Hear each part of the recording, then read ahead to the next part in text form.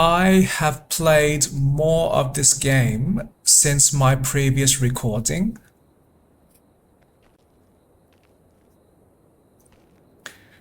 I did enjoy my discovery of a very strong wizard build, but one of me decided, what if there is a better playstyle? What if I could play this game with a class build that is more consistent and more satisfying? So my first idea was to try a class that specializes in weapons instead of magic spells. And naturally, I looked at both the paladin and both the warrior class. I went to this character and I read the descriptions of their abilities.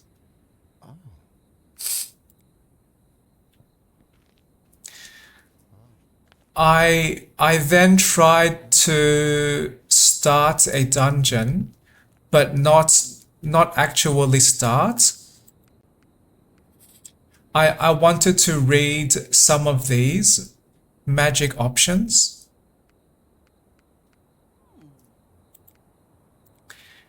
And I decided maybe I still prefer magic spells more than using weapons. And to clarify, when I say weapons, I mean these types of attacks in the main hand, or maybe a double-handed weapon that consumes no mana. And my thinking was, if I depend on an attack type that does not require mana, one strength is that I can depend on that weapon always being available. And my favorite type of weapon support is the warrior class, because they have a special passive ability that creates an area of damage around my character when they use weapons.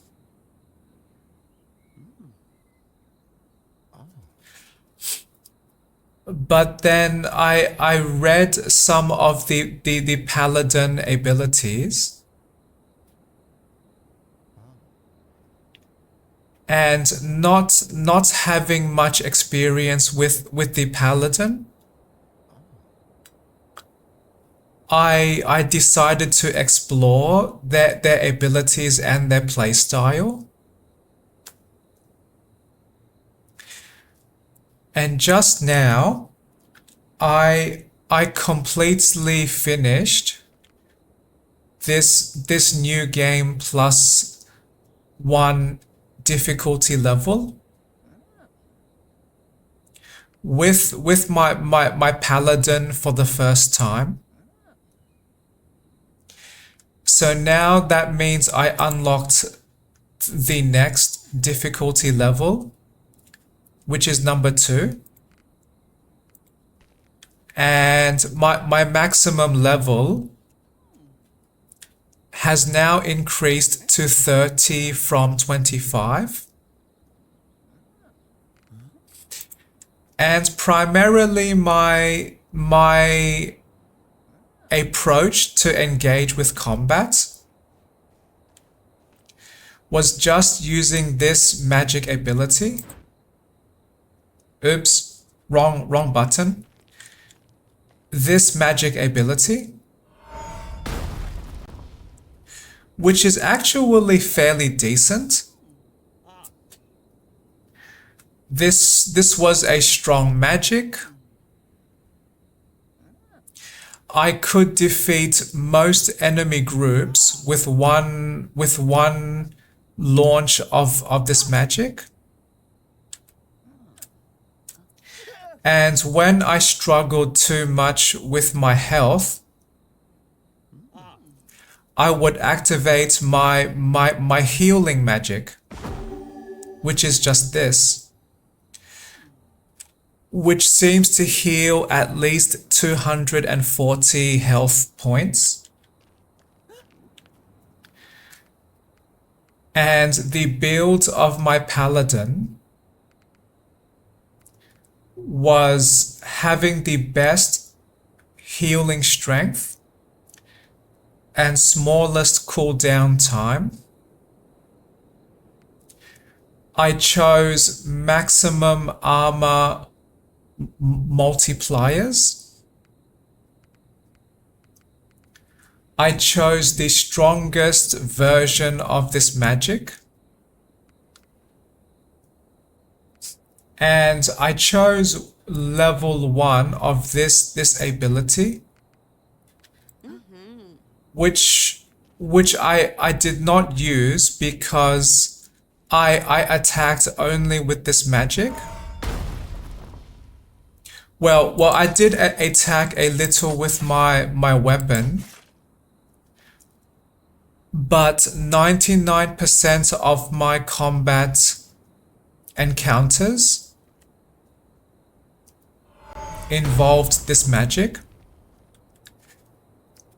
But I chose level 1 of that other ability, which is one of these 3, because I noticed this one that suggests a percentage of damage reduction at the cost of my mana.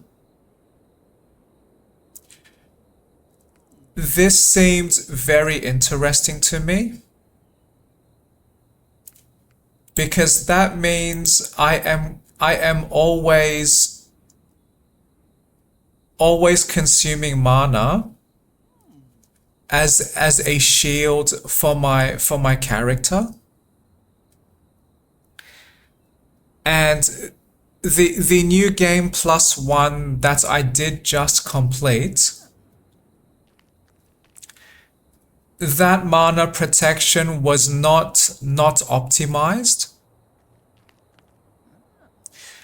And I say that because when I am attacked by the enemies, they actively drain my mana very fast. And I am also actively consuming that same mana with my magic abilities. So the amount of protection from that ability may have been minimal. And some of this equipment I transferred from my efforts with my other classes. So most of this equipment requires strength, and they are roughly at level 30, which helped to give my paladin a better start.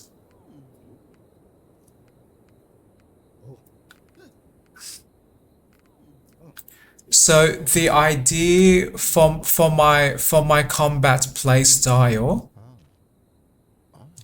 is to always attack with this big explosion magic, while also healing when needed. And somehow my mana regeneration rate was high enough that I could often use both these abilities as I needed them. And I was patient, I was persistent, and I eventually survived until I successfully defeated New Game +1 final boss. And I also had to upgrade multiple parts of my paladin from this village. So primarily I upgraded all of the defenses. So more armor, more elemental resistance, more poison resistance. And I did try a different set of abilities with the paladin as well.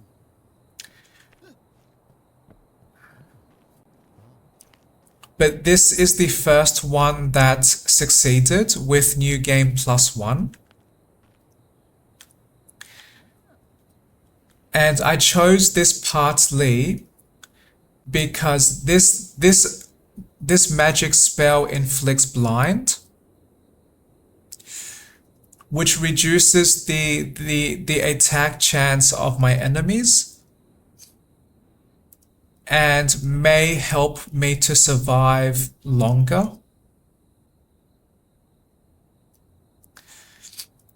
But now I am back at this village.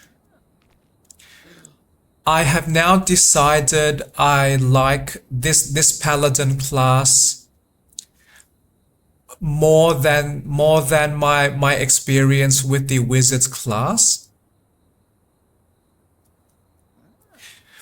So my paladin may not be as strong as my wizard, but the way I engage in combat with my paladin is much more consistent and much more comfortably repeatable than my wizard. Because primarily I could just play with just this magic spell as my only attack, and then regularly healing myself when needed. This is a simple playstyle. My paladin was very durable, and I enjoyed that. And sometimes my enjoyment or the accessibility of a game experience is much more important to me than what is the most mathematically efficient way to play. And if mathematical efficiency requires too much of my skill, and requires I experience consistent high stress, then I am unlikely to engage in that play style.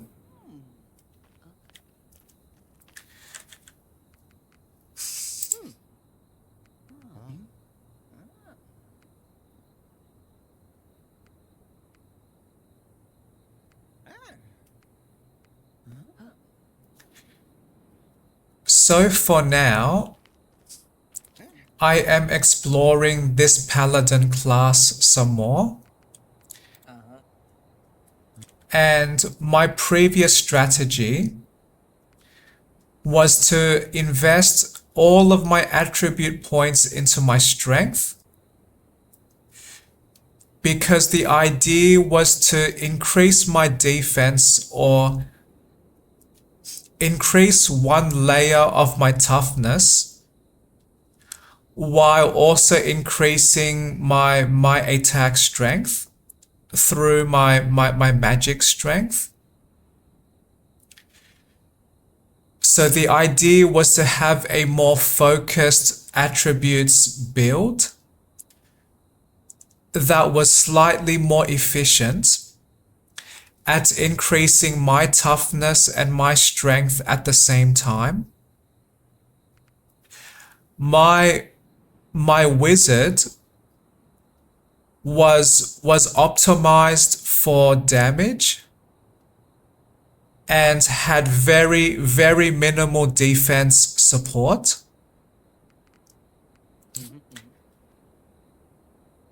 And I only discovered after playing as the paladin for some time that the other ability means I can transfer mana and transfer, well, rate of mana and maximum mana can contribute to better toughness, which would complement all of my paladin play styles. So now I want to optimize that mana shield system. So I am going to reset my attribute points now. And looking at my equipment requirements, which I still want to carry.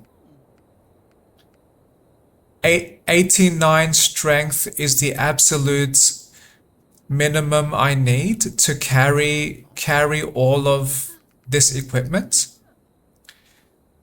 So I'm going to increase my strength to 89. And I have not tried this before, so this may be an interesting experiment for me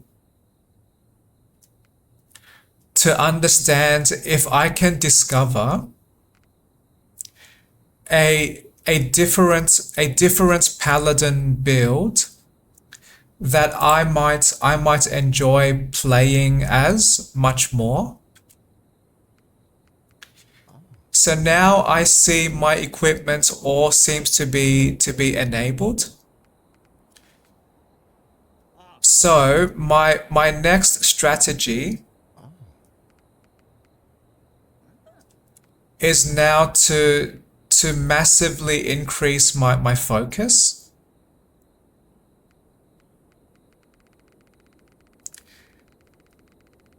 And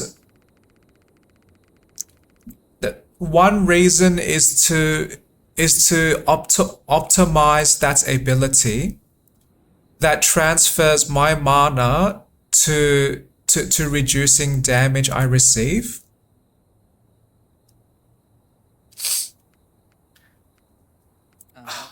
But massive mana does help me survive much easier as well, because suddenly this self-healing ability, I can use this much more easily.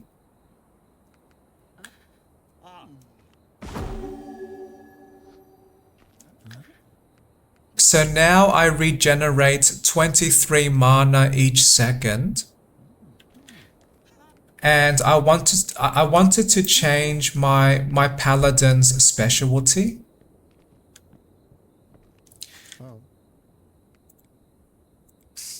So I want to try this fire magic. And the main reason was I discovered a playstyle that means I could potentially trigger non-stop damage over time. And that is by using this inner flames. And using one other ability that gives me increased stacks of these flames when I use this other ability. And if I can guarantee the toughness of my character and to always heal,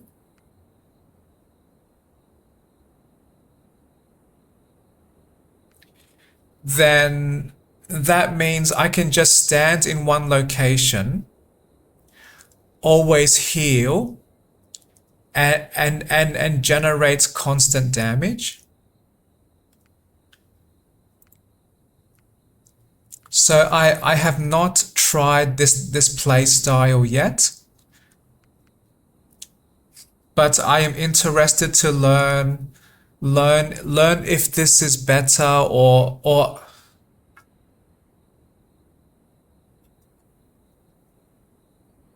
learn if I like this play style much more than using the other abilities with that other magic explosion.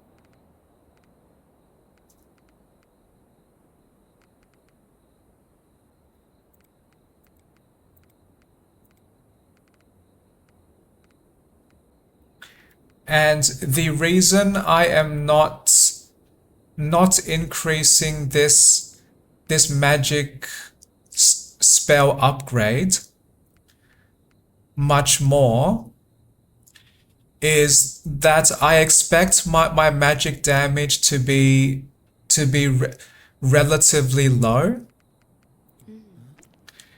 And I am trying to optimize the amount of damage I inflict through the burning over time.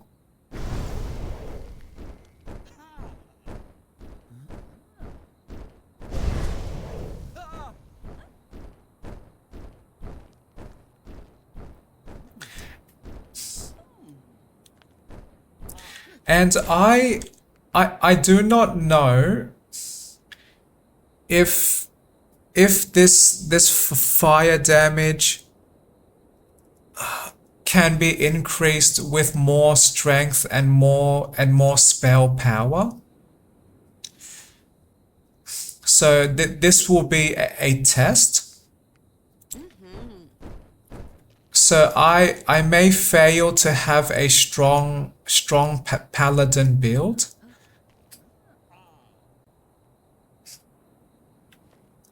But I still want to try and learn. And failure is a valid result, because that helps me decide which play style I want to commit to. Okay. I am just here now to double check or just confirm if I want to donate some resources to upgrade my character more.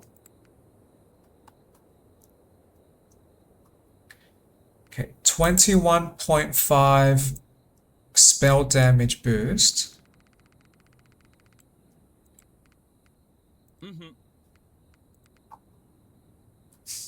Which has not increased yet, which is okay. 13.25 damage reduction.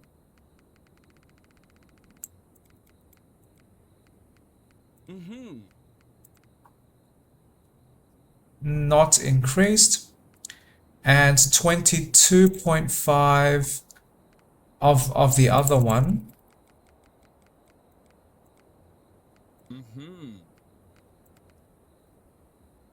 Not increased. So that is okay.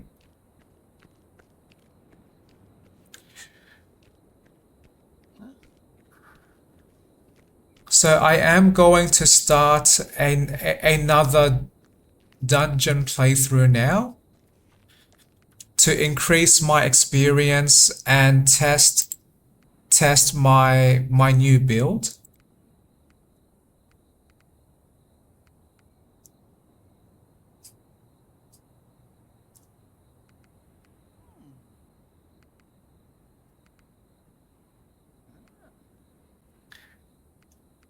And one reason I like this fire magic build is this gives me a consistent way to play as well.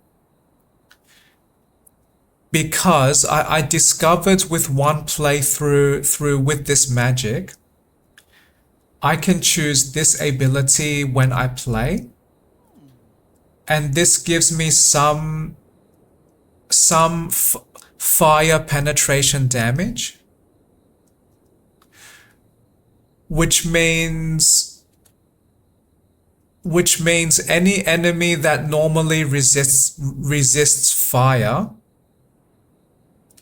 I can inflict more damage to them as if they did not have that fire resistance. So suddenly this means my fire damage is more a neutral damage that cannot be resisted. So I like that much. And this ability here I would choose now. This gives me a consistent way to maintain that burning aura of flames around me, which will be the primary damage I will depend on.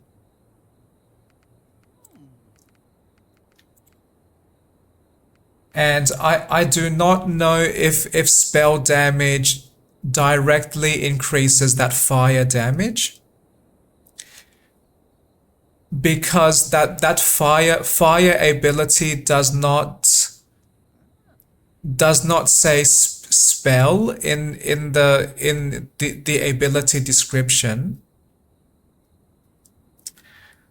But I suddenly recall a recent observation. When I increased my wizard's in intelligence attribute, that seems to increase their damage with the passive magic sword. And that ability does not say spell in the description. Although I could just return here and test. I could try to damage this training dummy.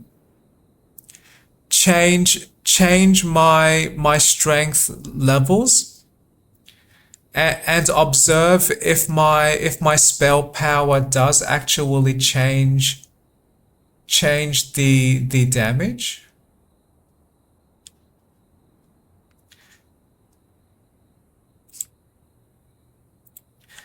I am now wanting to do that. So I will return here and try to trigger those flames. So 33, 19, 10. So that there are all these varied numbers. 67, 33, 17. So I see 17 consistently. Interesting. So I like that the damage is consistent and not random. So I can more easily understand when I have increased my damage. So I see 17. So probably the strength of the fire decreases over time. Oh wait, but then I would have to reset my attributes. Do I have the amount of gold to reset and to buy some items for my next dungeon playthrough? I have 100,000 because and I ask that question because I want to start my next playthrough with all of the purchased options. So 100,000, 17,000 is roughly 10% of what I have now. So that is okay. Okay, great. So let me answer this question now. Does spell power impact the strength of those flames? I mean the burning flame damage over time. So if I burn this dummy again, I see 17 damage. So if I reset this, so now my strength and spell power is significantly lower. If I use my magic now,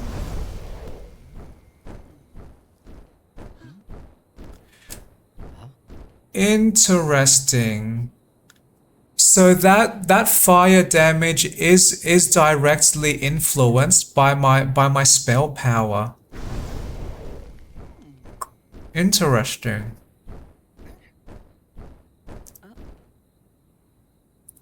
And now I am not seeing that number 17. It seems like 17 has now been replaced by 11.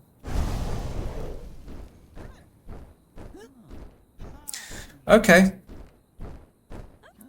I now understand this game's systems slightly more.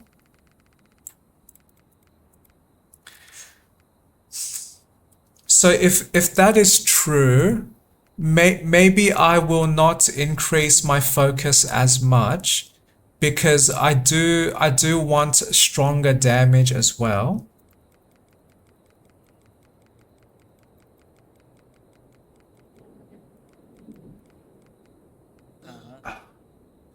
One 100 focus is still fairly decent. I've never tried 100 focus with any character build yet because I was either distracted by increasing vitality to help them survive, or I was increasing intelligence like I did with the wizard.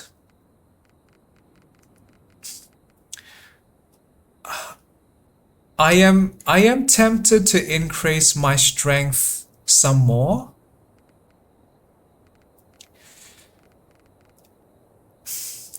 But more focus may help me to further reduce damage I receive.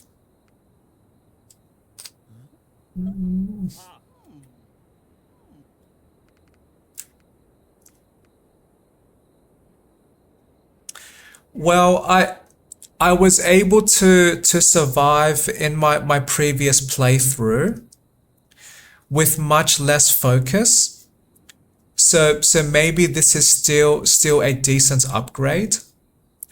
So now I have decided to balance my paladin more between strength and focus. So now I want to increase my magic strength. Great. So now I believe I am ready.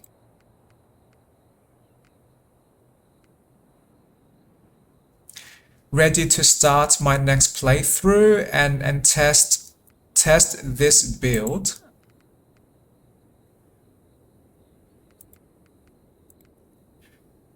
So if spell damage is still what increases flame damage over time, then I want to keep this large spell damage increase. I will try to play and not depend on this drink, which reduces my damage received, but also reduces my experience gain. I want more experience now. And I want some more wood again.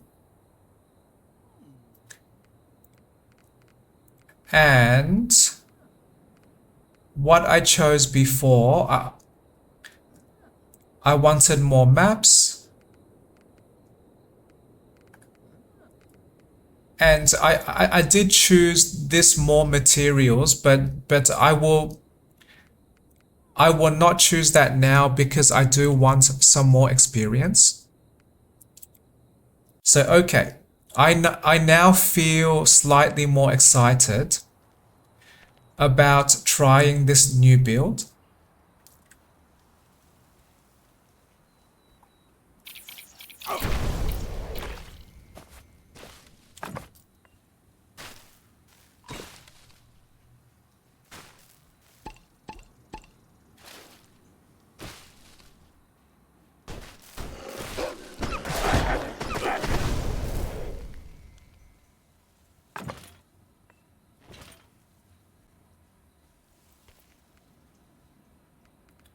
Oh, this would be very useful. More health and more mana regeneration.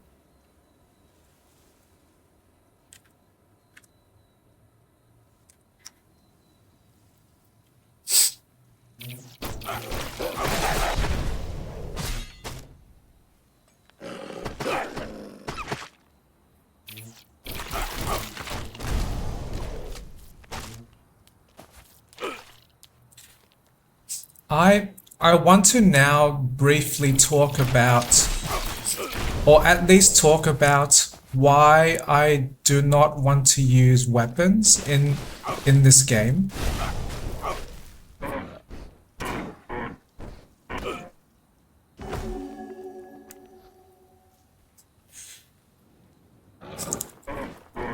The reason is that trying to use weapons to help me survive battle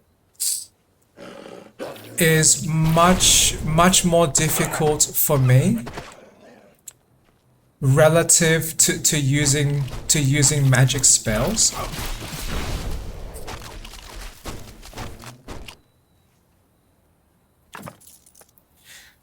And why I experience that struggle is that the weapons in this game require too many steps to use.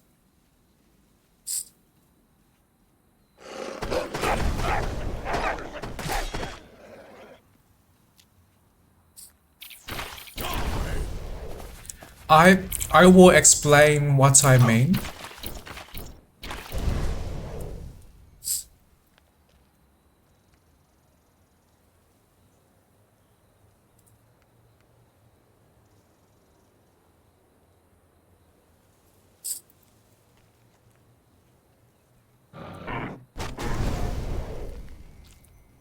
So just equipping a strong weapon, or just carrying a strong weapon is not enough.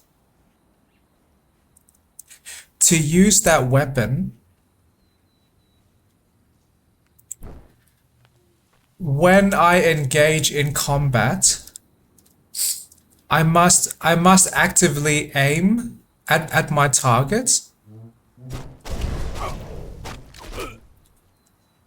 When I am ready to attack, I must press the button that launches my attack.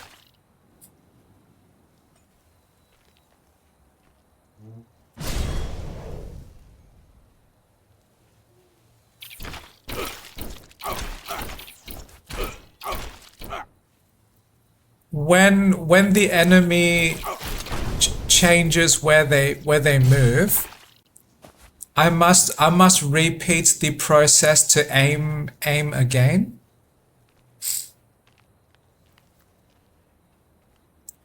And weapons typically have a very short range around my character. I mean a short attack range. So that means I must also move my character towards the enemy if I want to reliably attack them.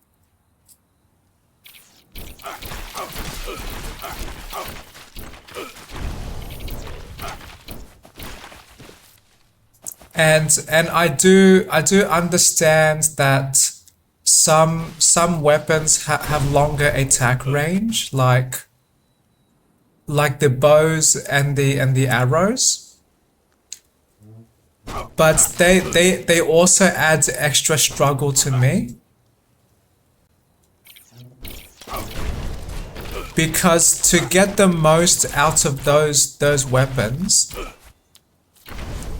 I must hold down one button to maintain those very fast attacks, and holding down a button for a long time or long enough tenses up the muscles in my hand and can contribute to repetitive strain injury. So basically all the ways to engage in combat with weapons are very unfriendly to me. And they are not just a skill challenge, but they are a mental challenge too. Because I must reserve space in my working memory to remind myself of the order of my actions, and to remind myself of all of the actions I want to execute in a very small time. So I must reserve working memory to remind myself to press my attack button at least once every second. And then I have to reserve extra working memory to observe and find where the enemies are. And then I have to reserve extra memory to try and adjust where my character is facing, so I can aim at my targets. and then I must reserve extra brain space to decide, am I content with deciding to aim at this specific location right now?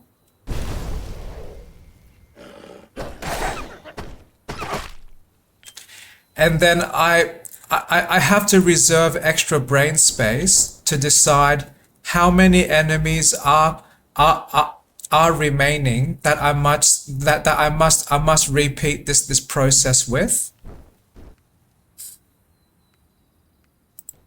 And then I must reserve extra brain space to repeat any of those previous steps.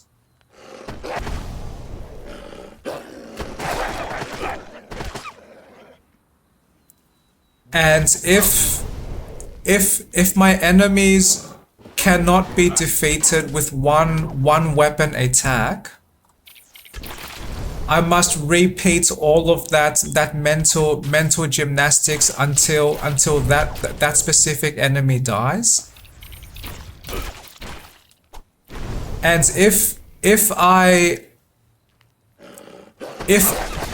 misjudged where to aim my attack and I miss, I must repeat all of those mental actions. And if the enemies I am trying to target, they are moving around constantly and trying to dodge my attacks, that increases my risk of missing my attack. And that increases my risk of repeating all of those mental actions and mental memories as well.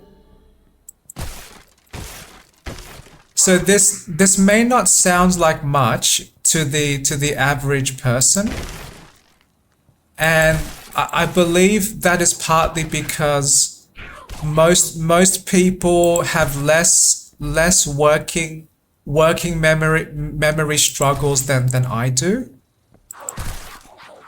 But imagine if you have to repeat that same thought process, that same logic of stepping through actions tens of times and hundreds of times, because the number of enemies you might be fighting might be much more than one. Then any small inconvenience quickly adds up.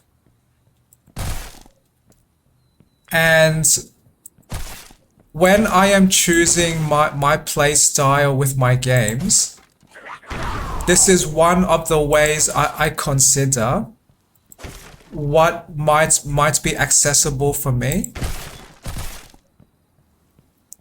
So the less burden on my working memory is often correlated or directly causes a more accessible game interactive experience for me.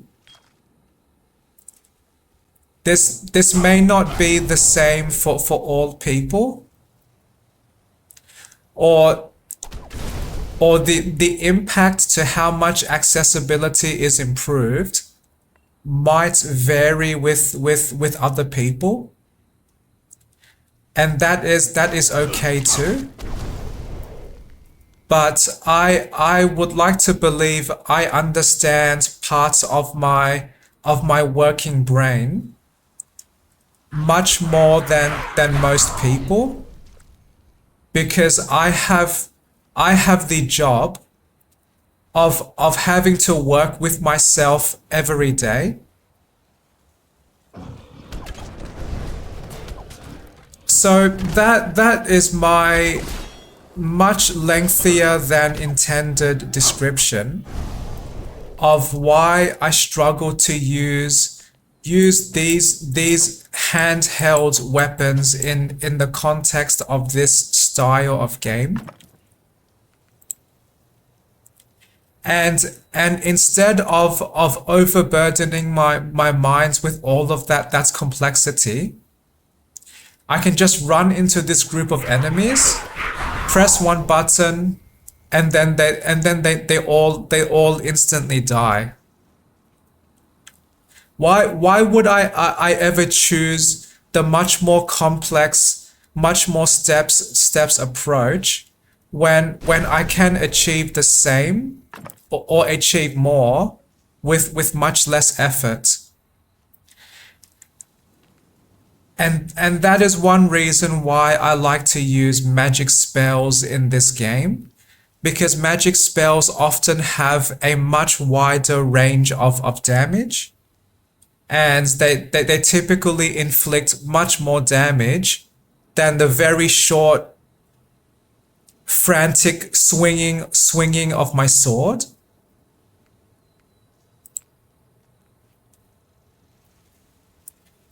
So the way this game's systems have been created, not all of them are accessible to me. No charges. And I believe this is important for game designers to understand. And maybe people who are not intending to be game designers,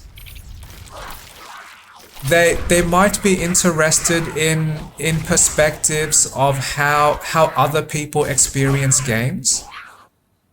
And I believe because of my unique brain type, my experiences are typically very different relative to most people.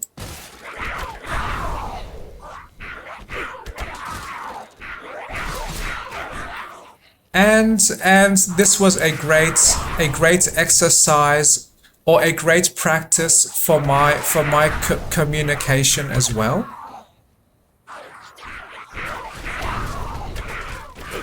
Trying to describe what my experiences are and why I like and why I dislike specific experiences helps me to understand myself better and helps me to build a much more supportive space for myself.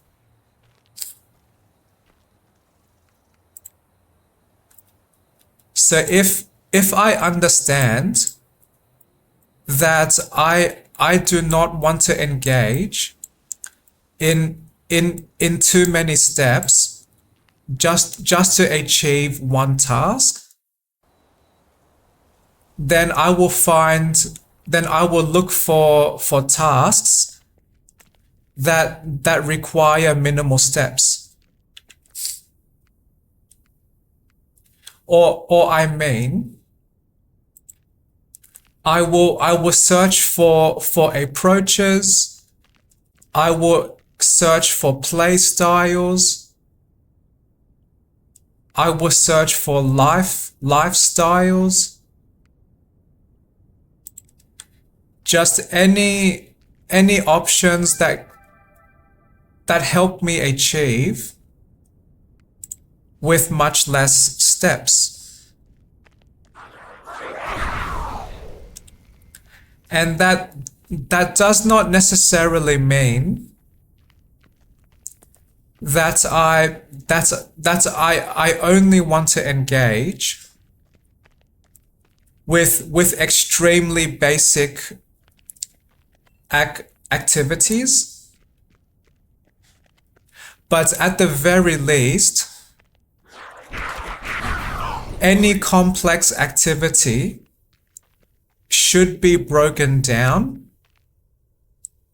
into a series of simple, small steps.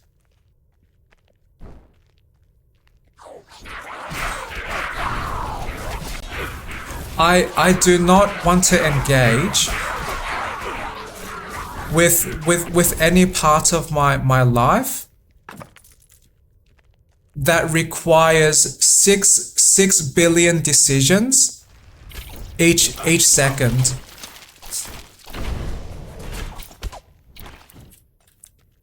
that number was chosen as a dramatic exaggeration to better clarify my understanding.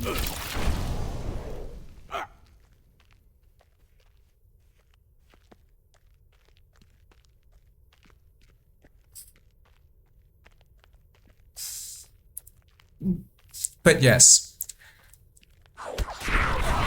that may be all that I wanted to talk about.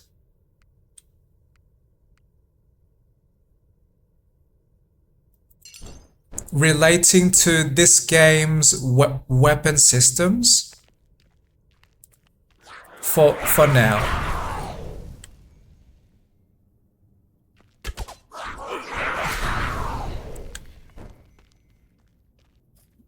One reason I like this paladin build and abilities more than the previous one that I played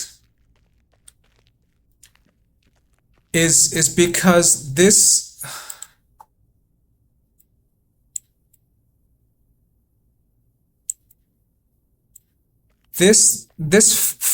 fire explosion that I use, this applies instant damage. So similar to what I said before, that means less steps between me launching my attack and me connecting that attack to the enemy. And if some attacks have a time delay, there is a chance my attack may not connect with my target. So that means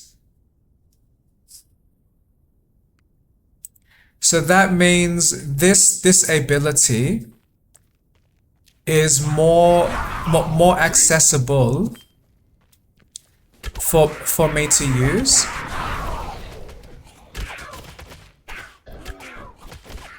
And my previous paladin build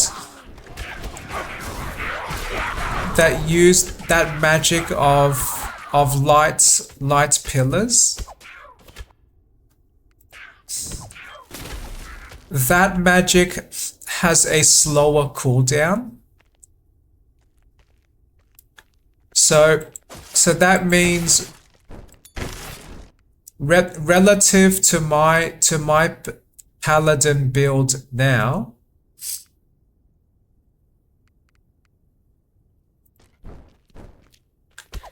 that previous paladin build required that I regularly wait more for short pieces of time while I wait for my ability to recharge. But this paladin build, this flaming aura around me is often very active. So that means I can damage enemies much more constantly. And I can maintain a flow of play more easily with less waiting. And engaging with a more continuous flow is one way I enjoy my games more. because in my mind, I am always trying to progress forward.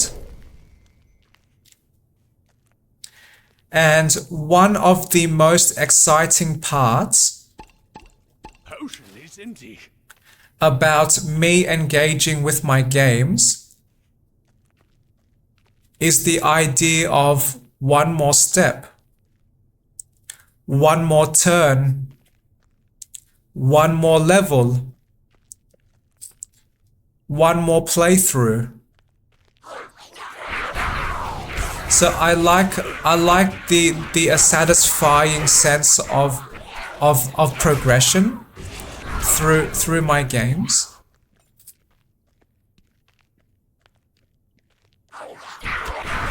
So not to tangent too much, but those are some of the reasons why I like my current paladin build more than the previous build that I played.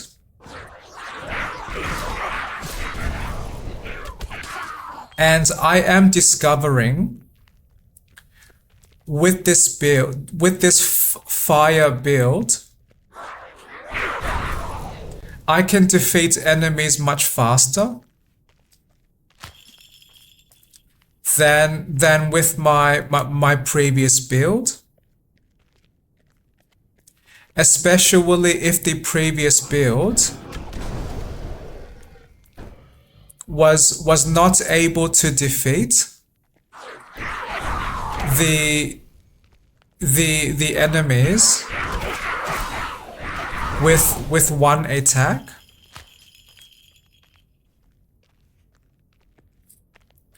So yes, and as a friendly reminder,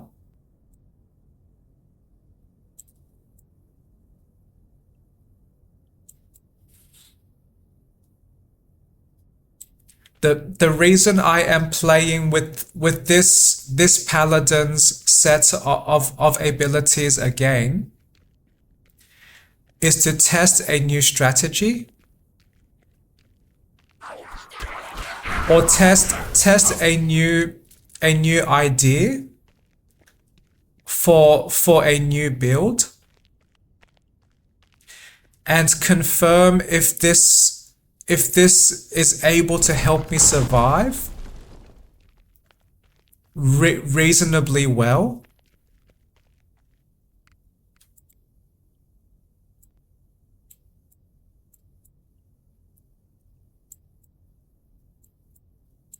But even if not, I am still greatly enjoying this play style now.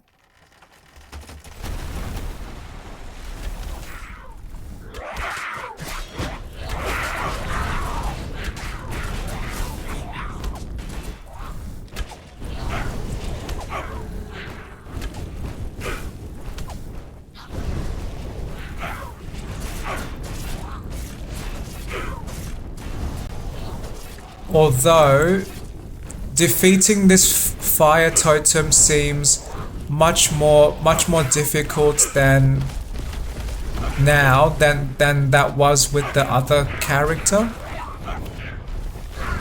But maybe that is because the fire totem does resist fire damage.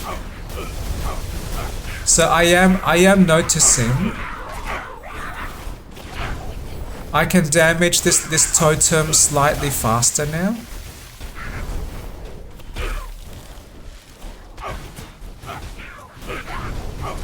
So this is decent.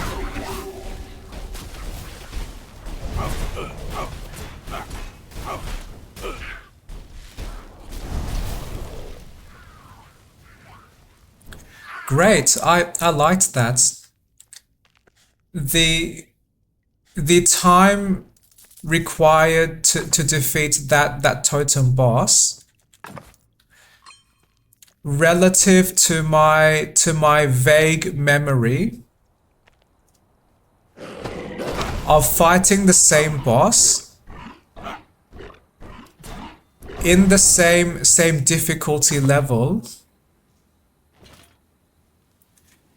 with the previous other paladin abilities.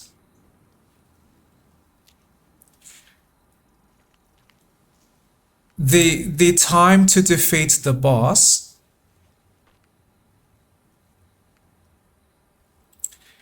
seems to be roughly the same.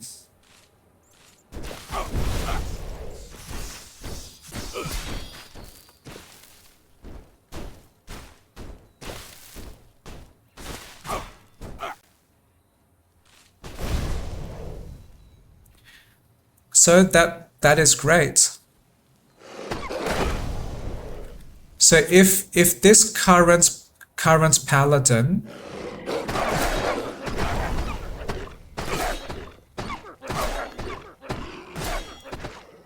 can perform similar or better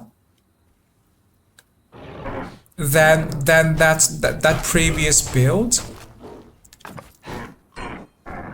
that I did not record, then I like this build much more, because this build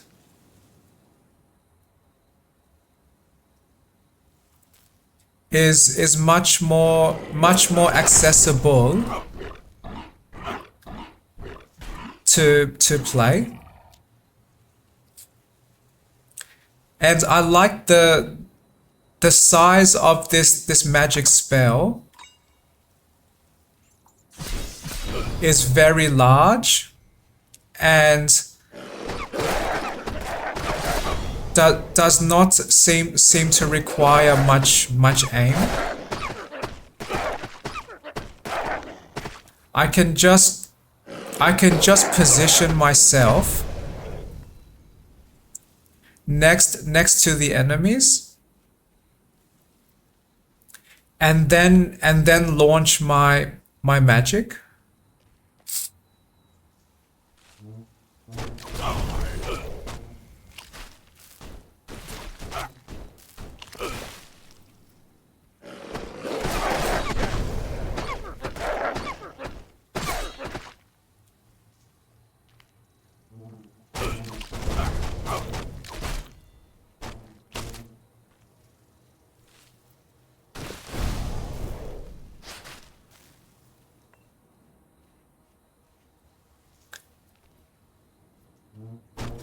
And maintaining this constant area of damage around me is one of the most accessible ways I have ever engaged with this game's combat system. And I like this.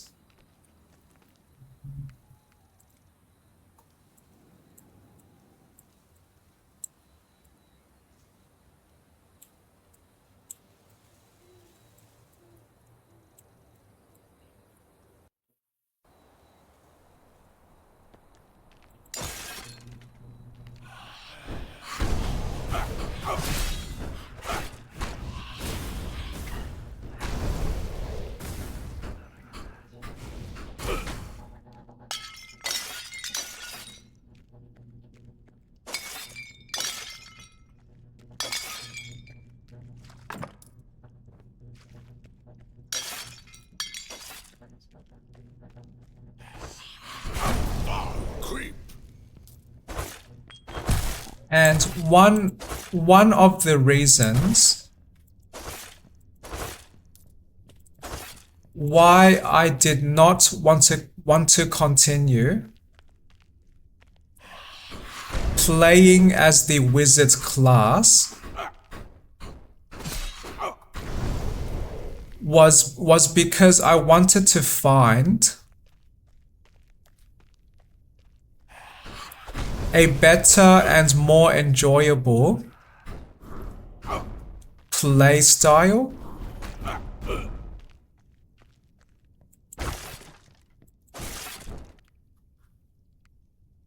One of my struggles with the wizard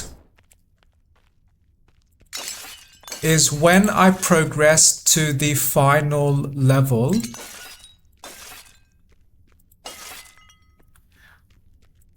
when I fight those enemies,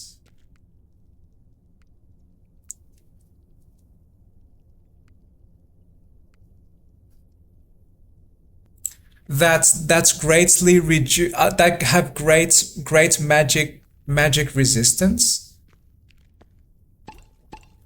It's empty. I must change my play style briefly to maintain my flow of play.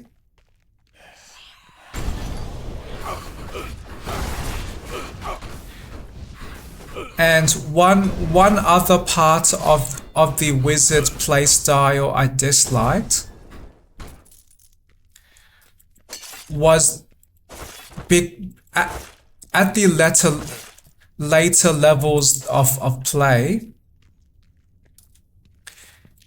the enemies are strong enough to defeat me quickly.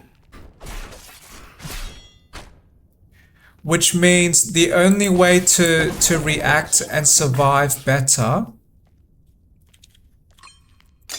was to run around much more to avoid damage.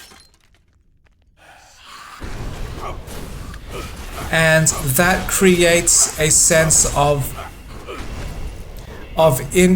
instability when I play. So when earlier I was talking about the working memory, extra burden when trying to use weapons, my mind receives extra burden when I must actively move my own character around, because during combat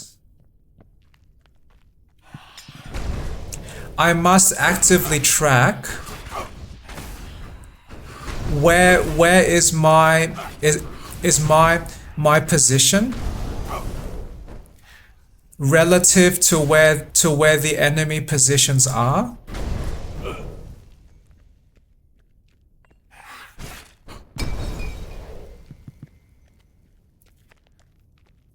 So that means a much greater or more reserved working memory, just to process where I am and process what I want to do in a very intense combat danger.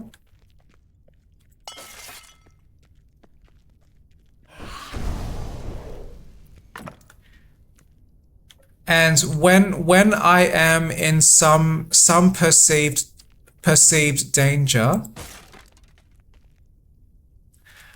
I am more likely to panic and more likely not to make the best decisions.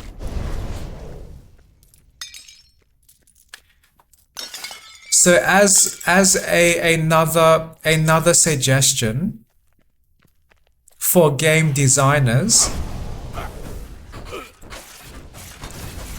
if if game designers ever feel confused why people may be playing their games in the unintended dumb way, a simple answer might be you have overloaded that person's mind, and you may have caused them to feel panic.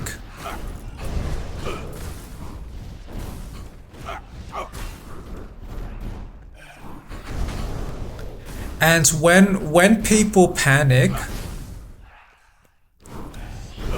they are not in the best state of mind to make decisions.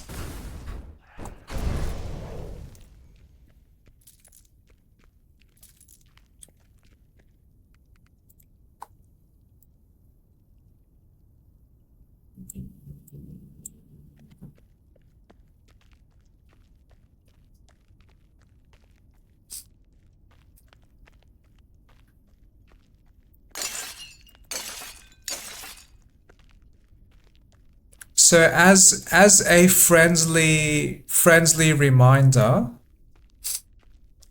I am not any expert game designer.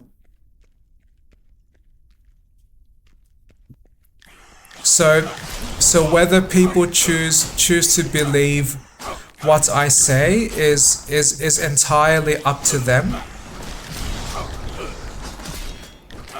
But what I can do is observe my experiences with games. I can introspect myself. I can develop theories, and I can gather anecdotal evidence to support specific understandings. And that understanding is what I believe can improve game design.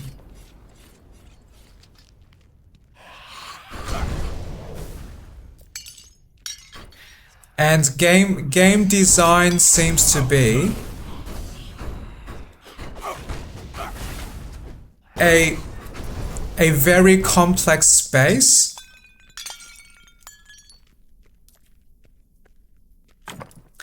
that may be described as somewhere between an art and a science.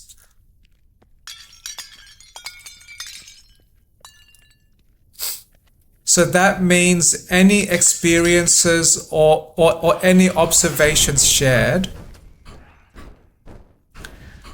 like I am sharing now,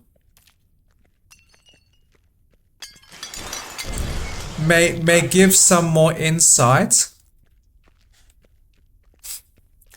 into how games are experienced,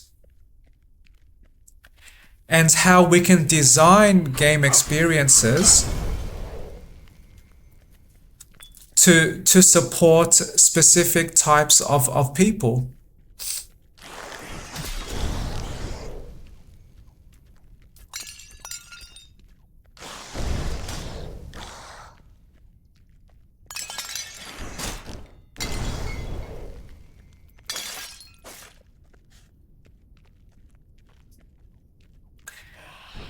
And partly I like to talk about game design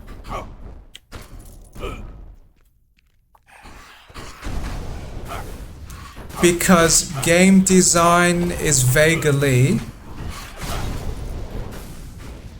a a passion, or vaguely a passion interest for me.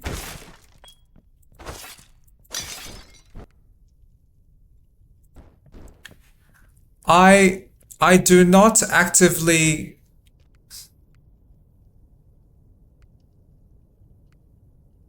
I do not actively game design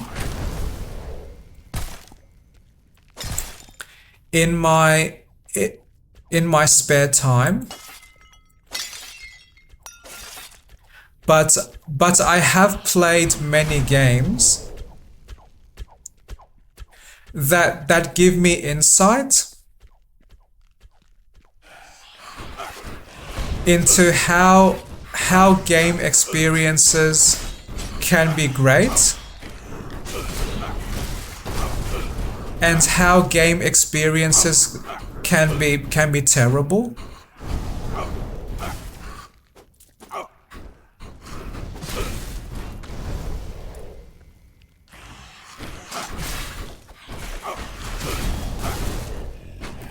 And I have tried to create some of my own games in some very old projects.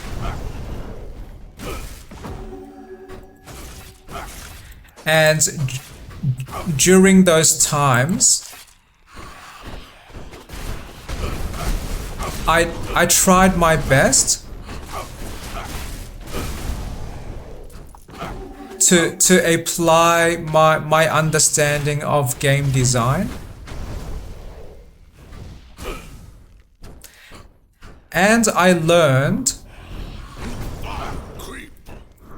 from those projects as well.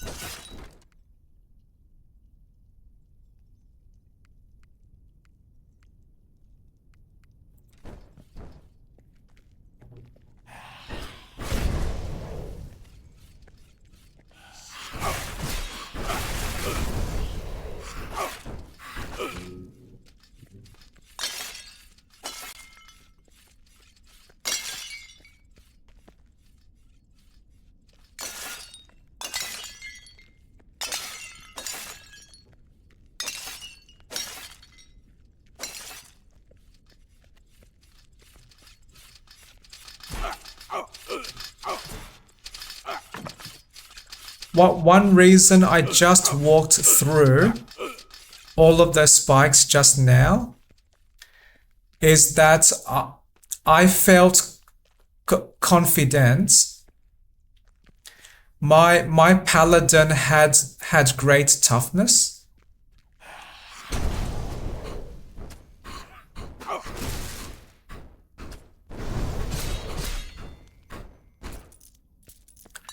And that might be because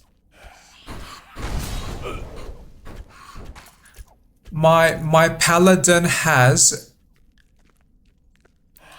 a very large amount of armor.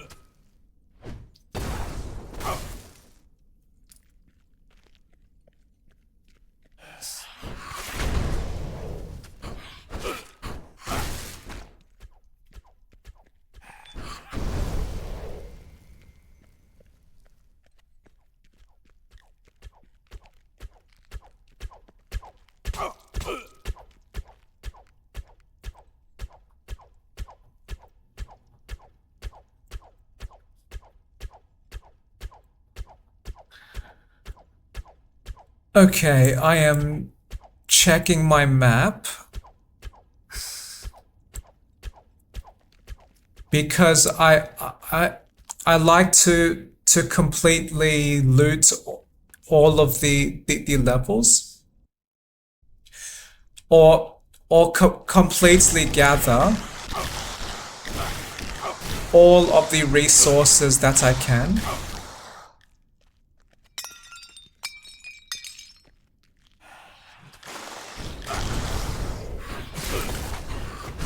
And I suddenly recall one reason I like this fire paladin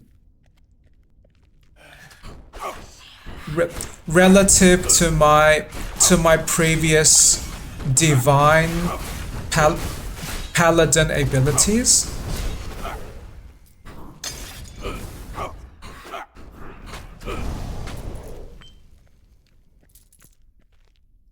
is that this fire explosion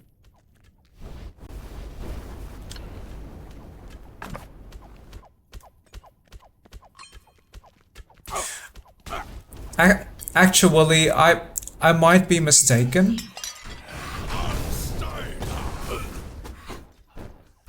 I was thinking as I was talking.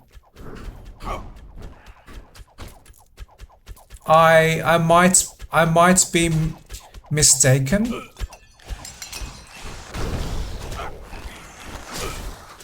About that detail.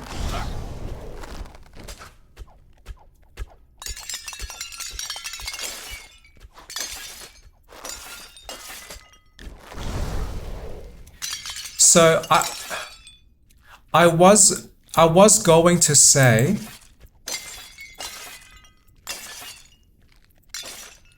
this fire explosion. No, actually I might be correct. So if I observe now, the fire is produced at a fixed area around my character. The previous paladin magic was blocked by walls and blocked by tight spaces. So that is one more reason I like this paladin, because their magic ability is more accessible for me to use.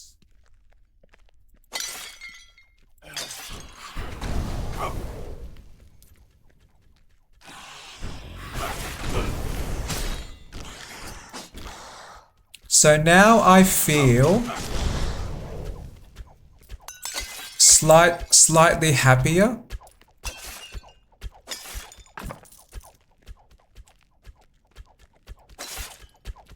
And the previous paladin magic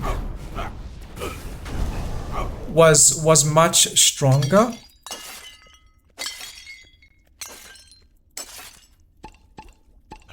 Which inflicted up to 2,600 damage with one blast. But I would like to believe that this paladin's fire burning over time, that damage catches up to 2,000 fairly fast.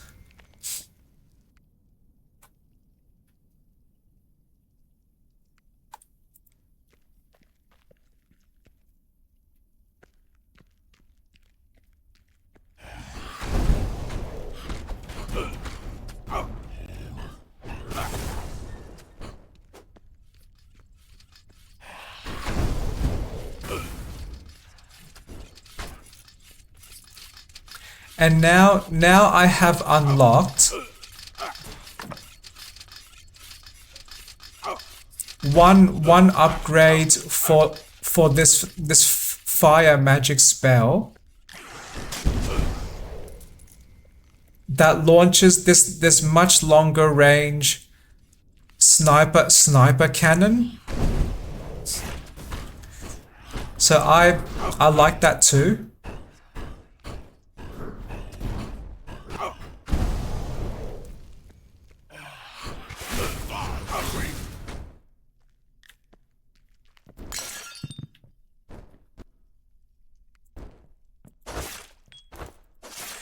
And I like when a game has such accessible systems in the context of this style of combat.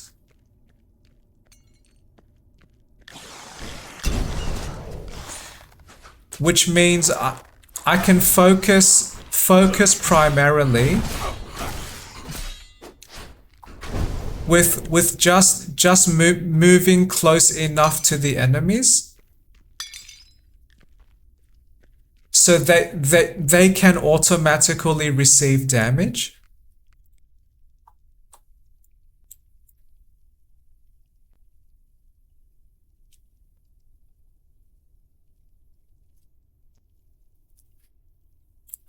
And this is one reason why I enjoyed playing the other game named Vampire Survivors.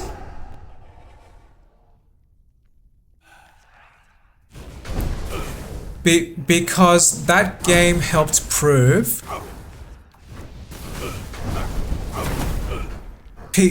people can still enjoy playing that style of game if they do not have to micromanage all of the character actions.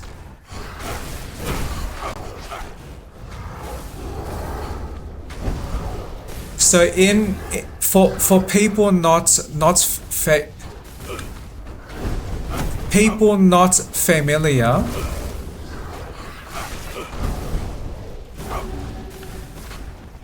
the Vampire Survivors automates your character's attacks. So any effort required by the humans playing is much or is less, at least from my perspective, and helps increase focus. So relative to this Heroes of Hammerwatch game,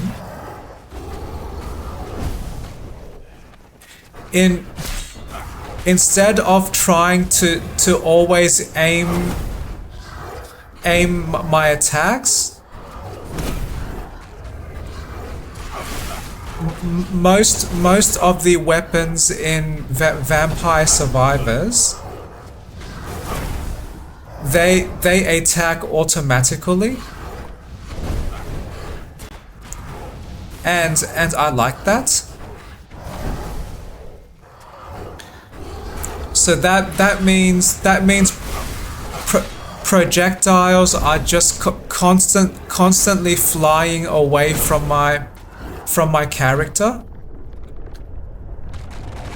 and there is some slight aiming involved,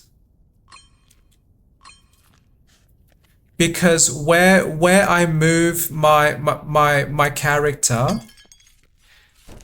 can change where my attacks go.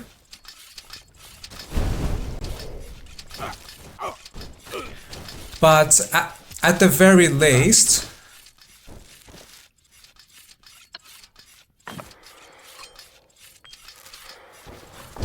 much of the effort to aim and much of the effort to attack has been replaced with automated systems. And I like that.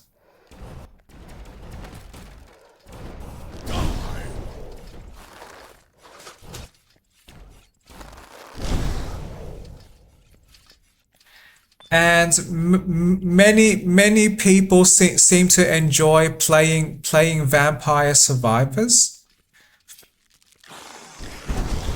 And I have watched YouTube videos of Vampire Survivors.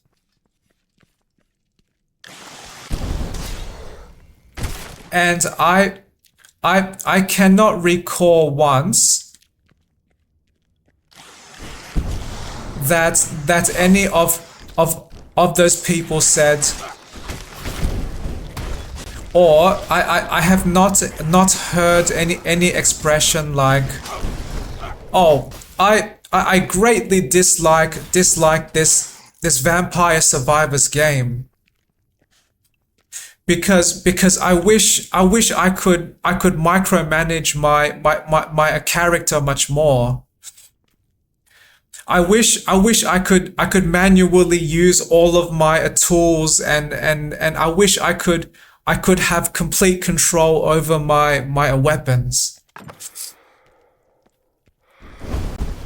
I do not recall any person saying something like that.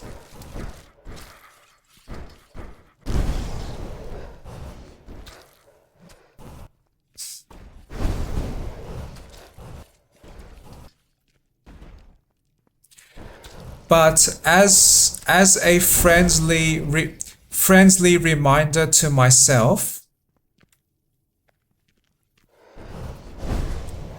that there do not have to be shared experiences for my experiences to be valid.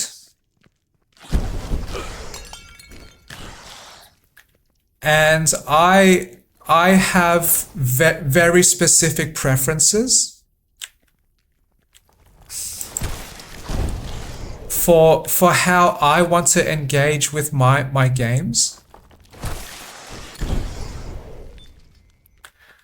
But that is interesting to me,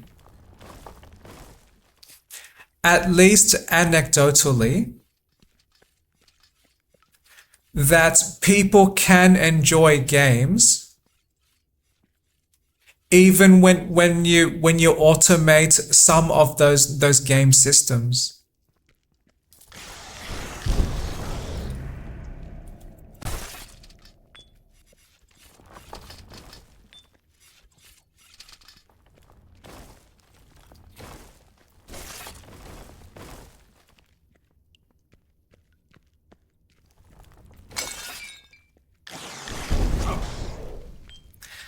And this reminds me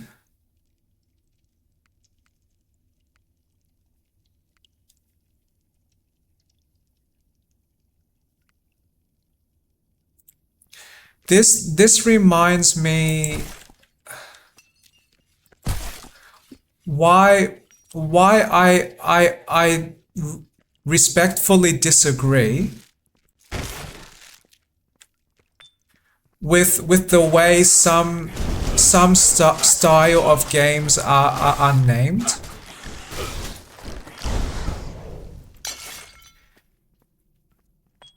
And I dislike the idea of trying to organize game experiences based on their named genre. And the reason why I dislike genres as labels is that these named genres do not describe the experience enough. And to me, what most people care about is the experience of the game, and not so much the technology that enables that game experience. So when a game is described, as one example, as a first person shooter,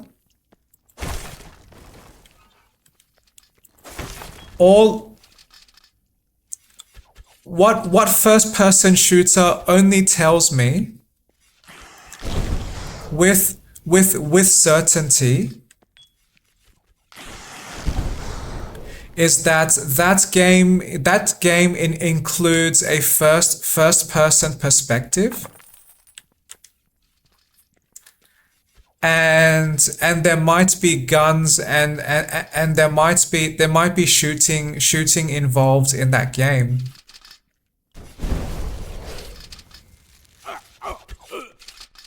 And to me, that is a very shallow way to describe a game, because I do not choose to play a game just because there is a first person perspective, and I do not choose to play games because I have a sudden desire to shoot things.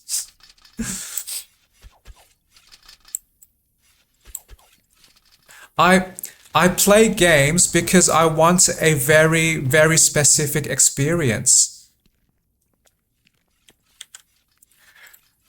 Often that may be an experience of growth, and an experience of continuously becoming better at any specific game. And that to me is much more important to attach as details to games that people might want to consider.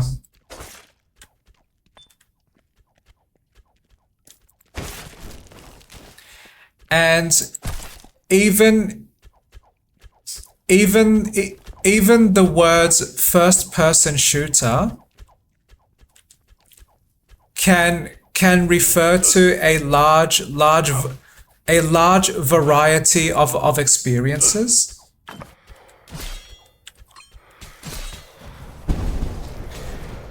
First person shooters might also be some role playing game,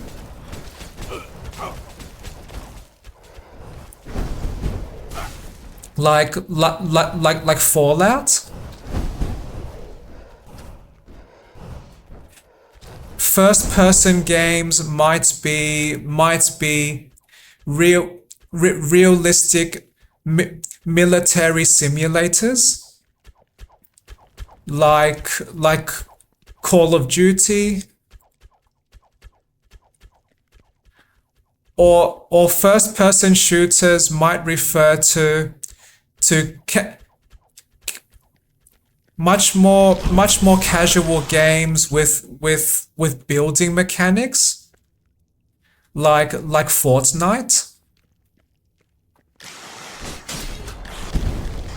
So my belief is that the simple words of first person shooter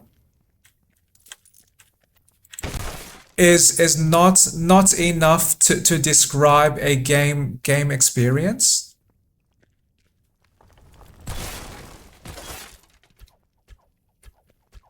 And while those words maybe a convenience small number of words to try to describe what a game might be about. I believe these named genres that people have invented are just not really that helpful, or not descriptive enough. No charges. And I was watching one YouTube video narrated by this person named Yahtzee, and they were commenting on a very similar problem.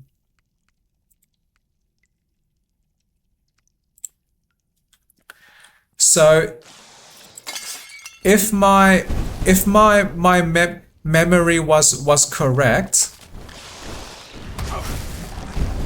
they were saying strategy games is one of the worst ways you can name a genre of games, because the word strategy is something that might be overly common with all game experiences. And they specifically said even in some of the absolute oldest games, like Pac-Man, you are applying some kind of strategy. It may be a very simple strategy, like run away from ghosts, pick up circles, eat fruit, run away from danger. We are still applying strategy in those games. We as humans, we are not reacting to our games randomly and recklessly. So some kind of strategy or some kind of thinking is often applied when we play any game.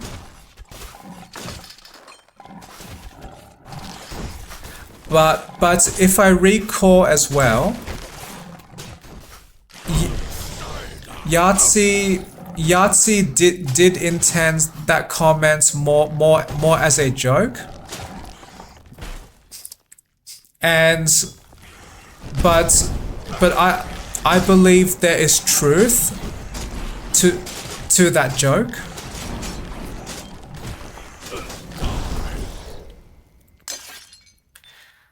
And I also am aware that the genre of strategy games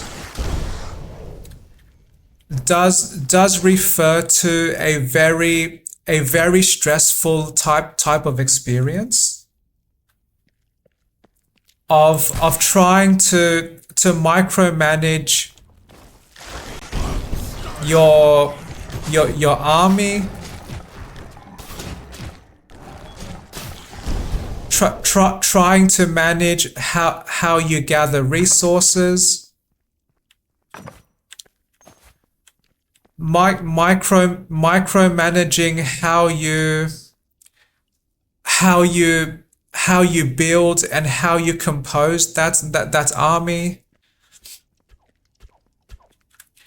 micromanage how you command that army to engage in combat.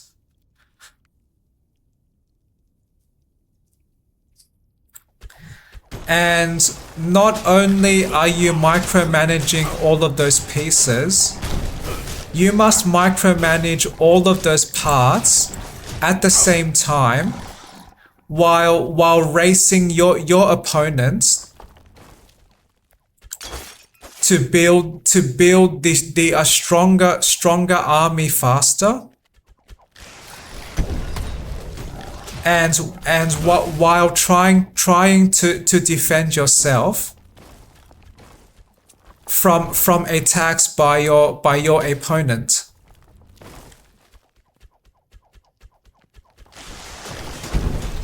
So I would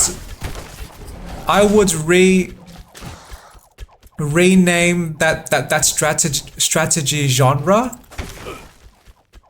as intense micromanagement, or more half jokingly,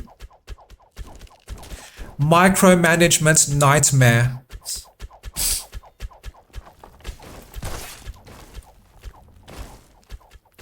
That would be a much more accurate description of that game's core experience.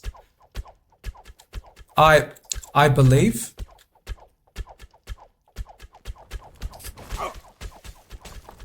But there is one named genre of games that I believe is very descriptive, which is survival horror.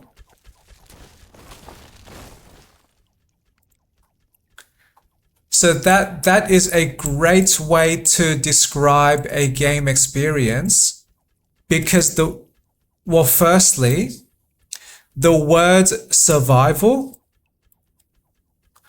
already describes the set of actions that the player may be involved in. So that might mean I must gather resources. That might mean my character might die to hunger and thirst. So survival might mean a zombie game that I might be surrounded by overwhelming danger. And the word horror is a great way to describe a game experience, because that directly describes an emotion. So if my games were more described like survival horror, or sad visual novel, or happy car racing, that would give me a much easier way to try to understand what is that game experience based on that description alone.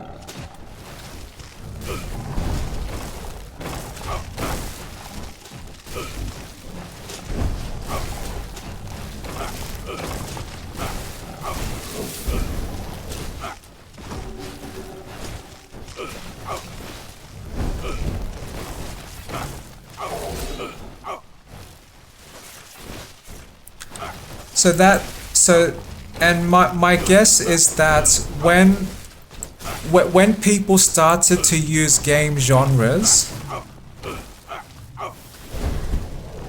maybe they were people that created games,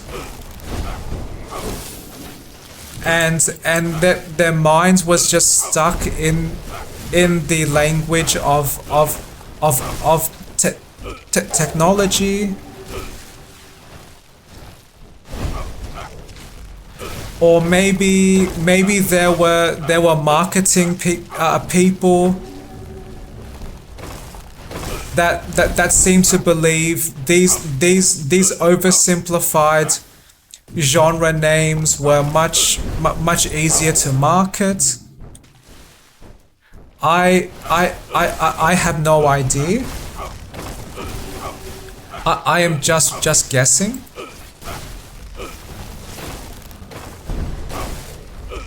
But my belief is that the current way that game genres are used to try to describe a game is not a very accurate way to concisely describe the experience that a person may have with that game. And to share another example,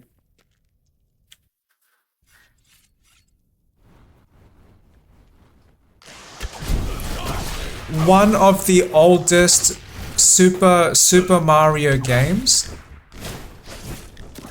the game that people refer to as the one that saved the game industry after the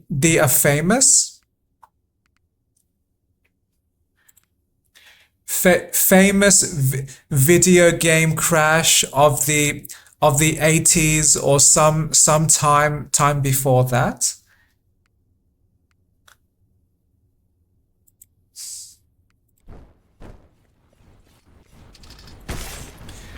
I would describe that Super Mario game as being partly open world.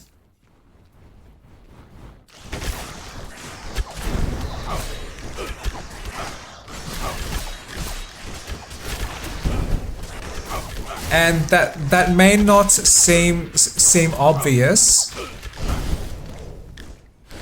because Super Mario has historically been a game about running down this linear track, which is each level. But then this raises the next question of what does open world actually mean?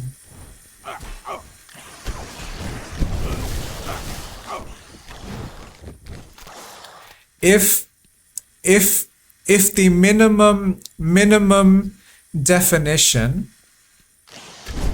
of an open world game is that I can progress from the start of that game to the end of that game in one of multiple ways, that game has enough open-endedness.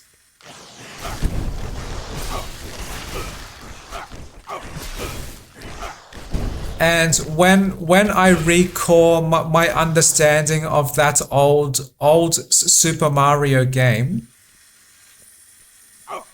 it was possible to finish that game through one of multiple paths.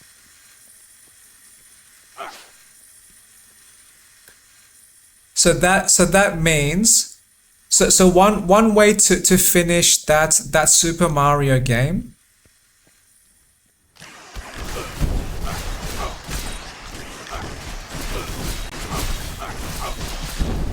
is to play all of the levels the game gives you in the exact order that the game gives you those levels. And that might be how most people played that game. The second way to progress through Super Mario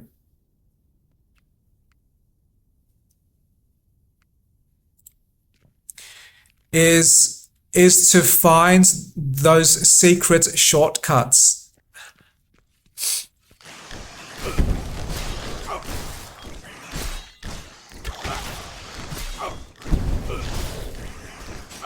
So that means that as a player, your choices can change the path that you travel from the start of the game to the end of the game.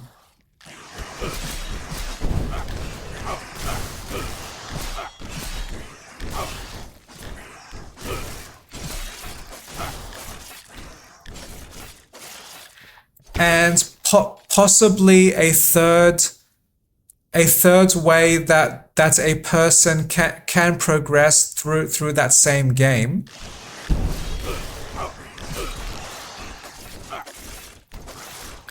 is commonly referred to as speed running. So for people not familiar, and to clarify what I am referring to, speed running is a way to engage with games where the goal of the experience is to travel from the beginning of the game to the end of the game in the absolute minimal time. And those time records are shared with and people compete to progress through their games as quickly as they can.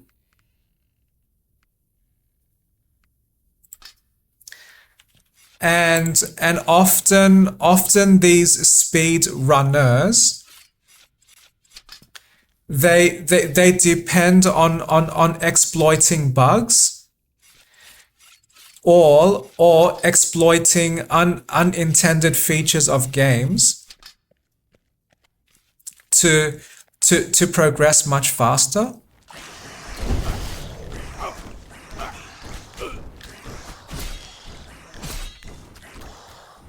So depending on what is the globally agreed definition of an open world game,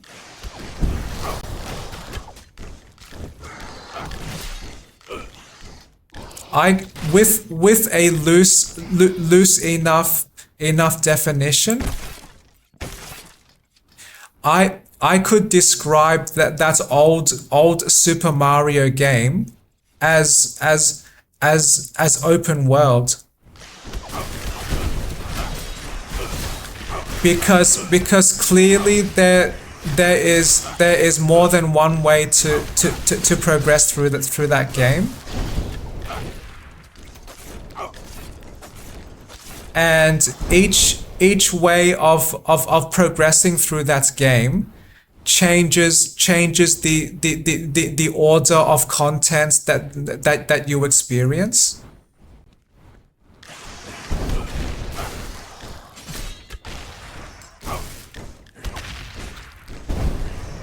And if that is what people refer to when they say they say open world games,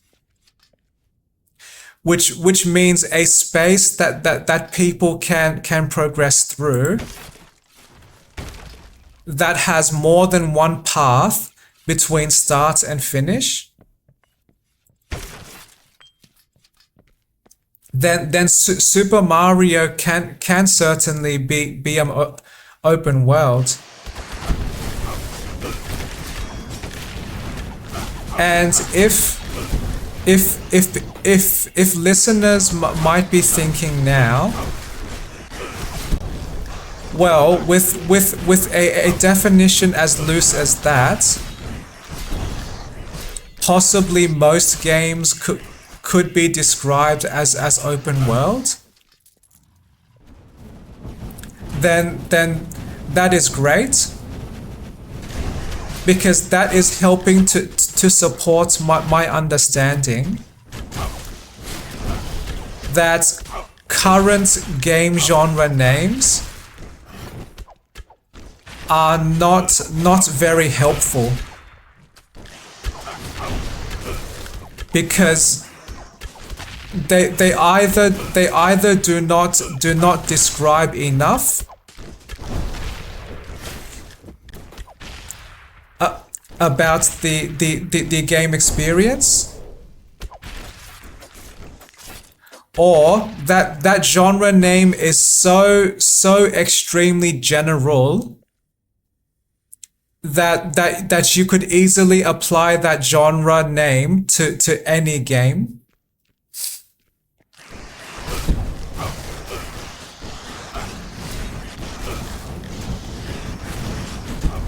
So my belief is that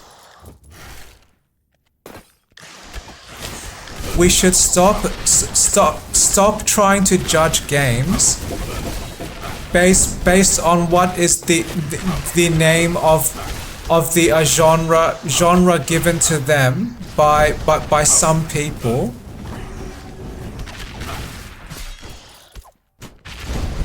and instead, if we are advertising our game, whether that be in a Steam store page or maybe on some website, I believe the most customer friendly thing that we can do is describe the experience, not describe the genre. And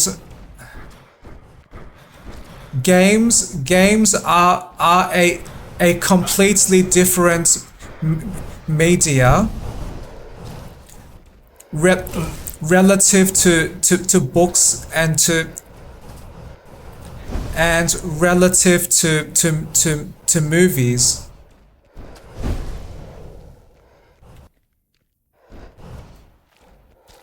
And that is very okay to have a complex form of entertainment.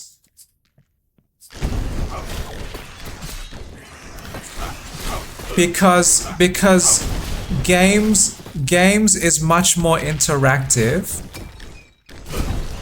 than passively streaming books and passively streaming or passively consuming movies.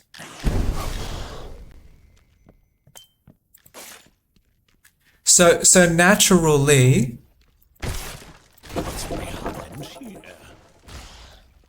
a more complex entertainment experience may require a more complex way to accurately describe those experiences.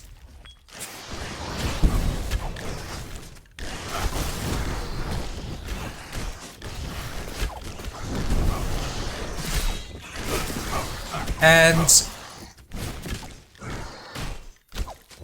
the way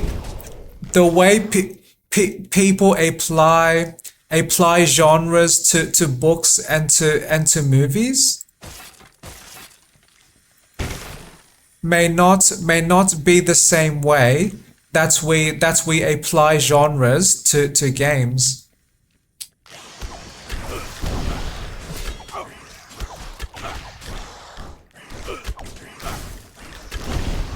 So that is some thoughts about why I believe our current game genre naming is not actually helpful to the customer, and not helpful to any consumer. And I have proposed one way to name experiences much better.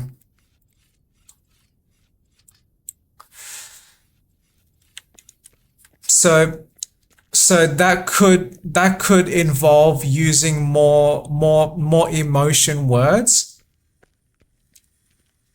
So horror, sadness, joy, using words that describe feelings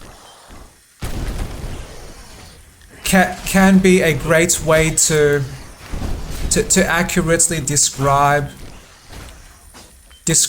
game experiences.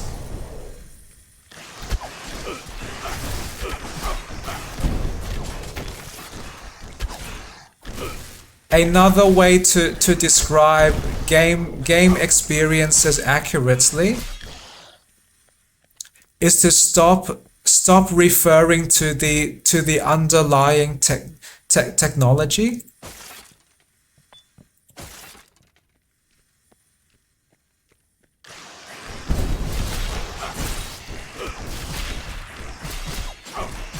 So I am not, so as one example, I am not as interested in what is the visual perspective of the game, which sounds more like camera technology.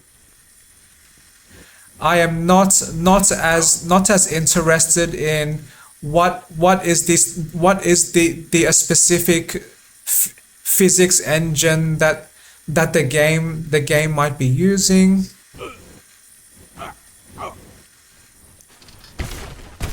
I am not as interested in whether this game was built in Godot or built with some other tools. I primarily care about the experience that I will immediately have. And I want to understand what is the type of experience I may have. Am I here to enjoy some interactive story? Am I here to engage with deep systems? Am I here to experience strong emotions? Maybe survival horror?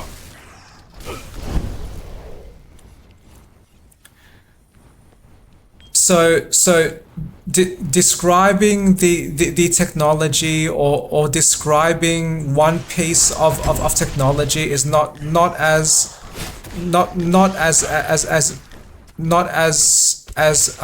interested by me, and I am less interested in game features. I am much more interested in understanding the accurate game experiences,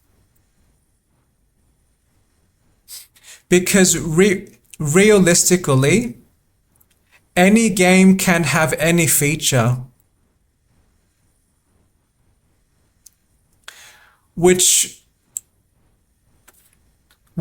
partially depends on what tools the game developers use to build their game. But I would like to believe that from a creative perspective, game developers can make any kind of game they want with any kind of feature. If we have unlimited creativity and unlimited financial support of the game project, then nothing is impossible. So I am less interested in a long list of technology features associated with a game,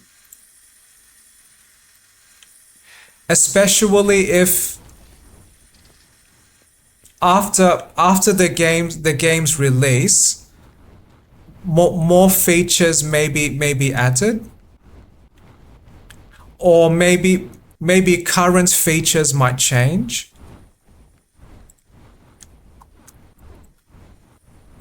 So what is much more what I am much more interested in when deciding if I want to buy a new game is what is the unchanging core experience that the game designers intended, and the core experience that the game designers successfully executed.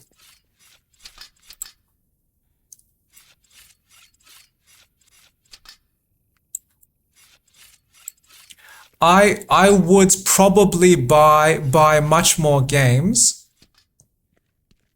if people can communicate those exact details to me.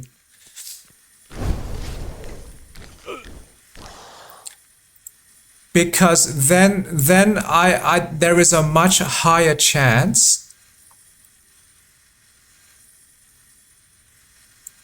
I can experience game worlds that other people created, that I am much more likely to enjoy.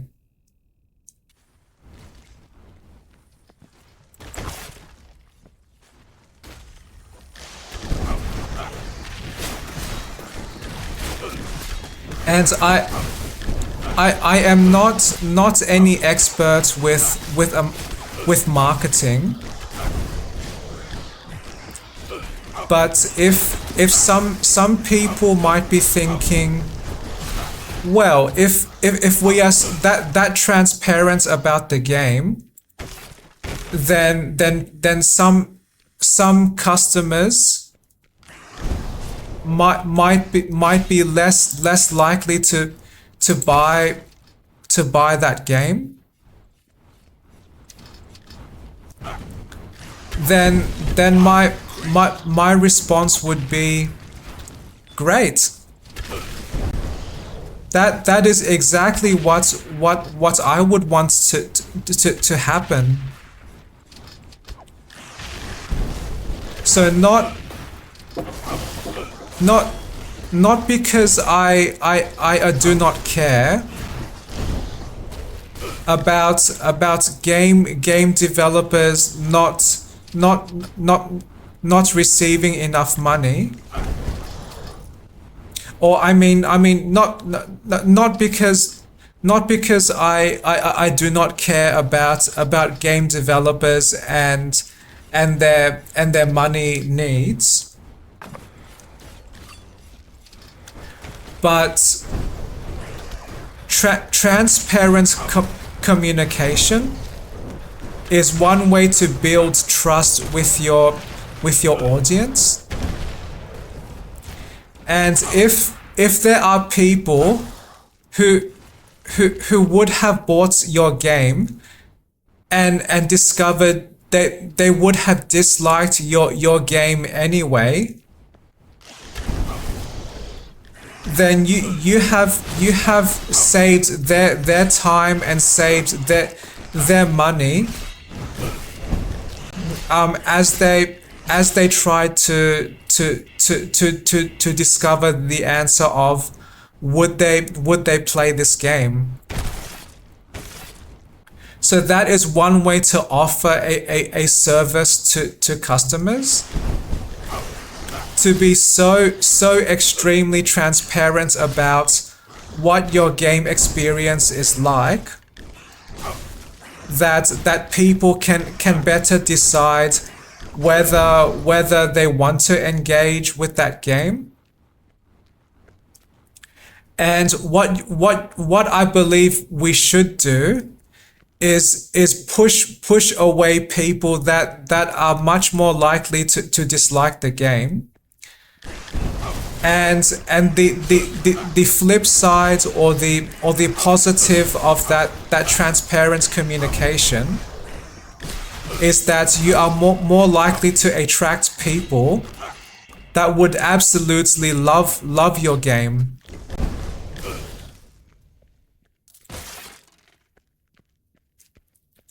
So that is difficult to measure, and that is complex. But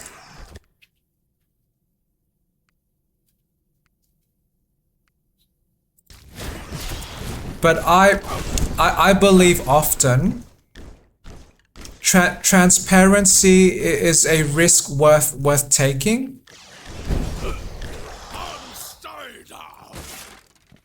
Because over time, you can build up trust with people, and that may include people that would not buy some of your games, and maybe one day if as a game studio, if you release a game that those same people might like, who disliked some of your previous games, you might be earning some more customers, and ultimately earning some more money too. And they may spread word or spread news to their peers. Hey all, there is this awesome game studio that always communicates their game experiences very accurately. I was not interested in some of their earlier games, but some of their recent games, I absolutely love them. I like this game studio. They are awesome.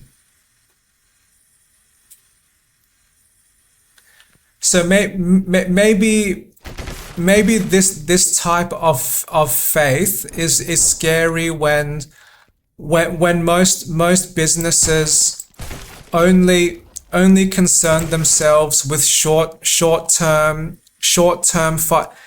financial returns.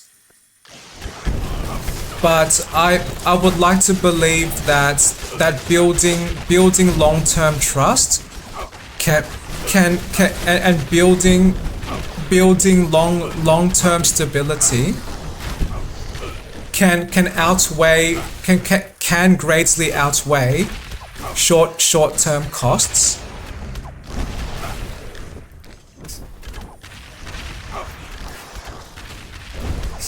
So I am, so to be clear, I am not any expert about the game industry. my beliefs and understandings are partly because of what I hear other people saying, and partly my own interpretation of my understanding.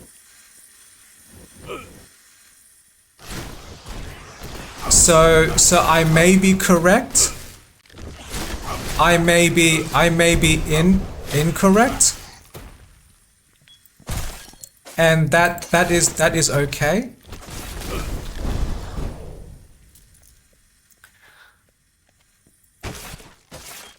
And I do often want to clarify that I am just one person that is passionate, or maybe interested enough to share thoughts about various things. It's empty. And I am not some person that has all of the answers. I can observe. I can draw conclusions from understandings, and I try to minimize as much of my personal bias.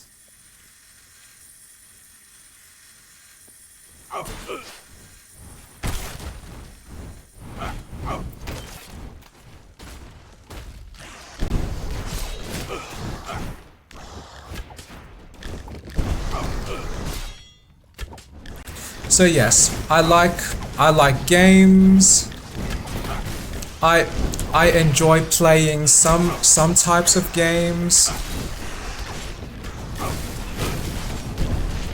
I like thinking about the game industry sometimes.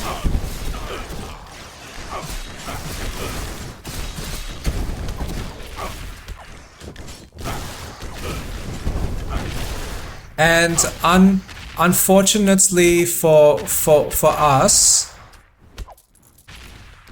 many of the problems in this world could be because of this money based system that we operate in. And there seem to be other people that also disagree with the idea of capitalism.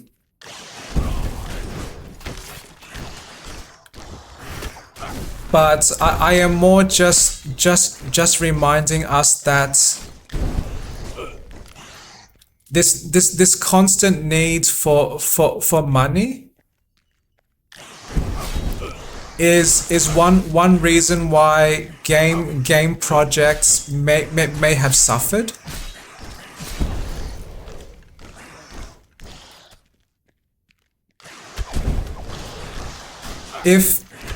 If we all had unlimited time and unlimited money, I am curious, what are the types of games that people might create.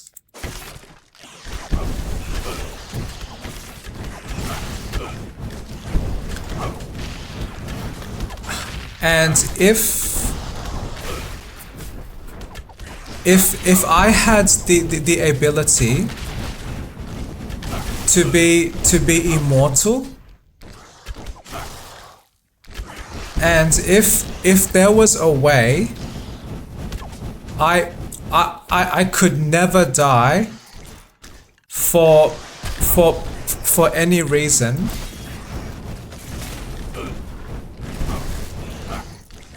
one way I would love to consume my own time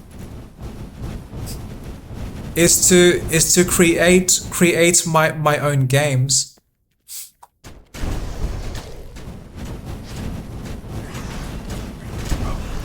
I would like to experiment with various game design.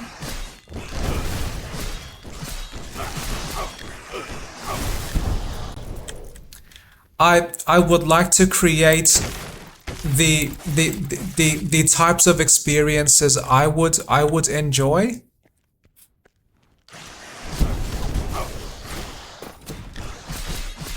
I would like to describe my game in ways that might be accurate, and not so much about technology and features, but more about experiences.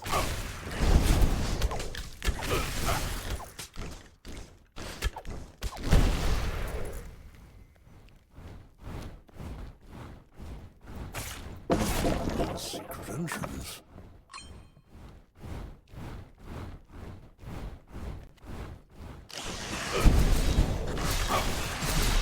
And I would like to play test my games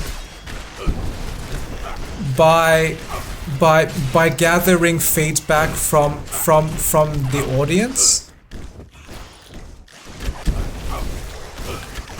And I would like to believe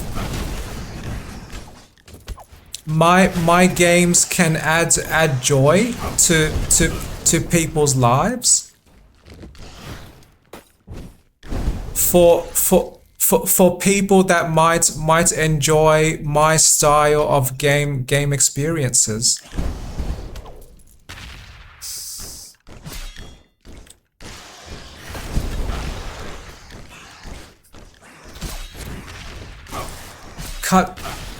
Currently, one of my challenges with my own game projects is that I am consuming much of my time playing games.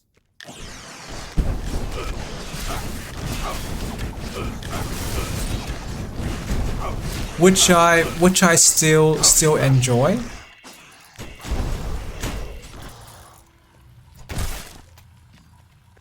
And the game development experience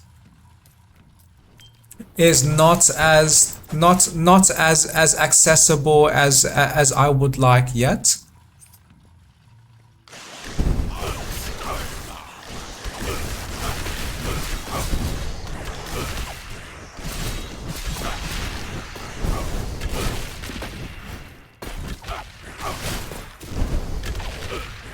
So from my experience and from what I have listened to from other game developers and game designers in a YouTube videos,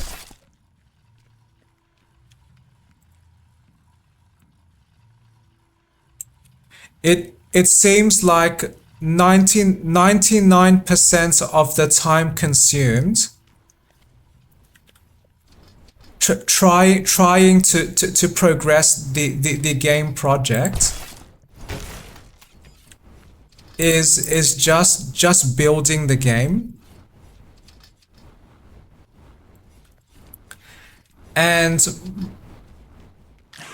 my personal preference is to consume less time building the game, and instead I want to be designing, I want to be play testing, and I want to be refining my game experience.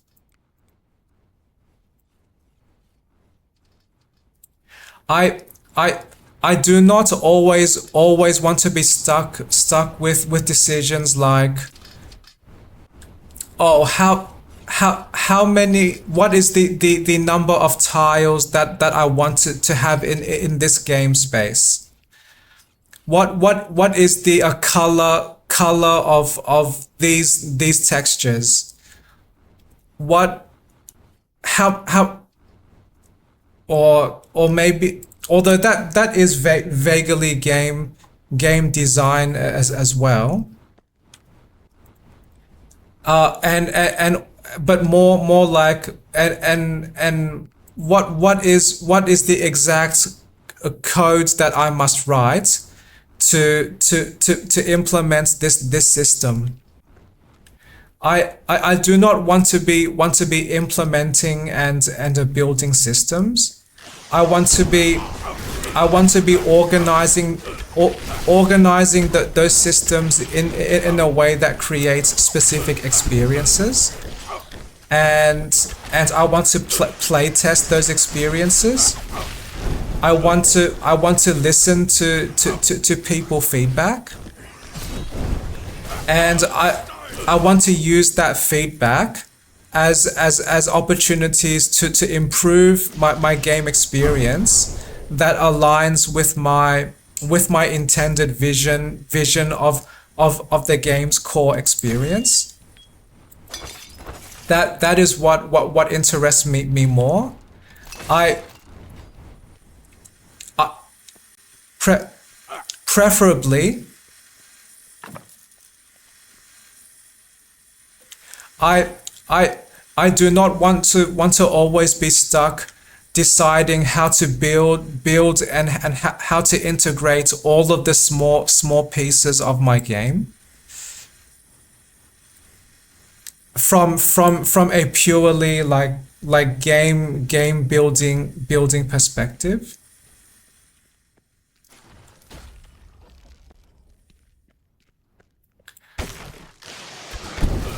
But that does not mean that if I was deeply involved in a project enough, that does not mean that I would shy away from some of that work. And my guess is that many game designers have experience with coding or experience with programming.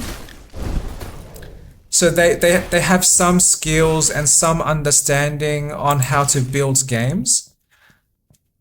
But they may not necessarily be an expert with those game building tools.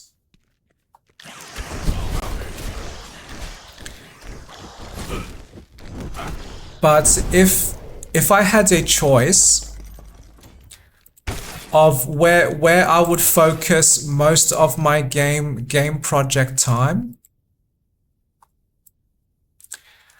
I would focus with the game design. And to clarify, I am referring to game design, which is a very active feedback loop process and lots of iteration. I am not referring to the type of people that only have ideas and just want to see those ideas realized. I want to start with some ideas, but I want to play test those ideas to find any problems. I want to execute my ideas in a very entertaining, very enjoyable, interactable way. I want people to critique my ideas. So game design to me is a very complex set of skills. And is one of my bigger interests relating to game projects.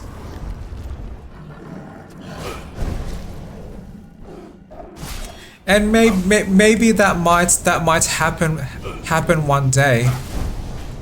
Maybe in future, maybe artificial intelligence might remove much of the effort of building the game,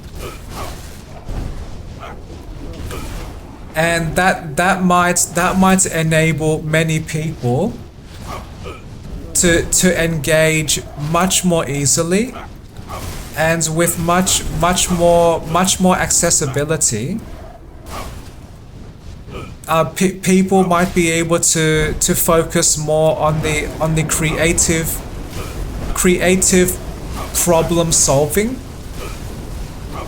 of game design.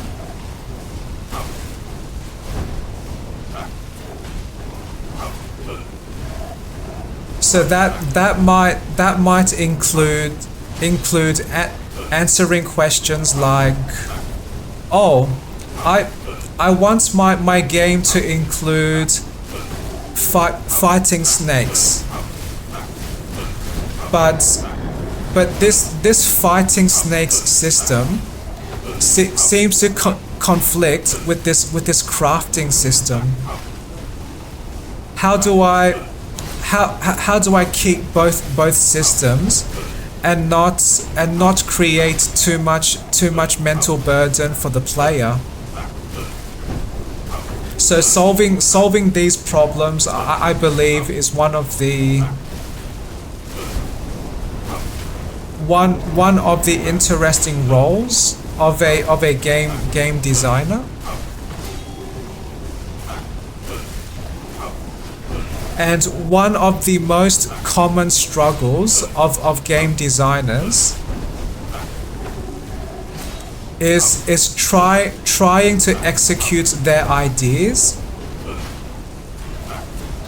in a way that people can much more easily engage with.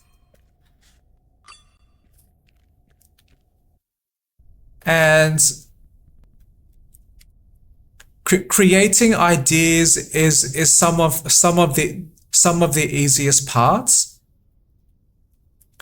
The more challenging part is trying to execute that idea in a way that people enjoy engaging with that idea through the game.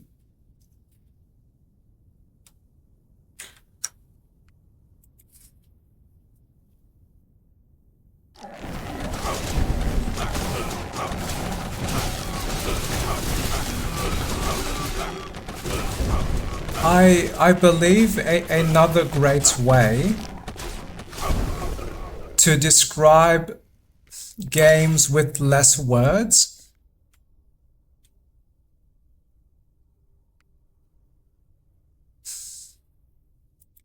is to use the word simulator.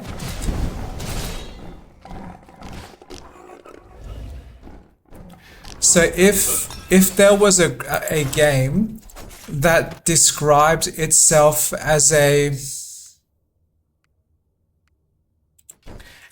dating simulator, then that does describe a large amount of that experience to me.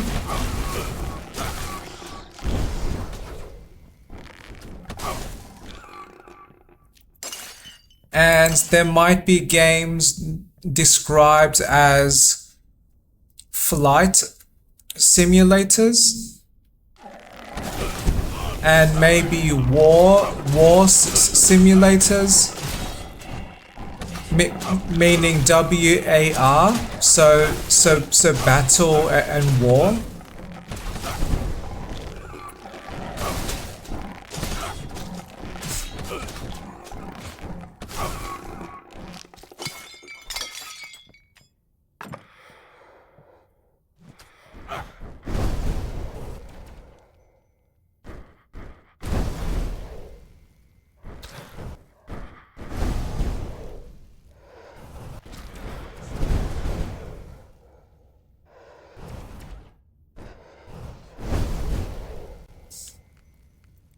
And I like the idea of you using the word simulator to describe game experiences.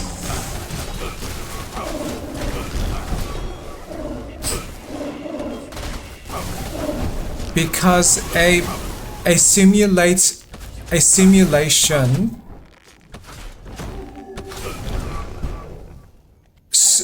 does strongly suggest a game that tried to recreate specific systems.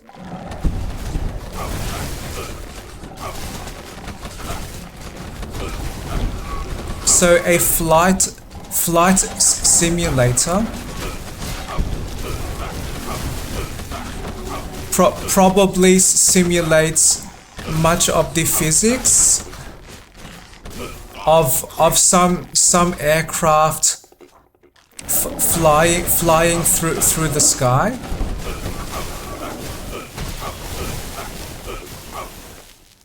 There may be simulation of a flight vehicle controls.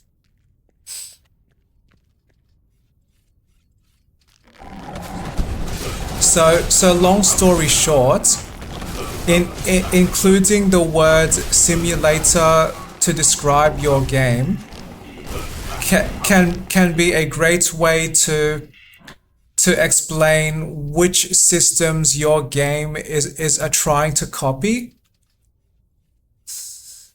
And those systems may already exist in the real world. So people may understand dating. People may understand flying vehicles.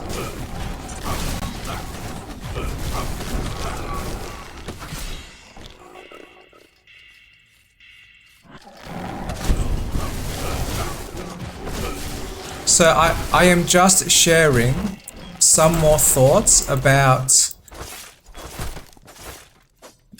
ways to describe game experiences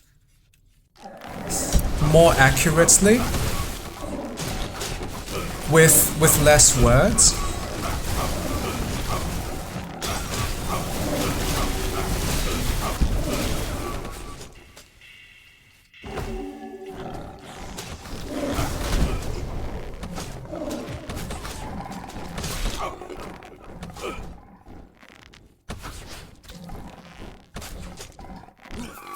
Creep.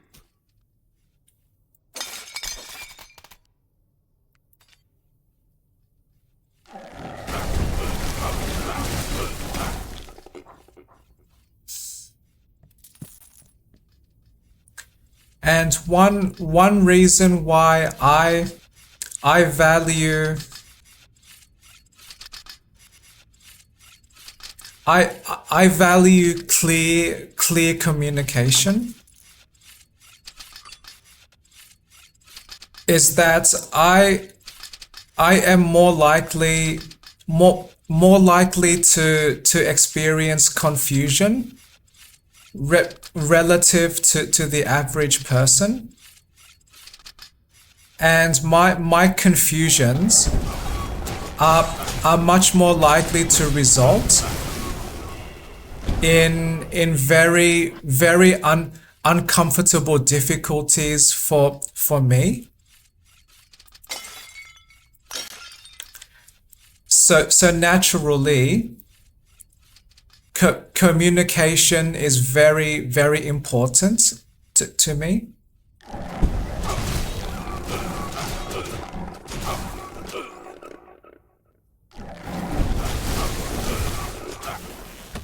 And there are some people, including masochists and including ambiverts. They probably tolerate difficulty much easier than me, because when they have a brain type that is easily bored, they seek stimulation.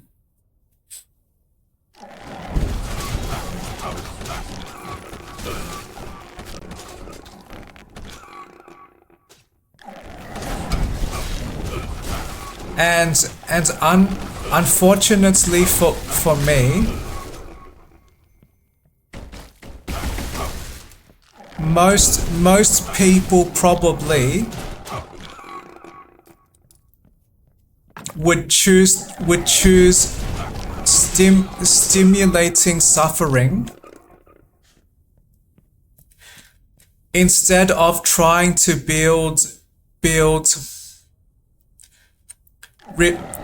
reliable, stable infrastructure.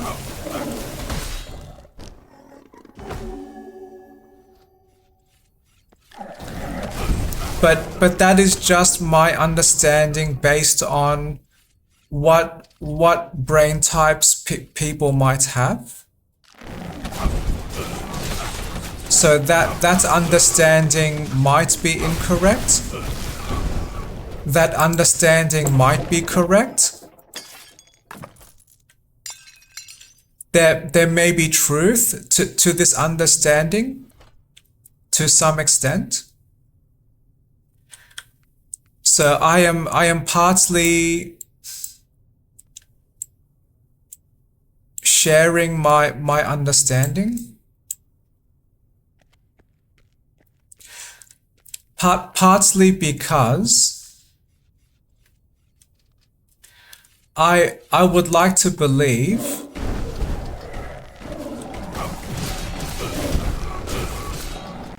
people listening to these talks from me, if they have similar values of mutual understanding, then me sharing my perspective might be interesting to those people.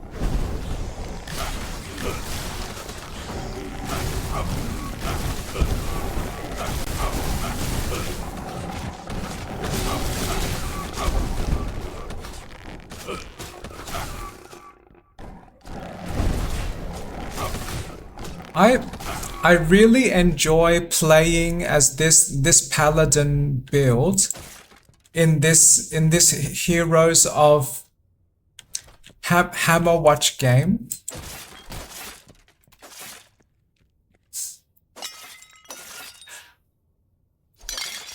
I like this accessible combat approach of being this walking explosions of flame.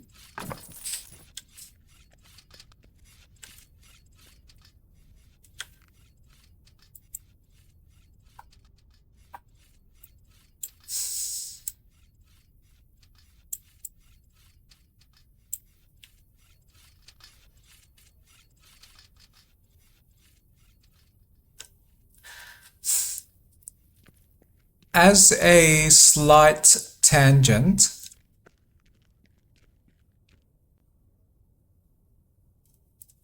my experiences from interacting with games, they are very complex experiences in my mind. And also complex experiences to describe.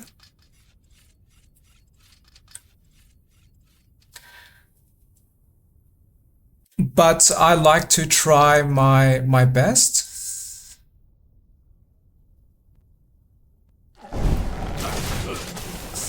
So slightly unfortunate to me is that most of my game experiences,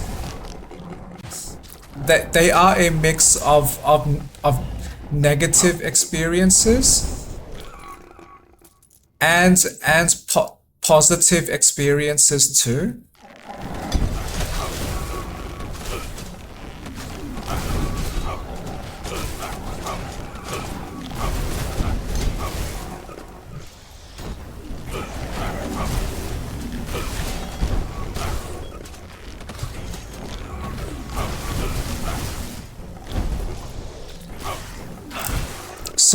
So what that means is that I cannot always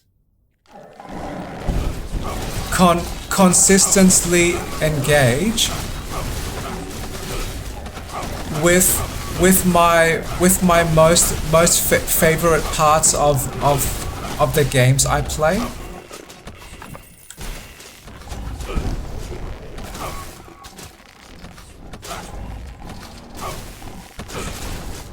So for example,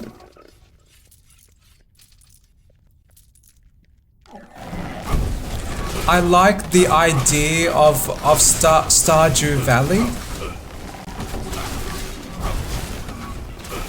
So a game that simulates a simple life,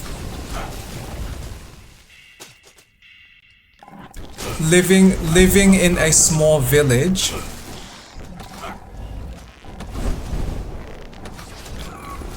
with my own homeland, and I can choose how I want to engage with my homeland, and how I engage with the local village people.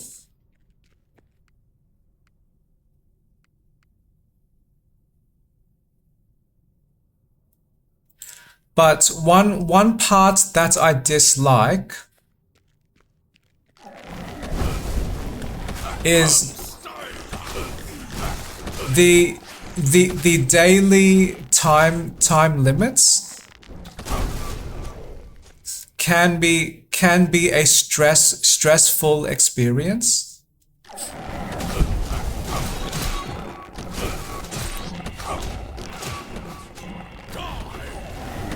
And I have played Stardew Valley,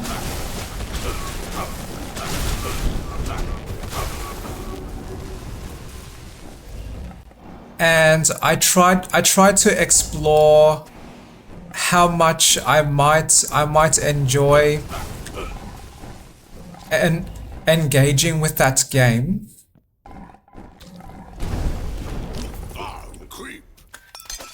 But I believe I dislike much of the time restrictions. And I am aware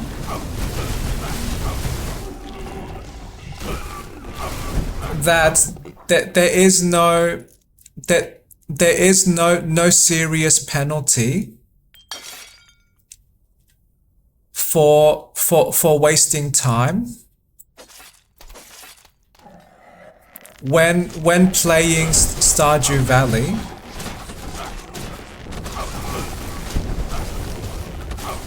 But those game systems still encourage stress.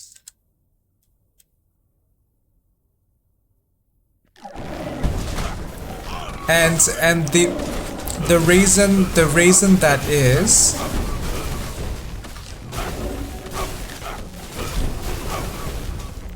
because much of the ways we interact with that Stardew Valley game, they are very time sensitive. So that means some events only happen at specific times of day. I wish the local shops in Stardew Valley were open all day and all night.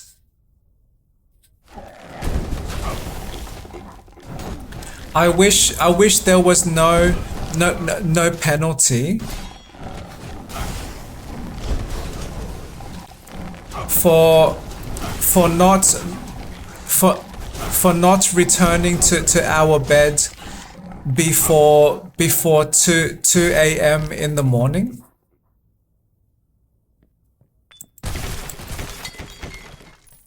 Because what those time sensitive systems do, they force us to plan our day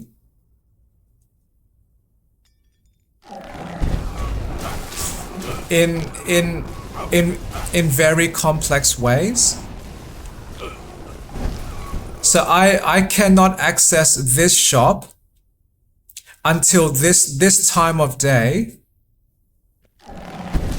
and this shop closes at this other time of day,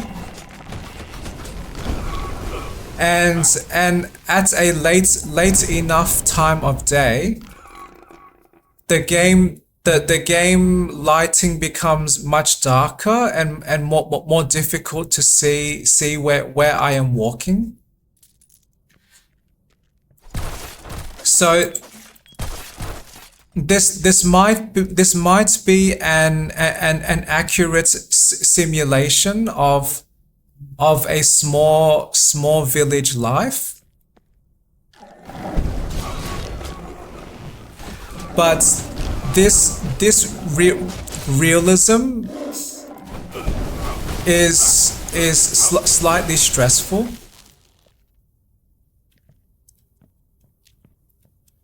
And I like the idea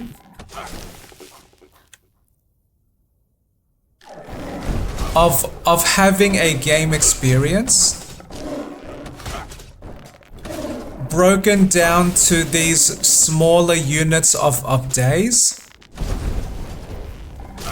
which have a clear beginning, middle, and end.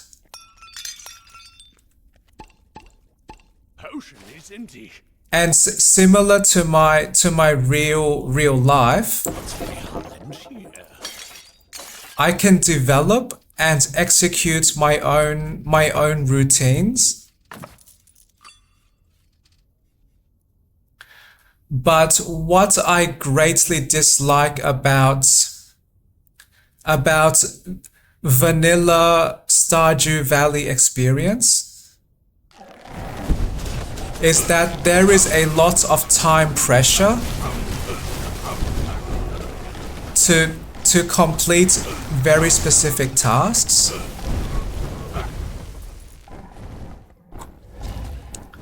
And even if the game itself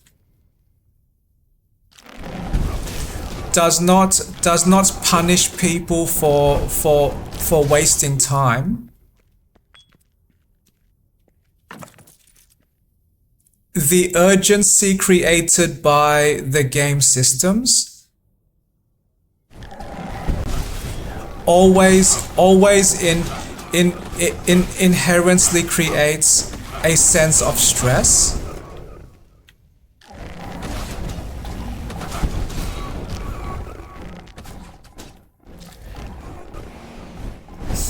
If games like Stardew Valley were designed differently,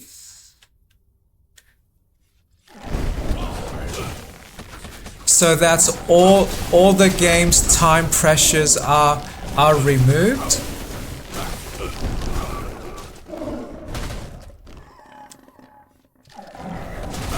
so that means I can I can remotely access any shop any time of day.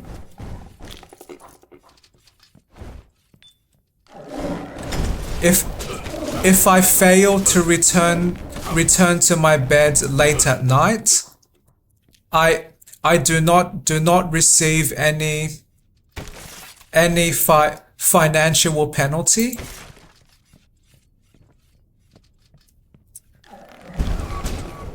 If I can talk to the local village people by calling their phone at any time, that would be helpful.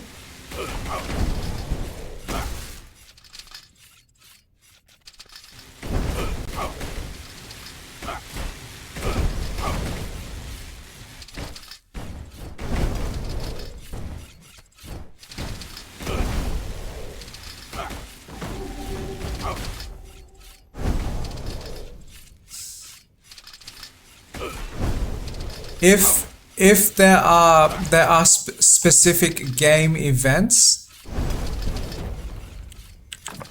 I should be able to access them any time of day. But when some days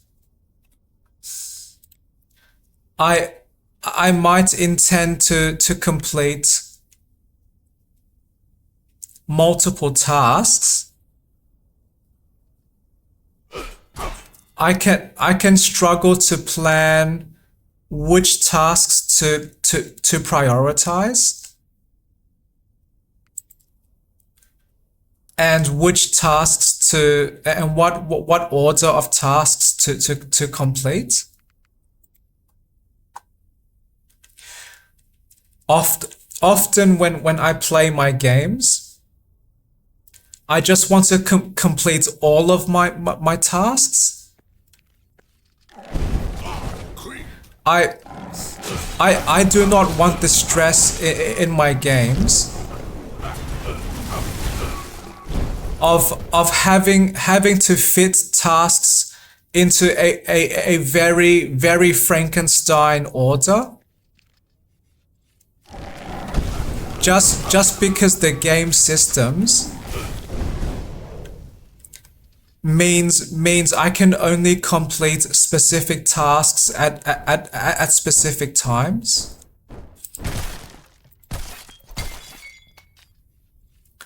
So that is one example. When a game tries to simulate much more realism than I prefer.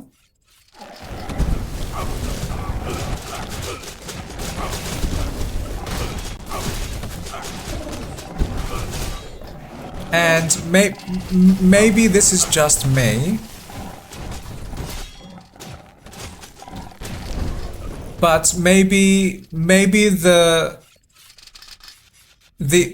progression of time,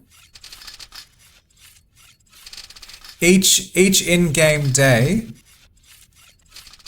is too fast.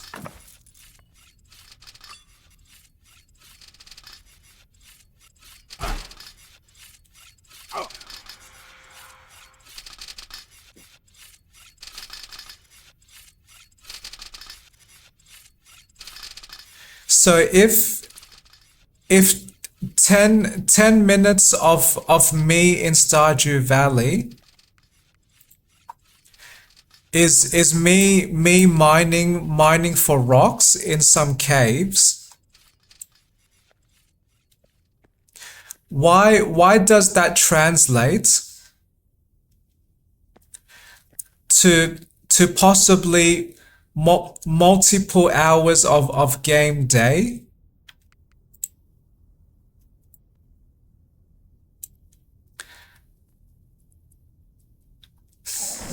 And those Stardew Valley type games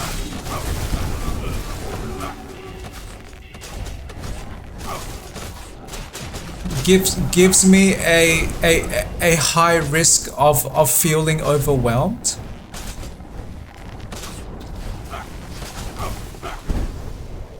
Because often I want to complete many tasks each day.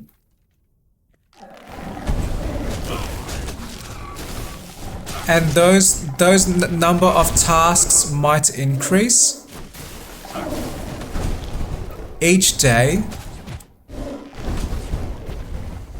as I engage more with the game. And there often does not seem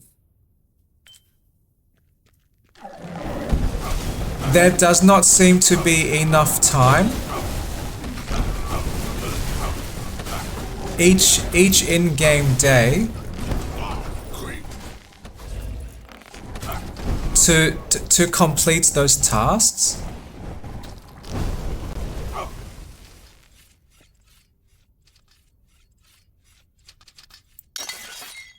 So what some of my experiences have been is just rushing through each day to complete tasks.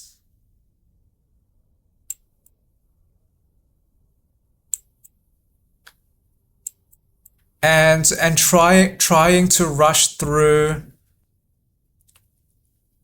and trying to rush through my interactions with the user interface when trying to manage my inventory.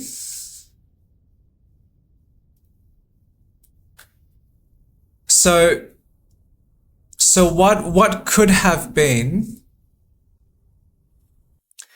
a relaxing experience about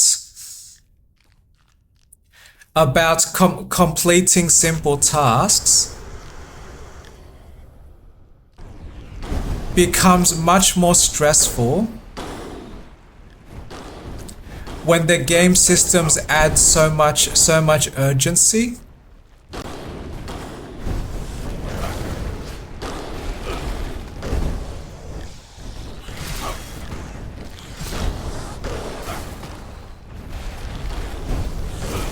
And I have consumed many hours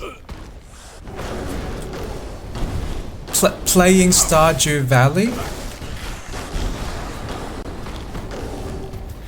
and I played Sunhaven, and I tried my best to give those games a fair chance, to give me a very enjoyable experience. But often I would feel too stressed trying to complete so many tasks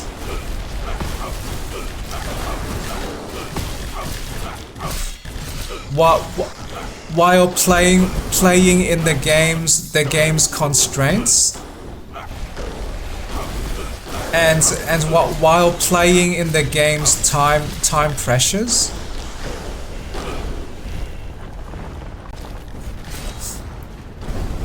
Especially because every day, if I do not return to my bed soon enough, then I receive some penalty.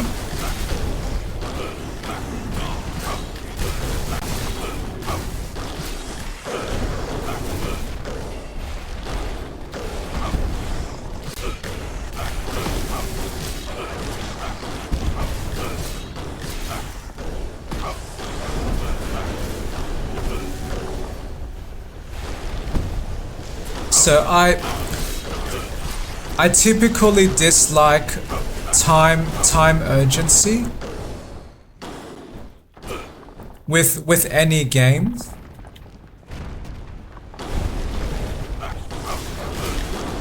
Because that is a way that game communicates to me. I am not given the time and space to enjoy my games.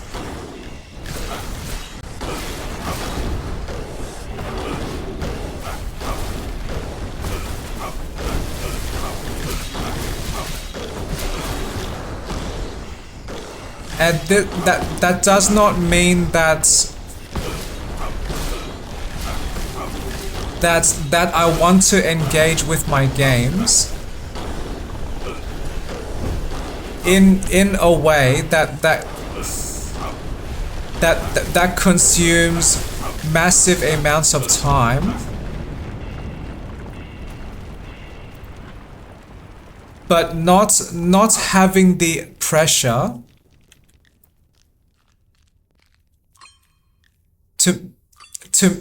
to make decisions quickly gives me much more space to relax, and gives me much more opportunity to enjoy my game experience moment to moment.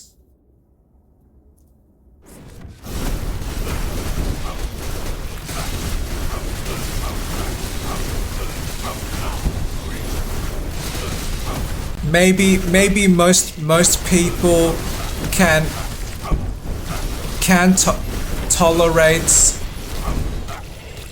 time urgency or time pressure, but I really dislike arbitrary time pressure.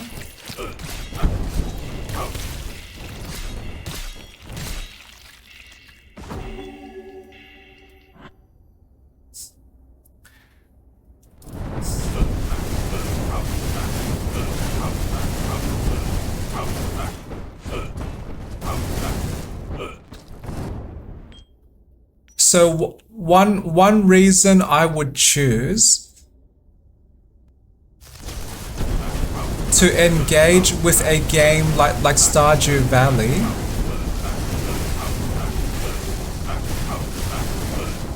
is because I want to experience a loosely simulated small village farming life, but at my own pace, and I want to be able to complete my tasks. It's empty. I do not want to play a game that pressures me to complete tasks very quickly.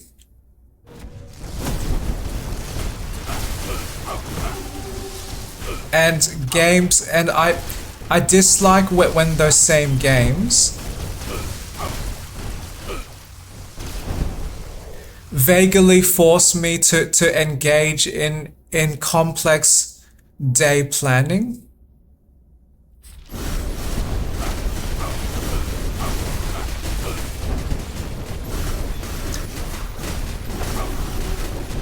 Because there is so much time pressure.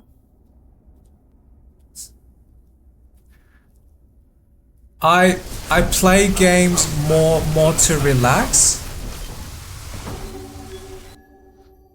and my own real life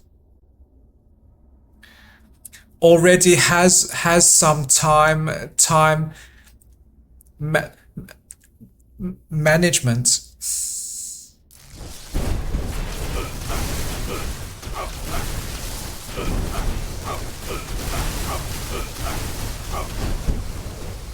I have rarely experienced thoughts of, so Trevor, I am bored today. How should I stop that boredom? Maybe I should play a life simulator game that includes stressfully managing my time. I have rarely and never wanted to play games because I want to manage time.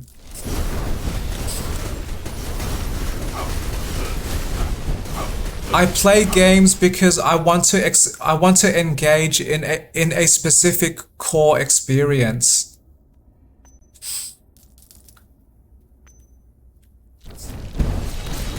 My perspective is that time management in games is an undesired distraction or undesired disruption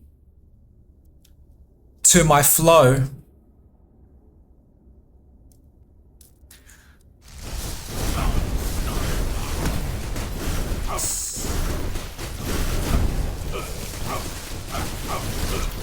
When I play games, I want to flow forward continuously.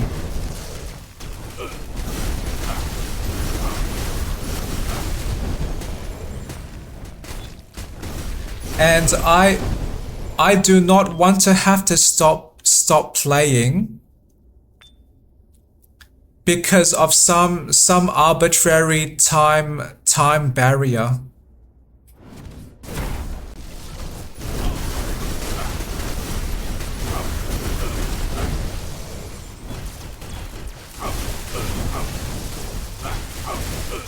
Maybe there are people that enjoy that type of time management, and that is okay.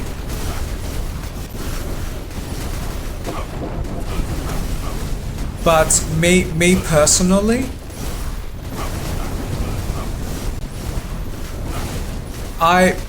I dislike Stardew Valley's execution of time management.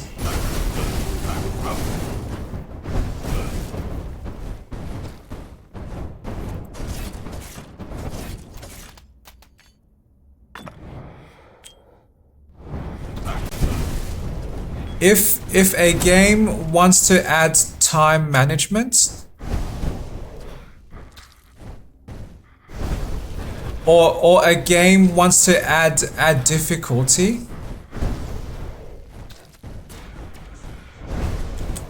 I prefer those same games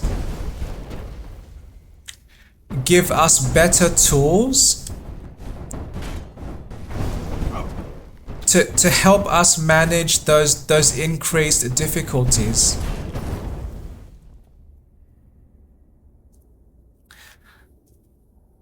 One example I have. So if some shops can only be open at certain times,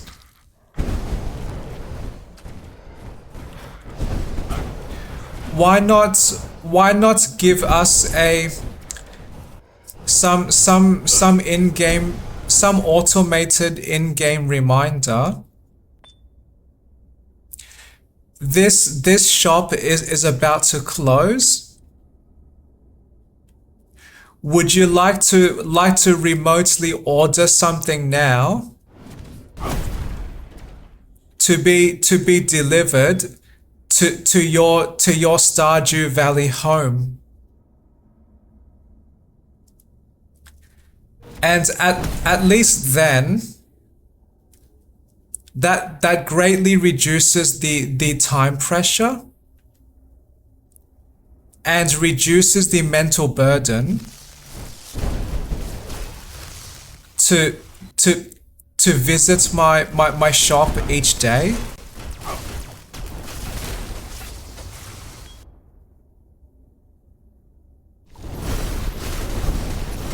And why stop there? Why not add some more automations?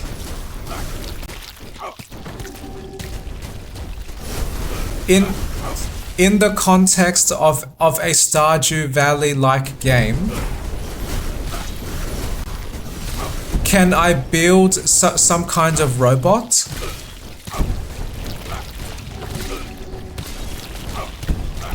Can the robot help me farm and help me collect plants each day? That would be awesome.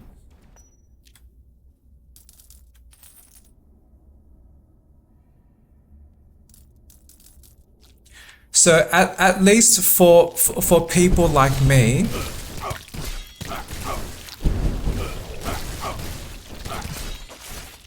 the focus of the game becomes less about struggling to complete tasks in time, and instead the focus of the game experience is more about that life simulation of creating plans, of building my own home space, of interacting with the local village people, or engaging in specific hobbies and building specific skills. That is the experience I wanted to focus with, but I struggled because there was so much time pressure just to complete every simple task. Because each task that I complete consumes my global resource of time. And when I consume too much time, I am much closer to the end of day penalty if I do not return to my bed.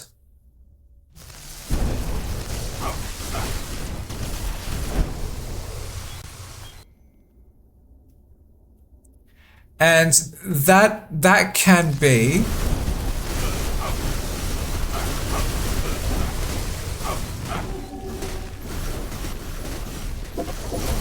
very, very stressful.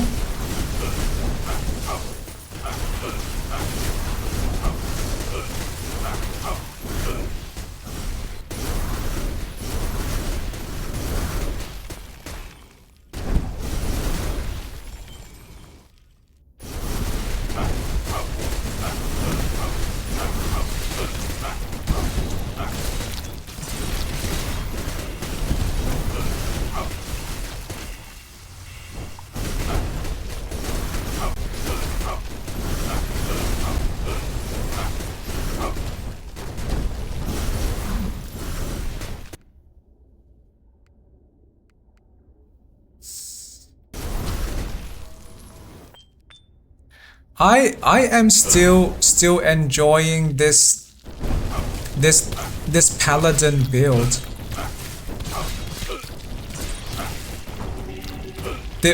The rates that I damage these enemies is not as fast as my optimized wizard, but my paladin seems to be able to survive much easier.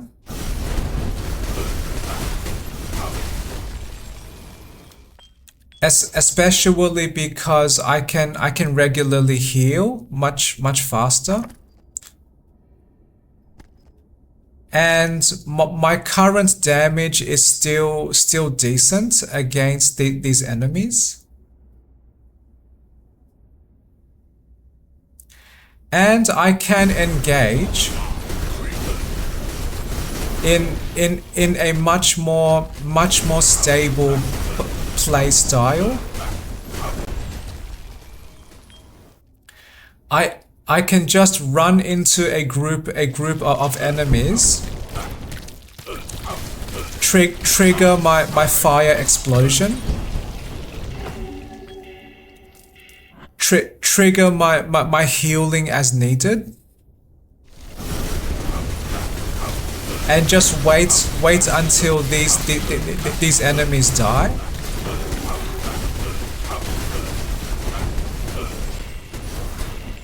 This is a much more relaxed play style, and I am deeply enjoying this.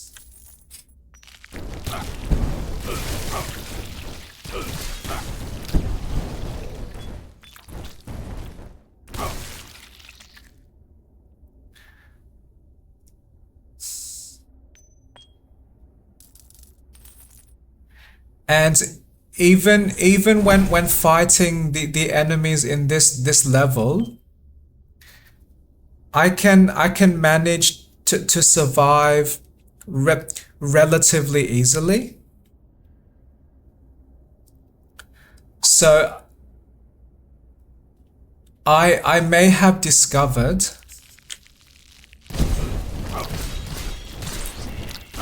a very decent paladin build.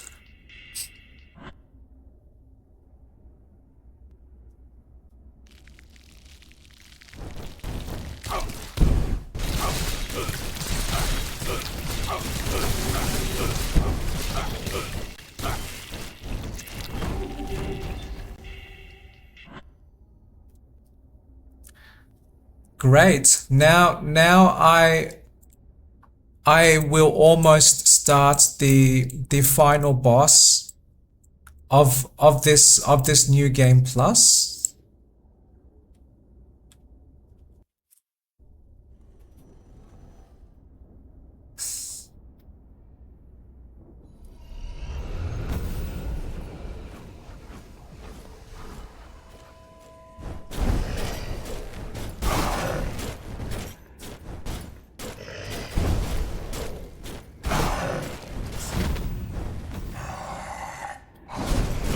And just to finish some of my thoughts about Stardew Valley, I can struggle to relax when playing that game, because there is so much time pressure to complete tasks each day.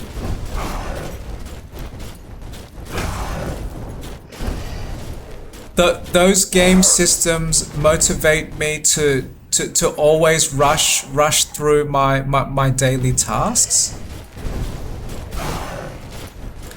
and that is because there is always that time pressure to return to our bed soon enough each night.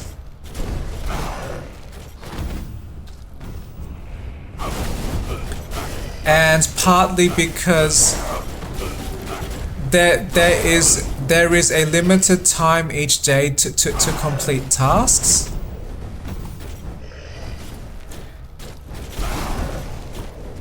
And so what quickly happens is I have this perception of I really do not have much space to consume my time. So when I get spare time in my Stardew Valley day, instead of relaxing, I try to stressfully fill that time with more tasks.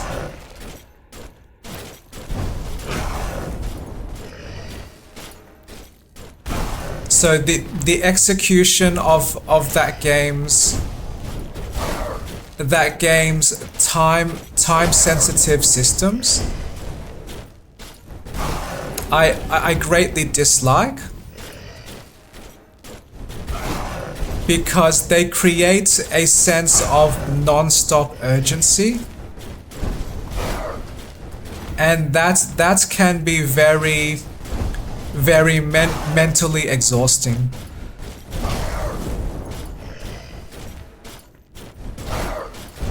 That is not what I would describe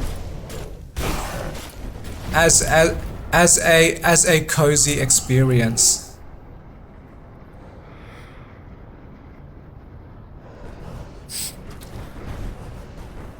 That is more like business simulator. We could easily replace the context of living on farm with working in some office.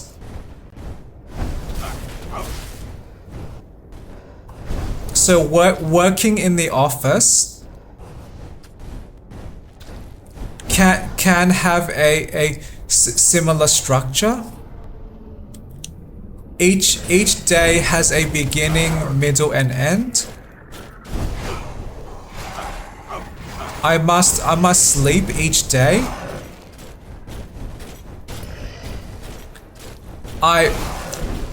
I want to complete tasks each day.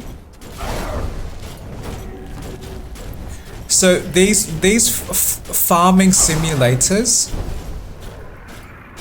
could easily be stressful office life simulator.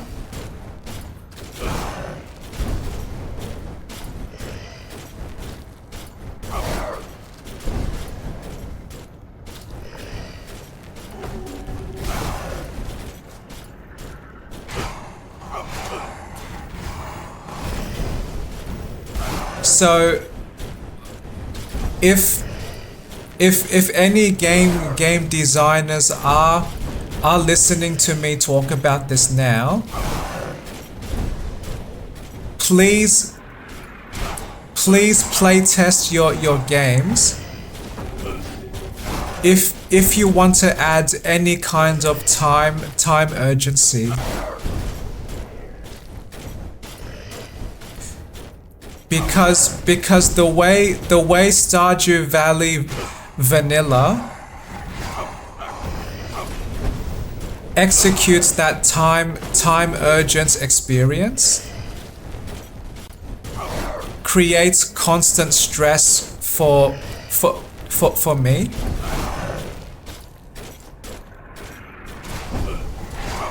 So similar to trying to add randomness to games, please be very careful how that game design is executed, because it is very easy to create a frustrating experience, or very easy to create a stressful experience.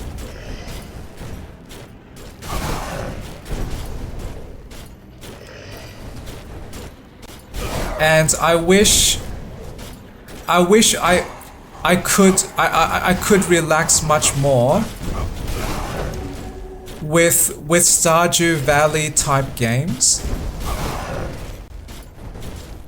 But that constant time urgency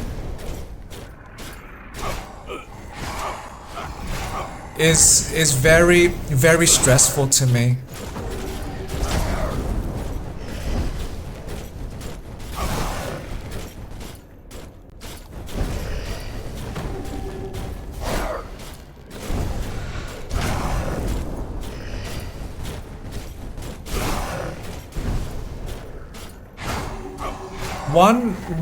One sudden idea that I have now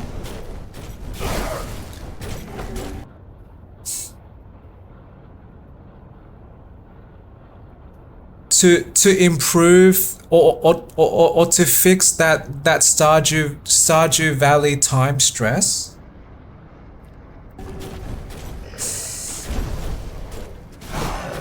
What if the game gave us more ways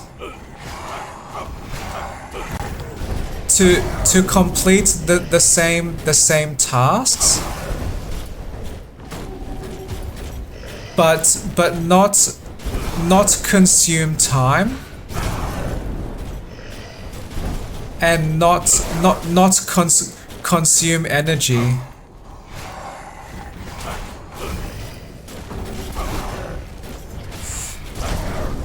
So as a wild example, what if we can drink coffee,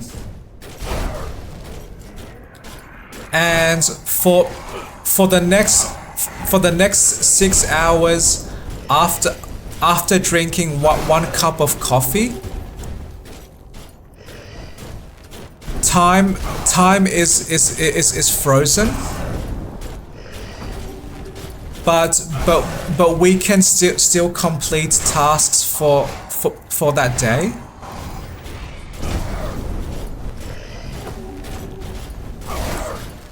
Or maybe some other idea to remove the stress of returning to bed each night.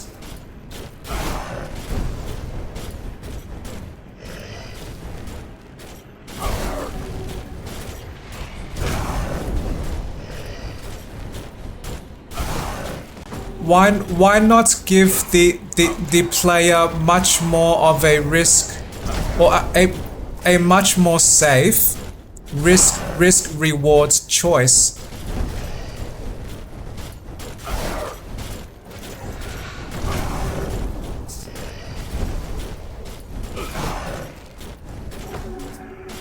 So one idea could be at exactly 2 a.m. each night, if the player has not returned to their bed yet, completely freeze time, and then ask the player, do you want to return to your bed now with no penalty? Or do you want to accept the penalty for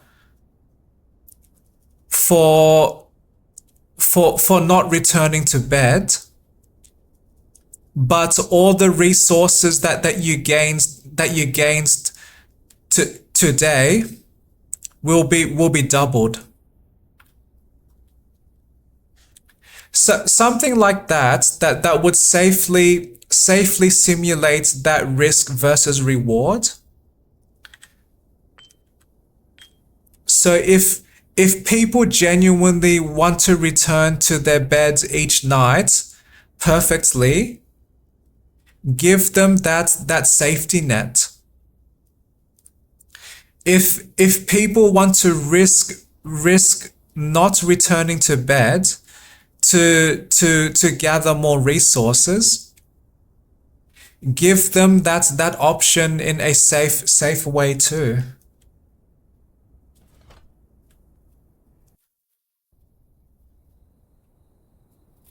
So those are just some ideas that may not be the best way to solve these problems, but at least that would be a start.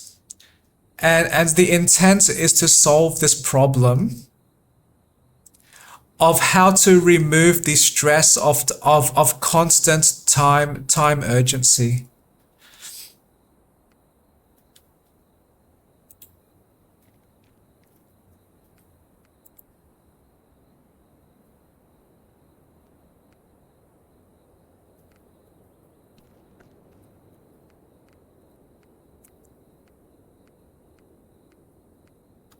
So I probably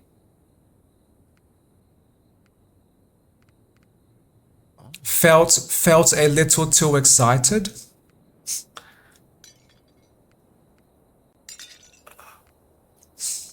because one part of me is passionate about solving problems,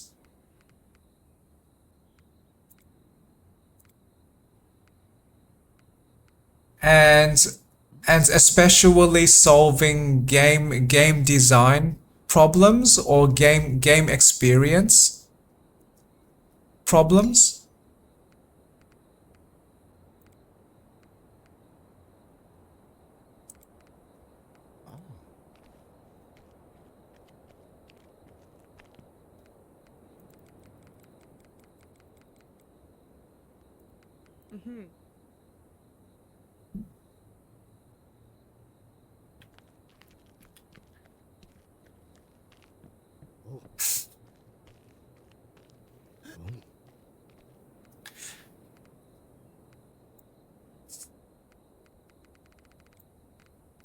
So back to this game, this Heroes of Hammerwatch 2 that I am playing.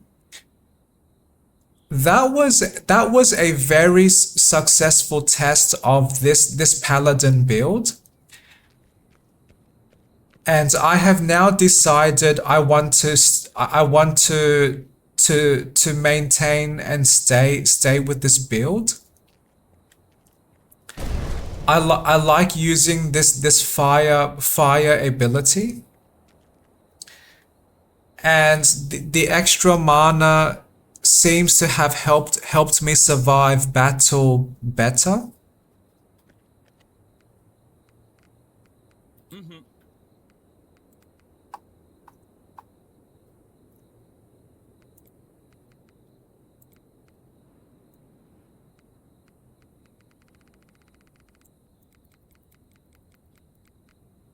Mm-hmm.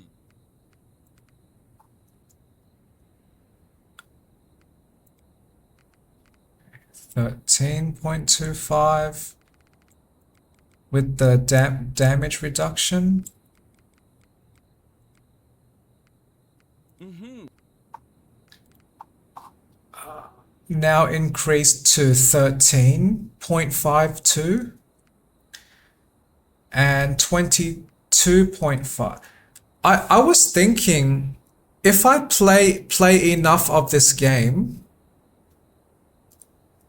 can I increase this damage reduction all the way to 100%? That would be awesome.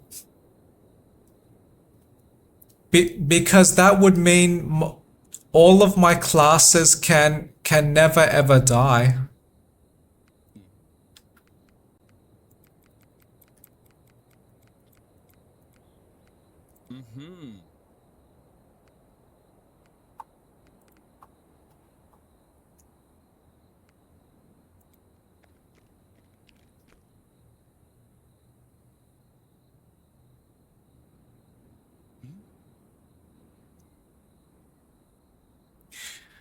Well, I feel very satisfied with that new game plus playthrough.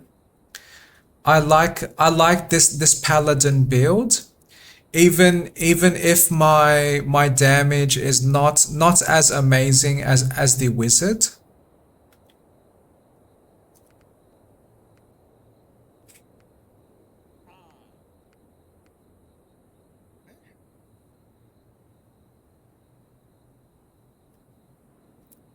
And I still want to continue playing and replaying this game. Some of this play being not recorded and just more conveniently in my own time. But yes, I still enjoy this game. I I still enjoy exploring this game. I also still enjoy recording me playing this game. So I will finish this recording piece for now, and I may return soon in this YouTube video.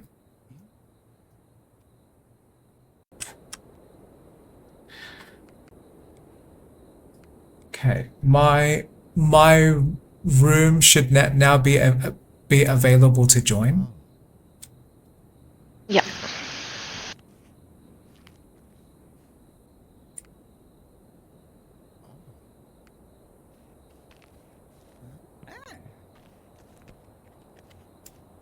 And when you are ready, then my ask for today would be, can we play through the much bigger dungeon playthrough? Yeah. Do that. And I want to complete the next difficulty level because I might be ready with a different class, and that would help me catch up to you as well. Yeah, great.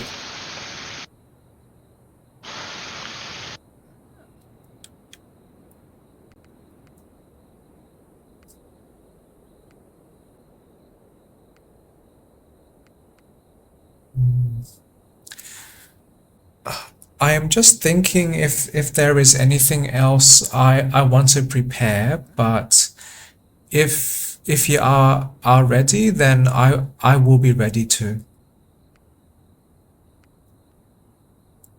Yeah, I'm ready. Just coming to you. Okay. Actually, I'm curious. Don't come here. Can you move away from this place? And similar to the map's dungeons, if I try to start that dungeon, do you receive some invite? So now I am trying to start it. Did you do you see something now? Yeah, I actually get an invite. So if I press ready now, I think it's up to you to start it. Yes, I can see that you are ready to. So thank you. That removes one confusion about this game. So if we need to start a new one of these bigger dungeons, then we both do not need to be at the entrance. But could you help me test one more thing though? Sure. Can you go to the entrance now and then invite me? And I am very curious what options I might receive.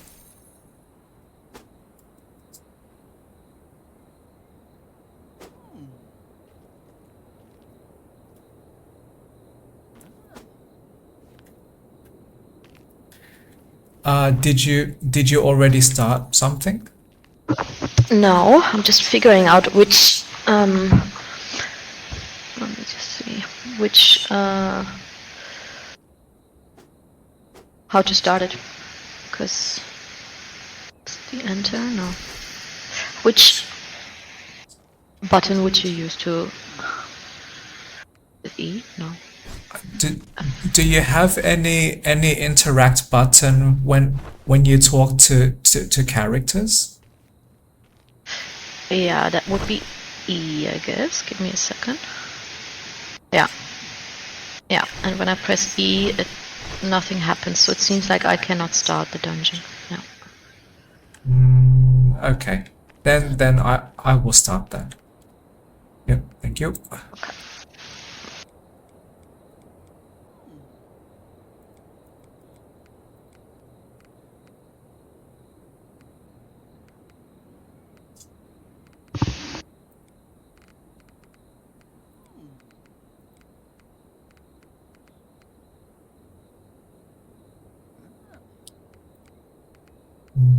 And I am keen to help you complete more dungeons with me as well, because when we unlock, or when either of us unlock more blueprints, we gain much more options on how to customize our character.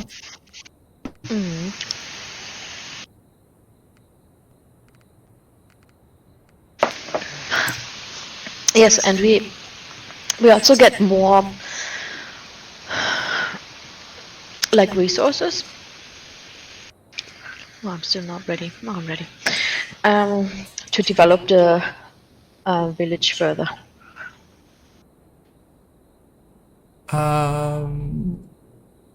Yep. Yep. I agree with that too. But well, okay, one question I have is when you are choosing your drinks before we start, how many drinks do you see? I have 3 drinks and 1 food.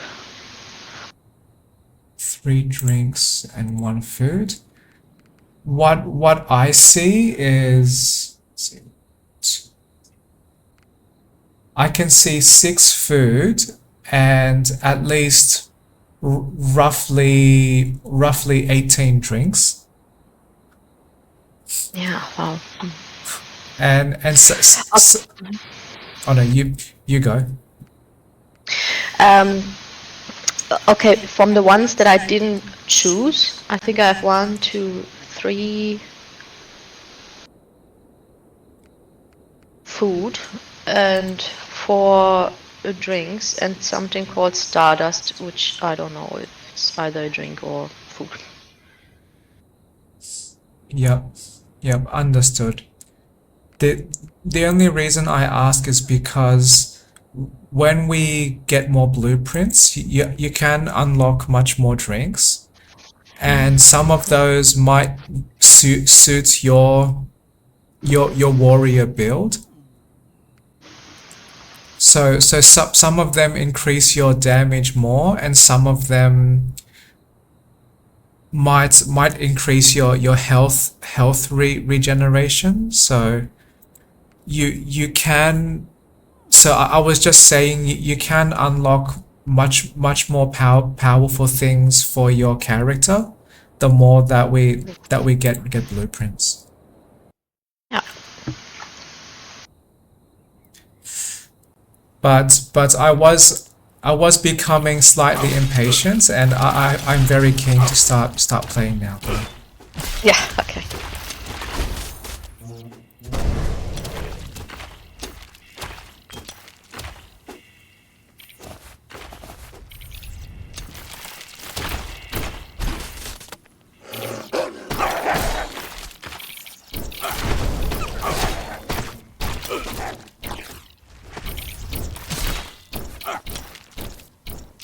Stay down.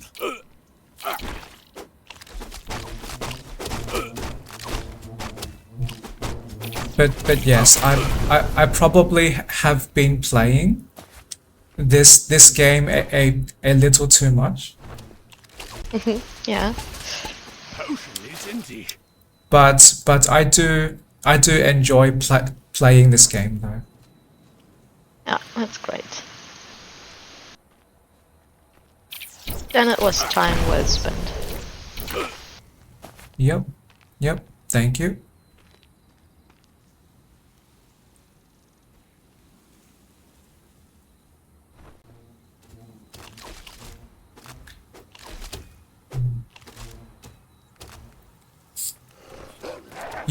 You might be interested to know that when we unlock some more blueprints, we do not just unlock more drinks, but we can unlock more of the equipment enchantments. Do you recall what those things were? Yes. So I have discovered if you have enough blueprints, they give you some amazing options. So that includes things like you can increase some attributes of your choice, or you can increase your spell damage, or like resistances. So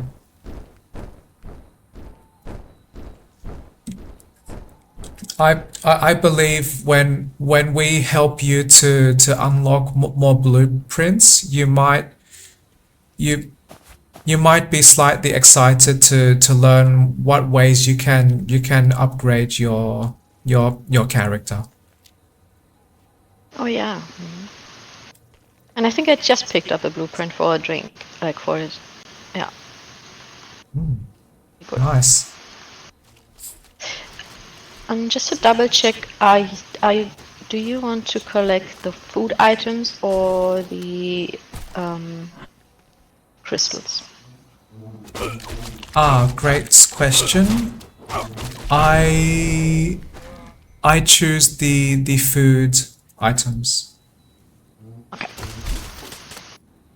Yep, thank you.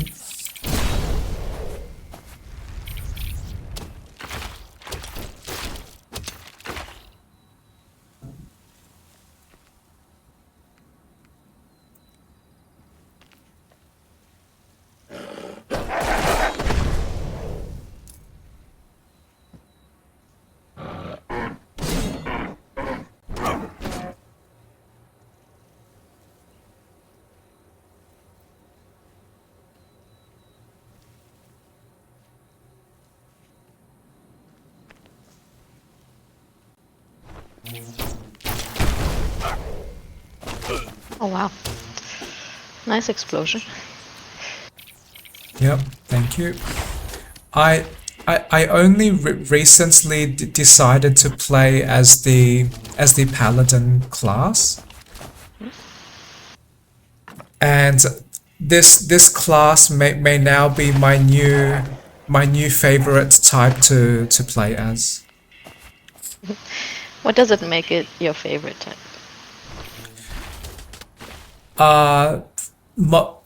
At least two reasons, and thanks for asking. So one of them is this is probably one of the easiest ways I can engage with the battles. And what I mean is most of the time I just need to run into the enemy groups and then explode. and that is much easier than like swinging around my sword too much, or or maybe using some other magic that requires more steps. So I like how this paladin is kind of easy for me to play as. Oh, one moment. I just want to pick up one food and then I will return. Sure, no problem. Yeah. And the second reason I like this class is that this is probably one of the toughest classes we can choose, because so many abilities that this class has access to, they increase so many things that reduce damage that I receive. And one of my starting abilities does multiply my armor number.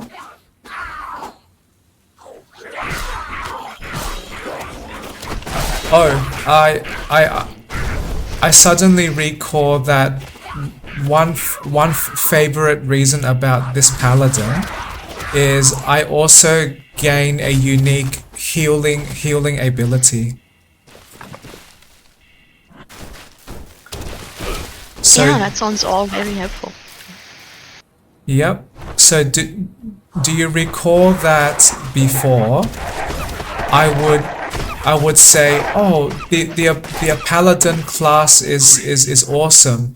You might want to try that because they can heal the team or heal themselves really well. Yeah. I am using that same ability now. So I forgot to mention this earlier, that when we are in the boss battles, if you need any extra healing, please just let me know and I will try to heal us both.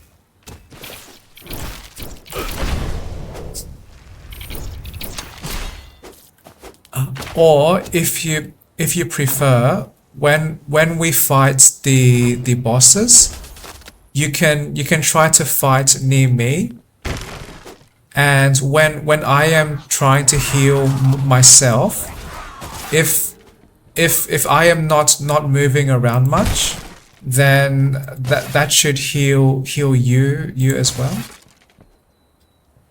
Okay.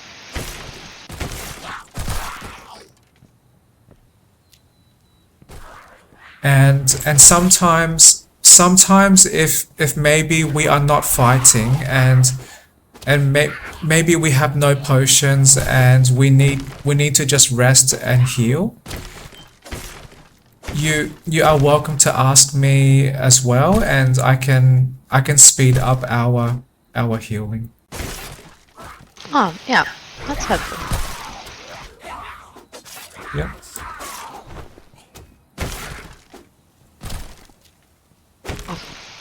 I ran into an apple.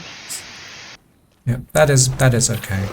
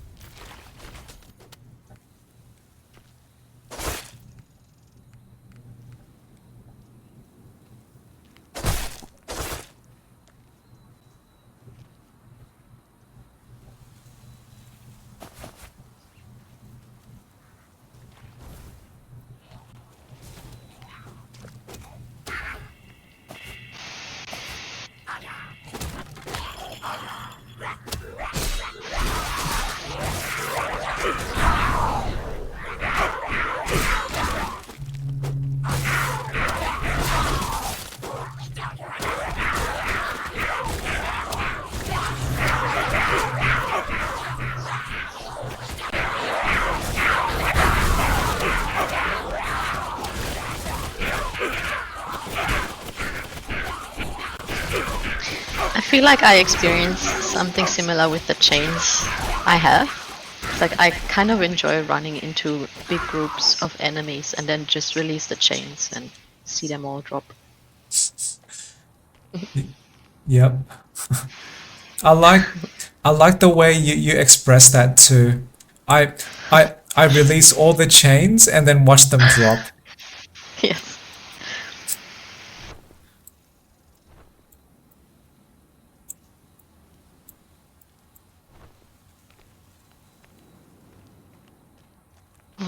One last check. Do you agree to us going through this cave? Yes, yeah. Yep. Thank you. And the main reason I want is because we have higher chance of getting more trinkets and more resources, I believe. Yeah. Great.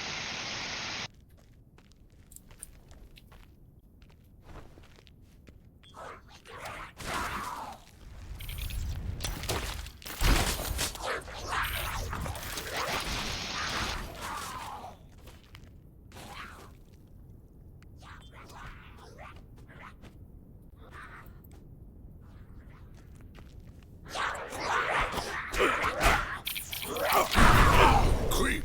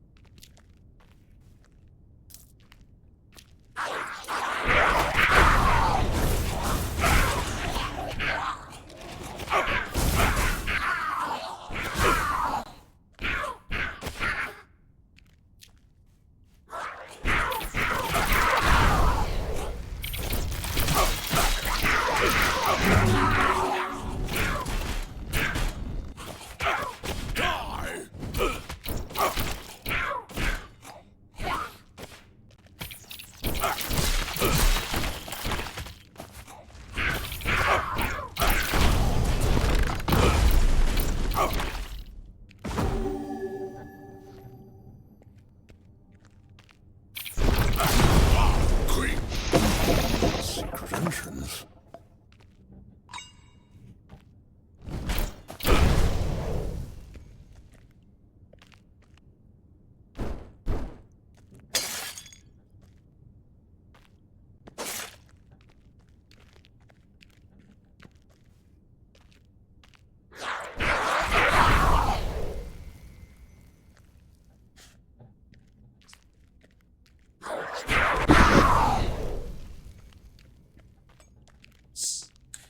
I I do not know if this is just me, but when I see the experience scrolls on the ground, I I still want to pick them up, knowing that I am already at my current maximum level.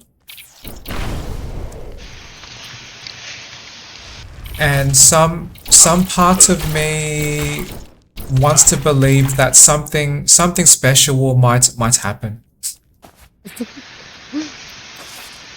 Yeah, me too. I would also still pick them up. Just because they're like shiny and nice. Yeah. And they are free too. True.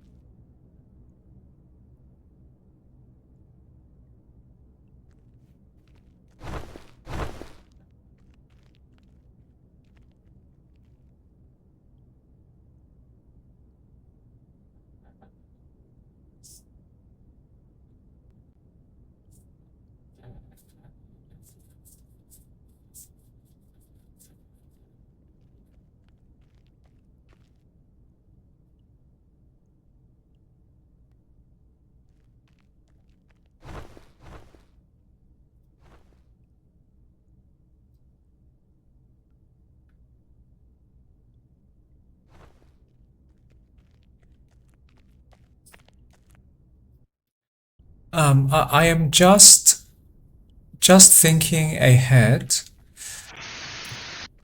If and when we do play the Project Zomboid game, No charges. would you agree to a game setting with no zombies? And how would that change the game? Because I'm not quite aware of the game right now. Like, what is the gameplay? What's the aim of the game? Yep, that is fair. The brief answer is we would just be building. So vaguely similar to Stardew Valley.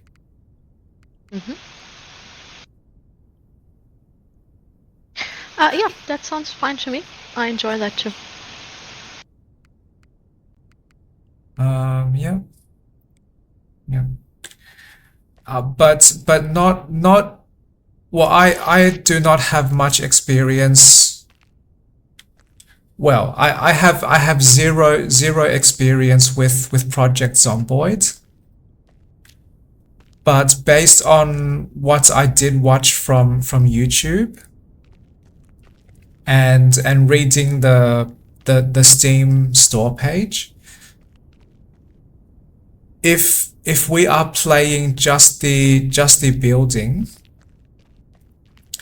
the game might be more similar to The Sims. So probably what we may discover is we are living in this small town. We can travel to other houses that we find.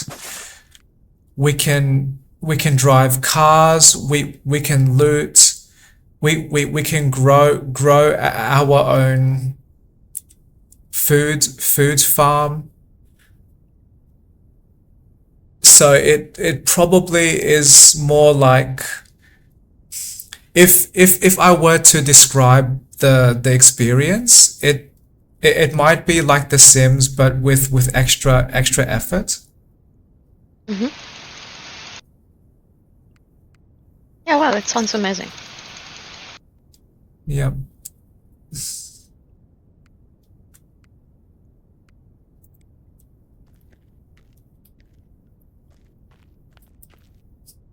But I mainly ask just to confirm which game experiences you might be open to. But one part of me does want to experience the zombies at least once, because they might make the game a little more interesting.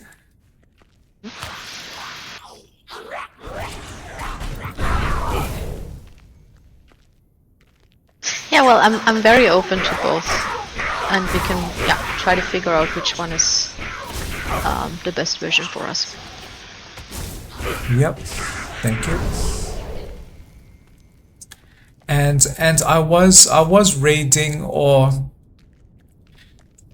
I mean I watched a YouTube video as research about some of the options in Project Zomboid, and apparently we can change how many zombies appear in our game world,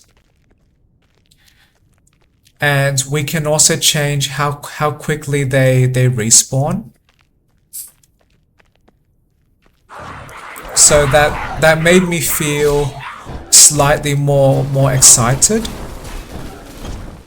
because that means we can really customize the experience to something we might enjoy more.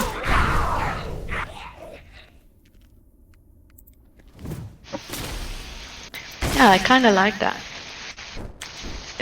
Yeah, we could maybe try how it would feel to play the game with like just a limited amount of zombies, and but they're still around and they don't spawn so often. That sounds good. Yep. Awesome.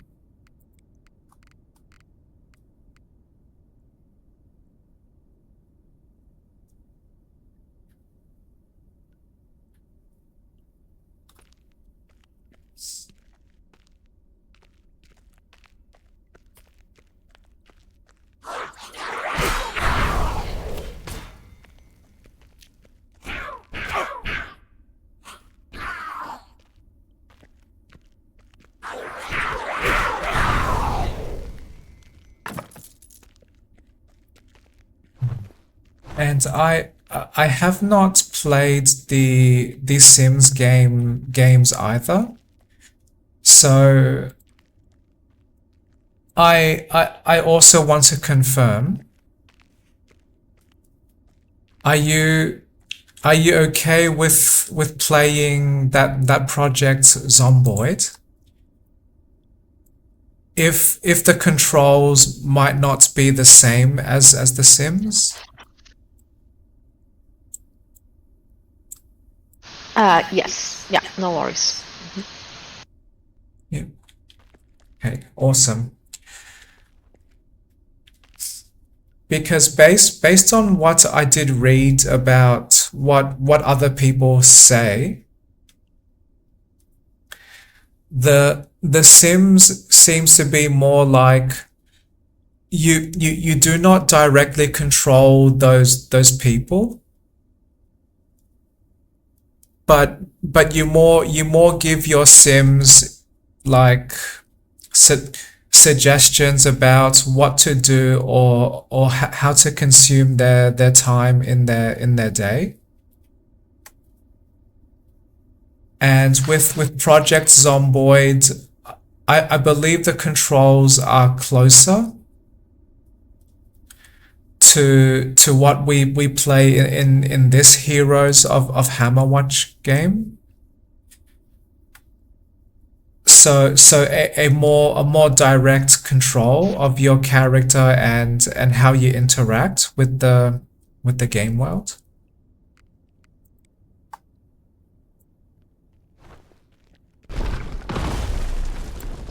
Yeah.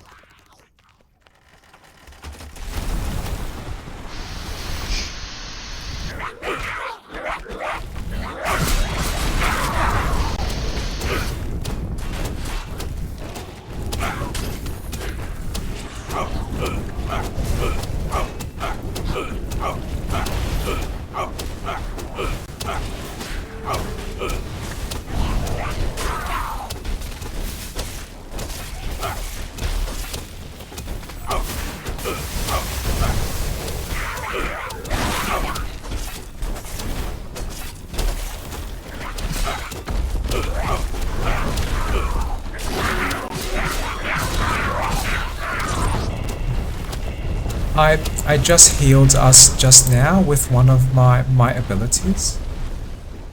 Yeah, great.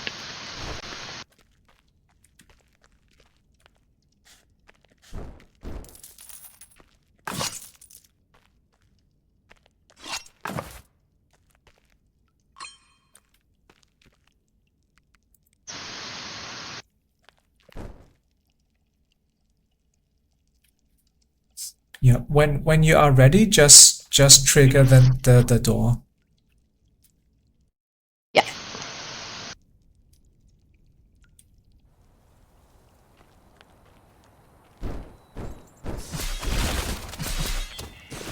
Unstayed.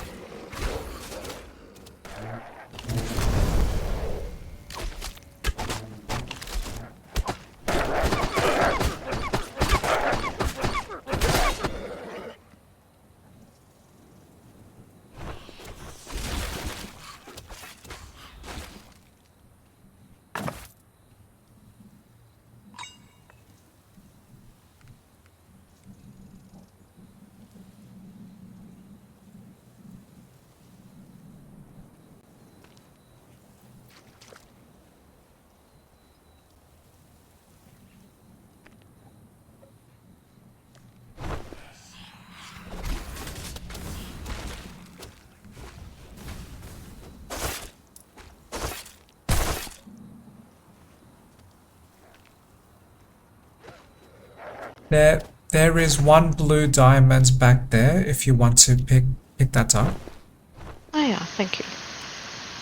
Yep.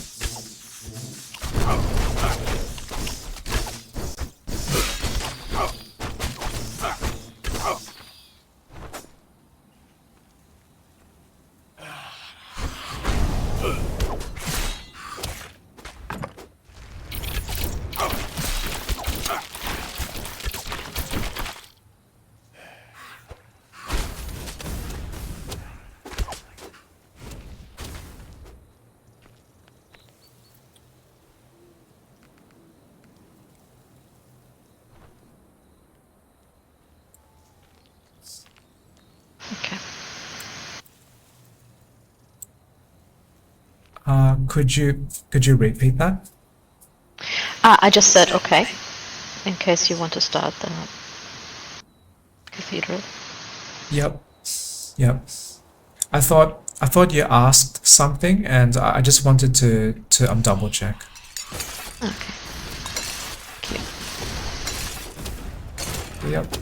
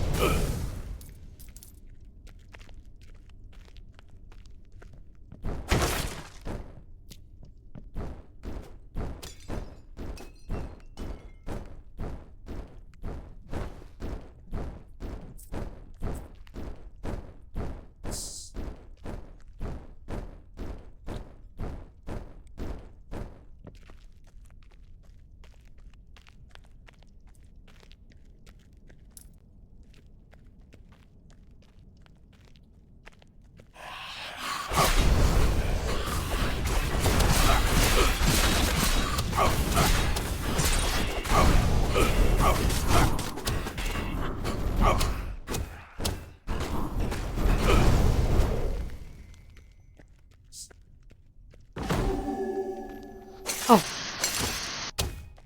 Thank you. Yep.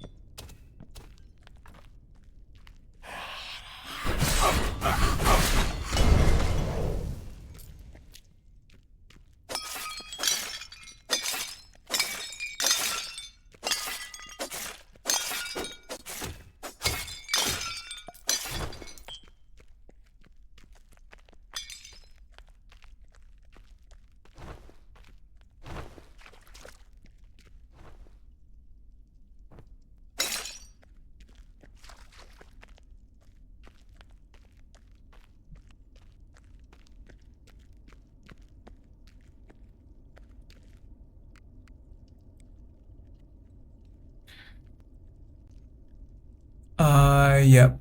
I was just checking my map.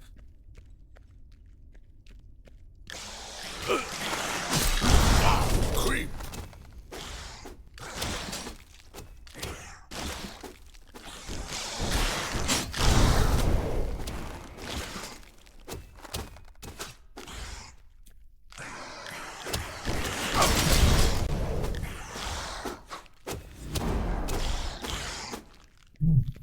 Nice.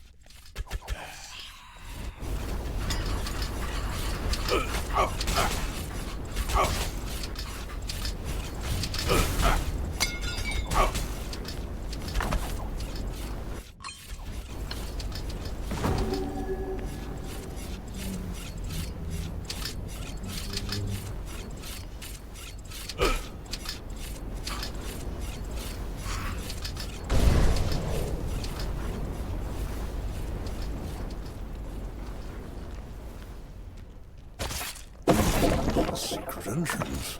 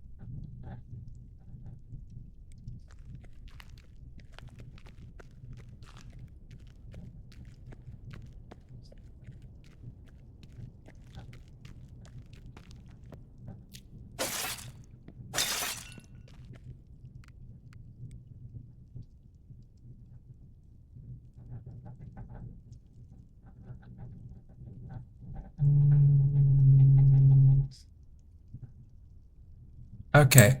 My map shows no more items for me, so I am now walking to the door. Okay, yeah, I'll meet you there in a second. Yep. Sounds great. Yep.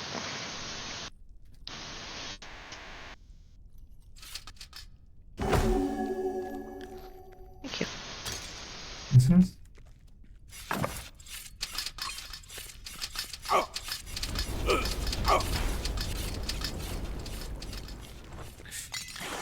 I noticed your health was almost halfway when we finished that previous level,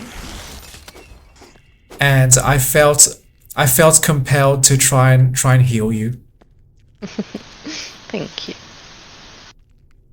It's really kind of you. Yep.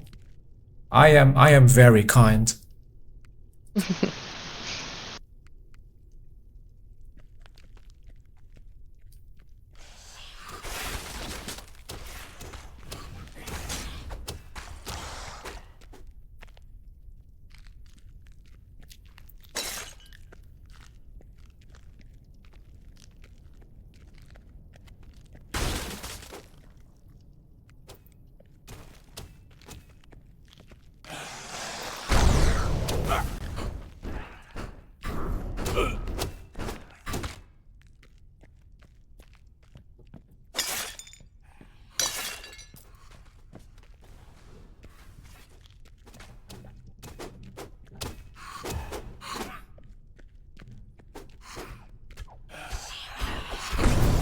Creep.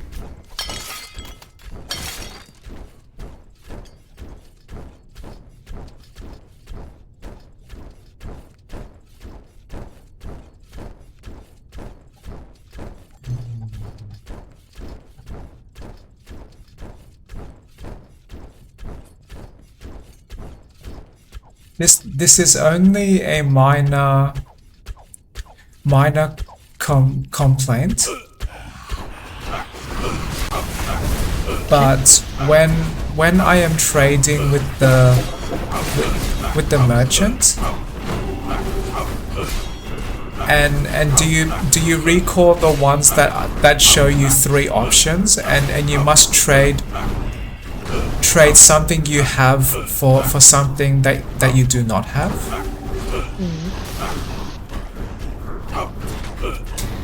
And I want to trade something because one of the game achievements, if you trade enough times, you gain a free skill point or a free attribute point.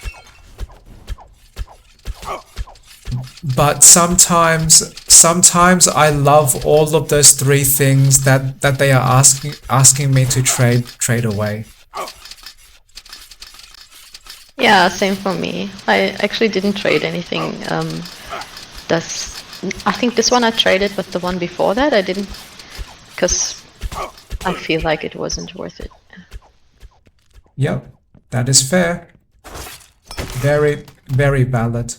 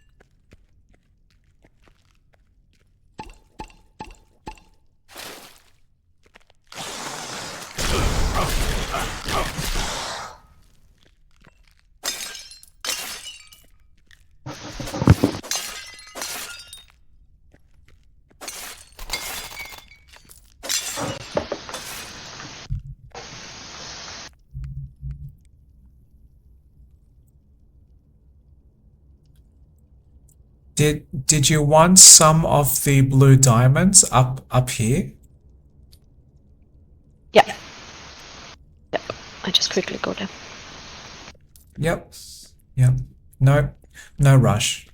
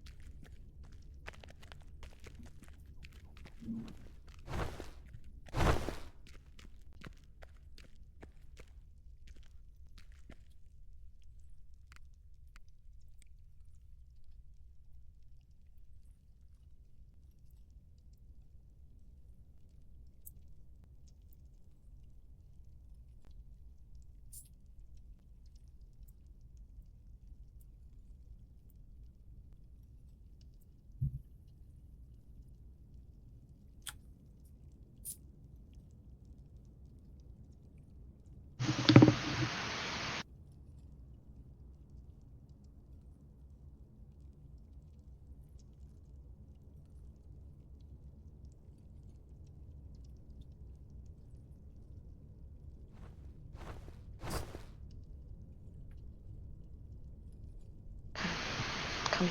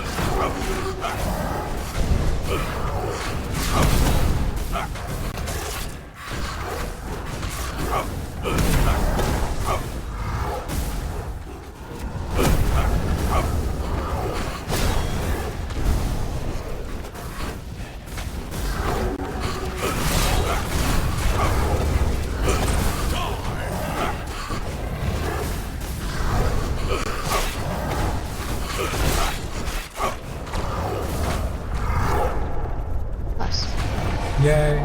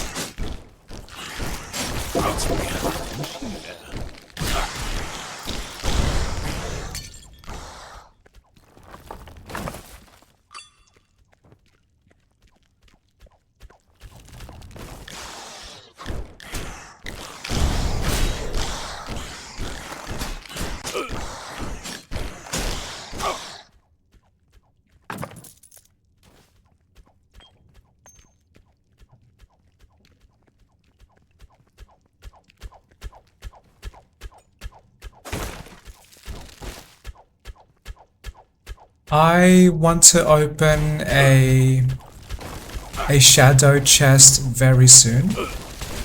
Any concerns?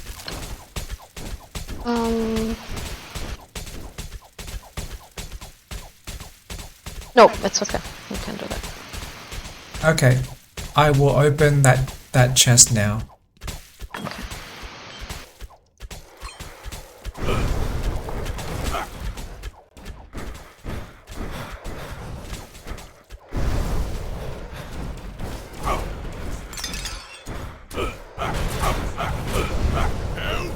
Oops, oops.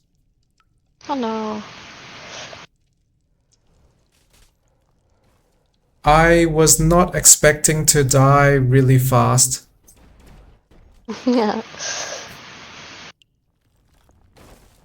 I believe what happened was I was running away from the ghosts, and I was okay, but something on the floor slowed me down,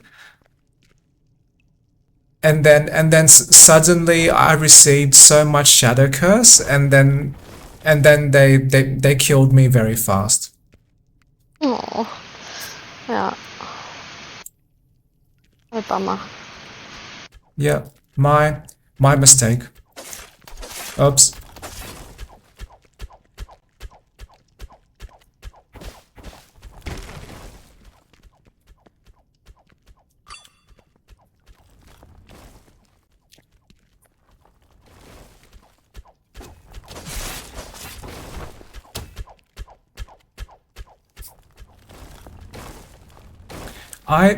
I just had a funny thought. Like me dying just now, just before you saved me. That is almost the same as I tripped over a rock and then I died.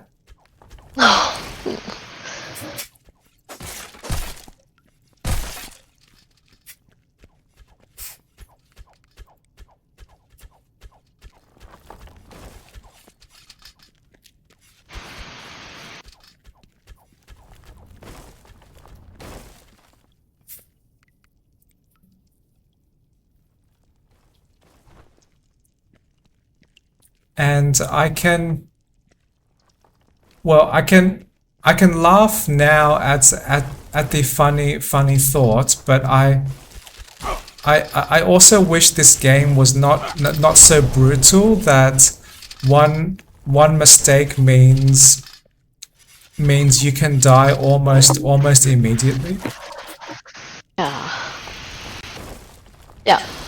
Well, I also noticed that the last boss was a bit like I had to take one potion. So yeah, I think this run is going to be a bit more challenging. Yeah.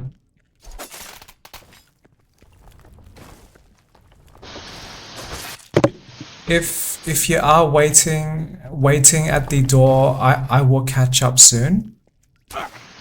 Yeah. I just need to find all those things that remove my shadow curse. Yeah. I got you. Thank you.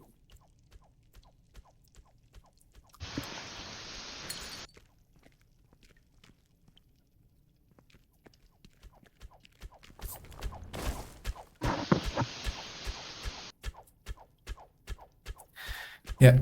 Ready? Yeah.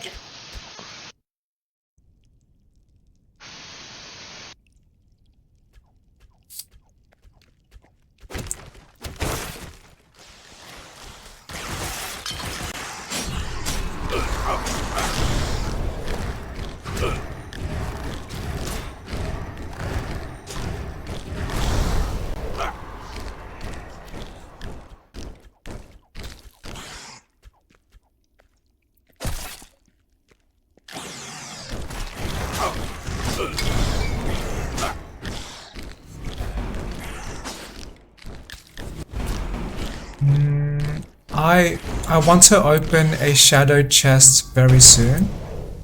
Any concerns? Yeah, just give me a moment because I'm surrounded by a lot of enemies.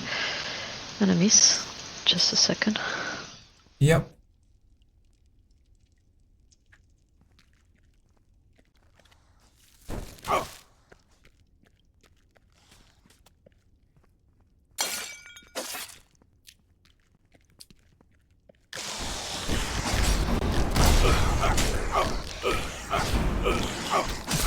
Okay. Yep. I will open that chest now. Okay.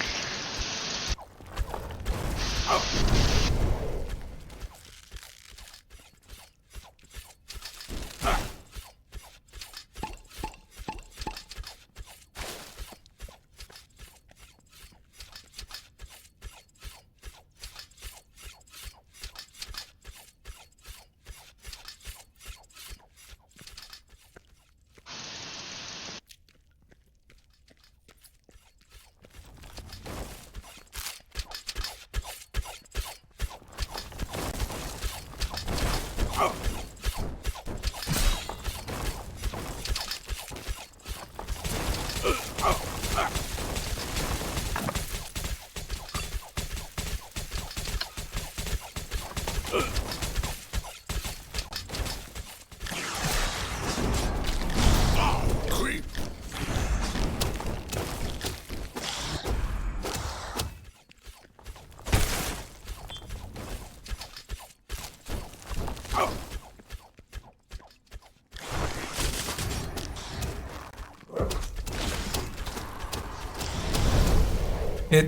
It looks like you have a light now.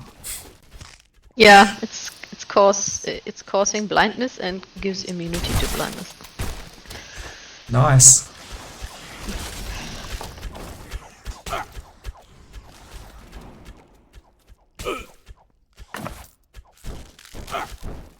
Oh, I may have just found the same trinket. Ah, nice. But I like, well, that is slightly funny to me.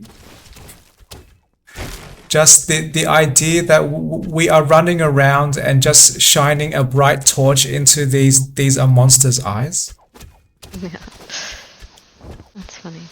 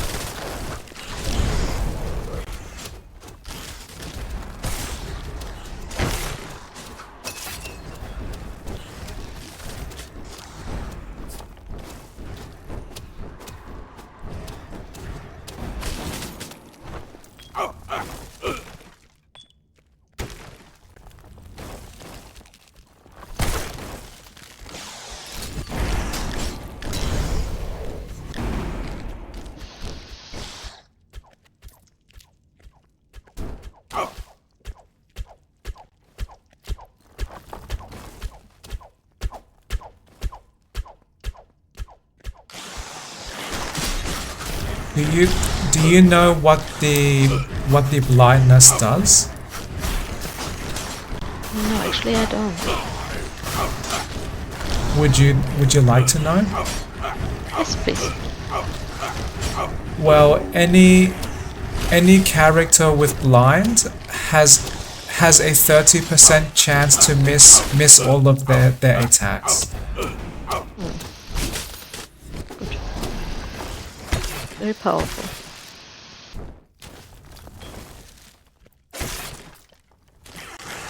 Stay down. That is what the game tells me.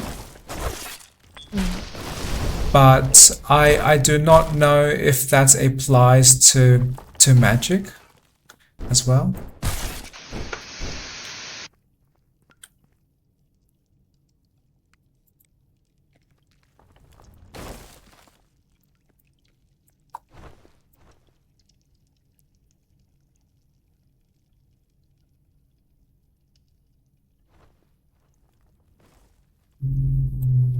Okay.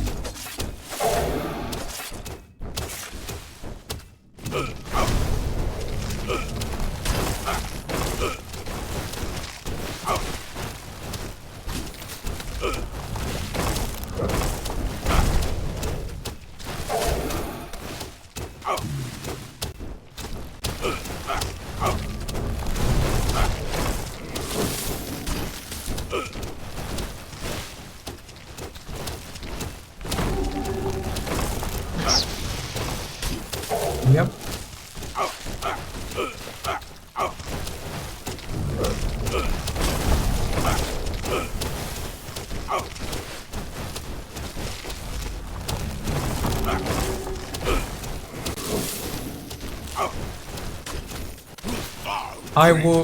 I will try to kill all of the small plant creatures, so that their damage against us cannot build up. Yeah.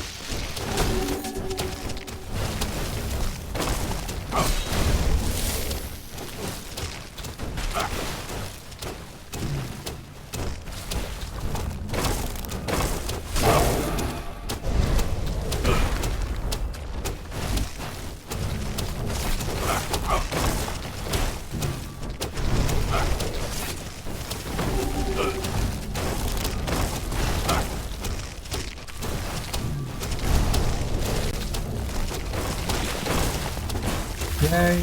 Yes.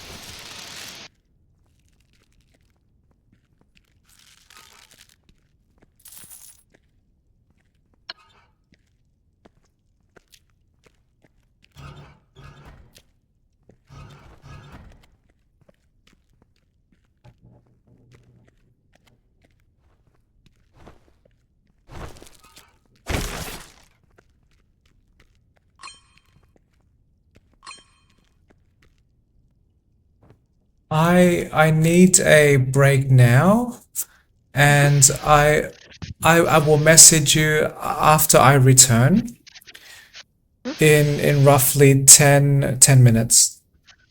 Okay. Awesome. Okay. Chat soon. Chat soon.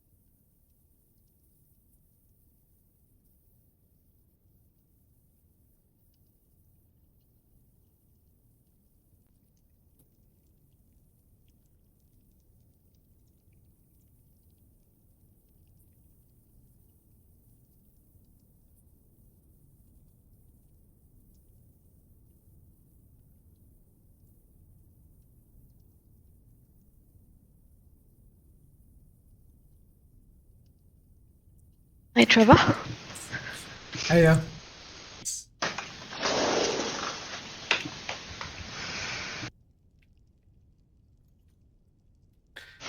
Yeah, I am ready for the next level when you are.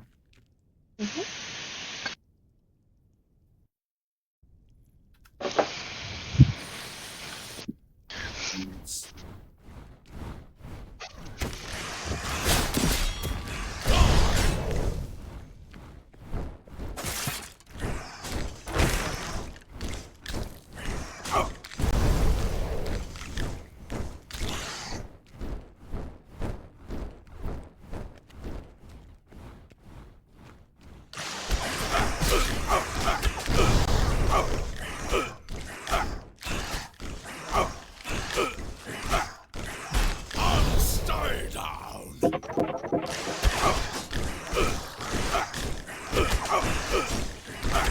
That sounds like you sniffed out some secrets.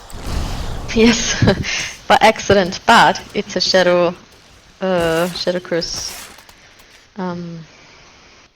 chest, Yep. so I was a bit disappointed. Oh, I like the shadow chests because they might give you the potion that gives permanent attribute bonus.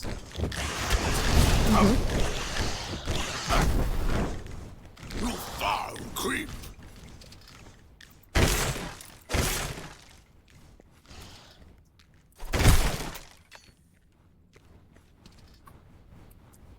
That reminds me, if you want to open that chest now, I am very okay with that.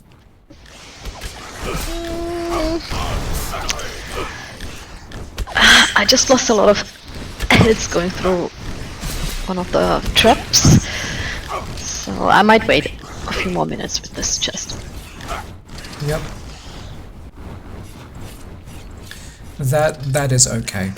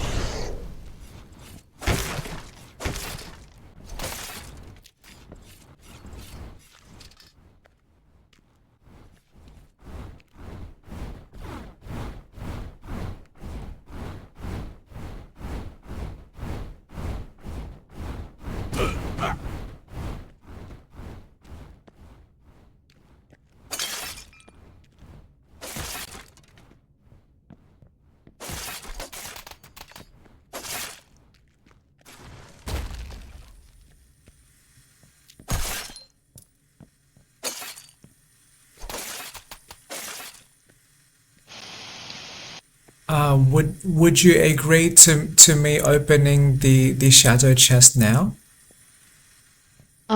Yeah, give me a second. One second. Yep.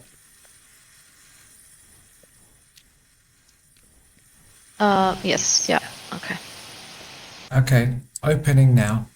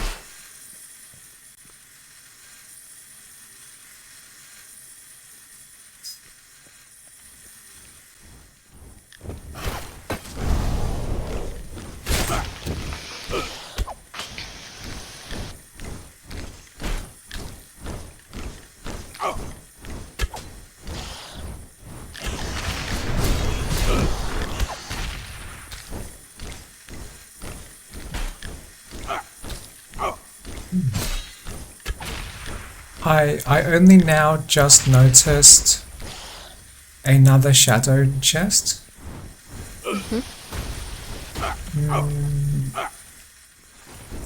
Could I open this now? Yeah, Okay, opening now. okay.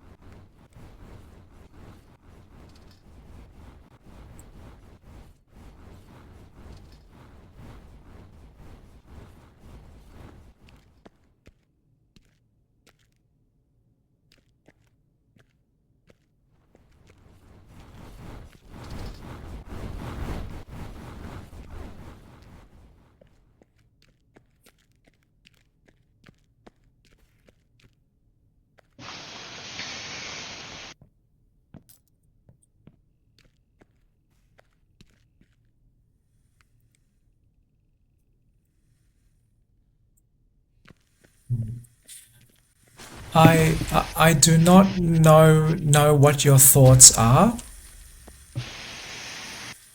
but I like some of the pacing of this game. And what I mean is sometimes we have really, really intense battles. And then times like now, this is just quietly walking around and picking up items. Yeah. And I like this because the game is not non-stop stress, if that makes sense. Yeah, that makes sense. That's true.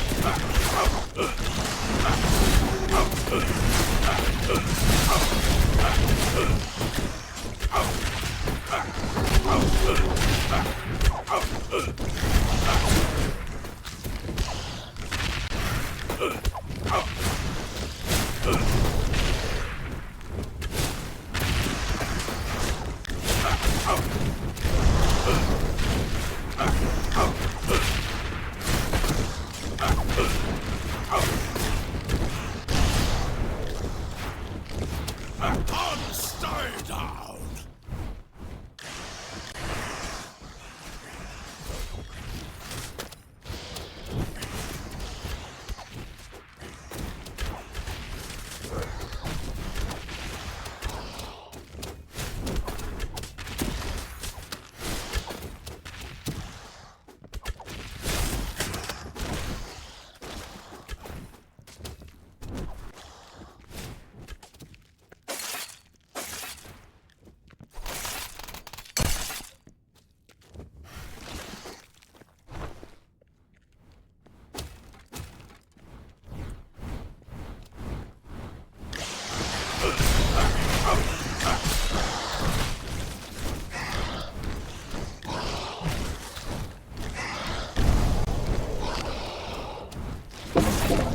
Conventions.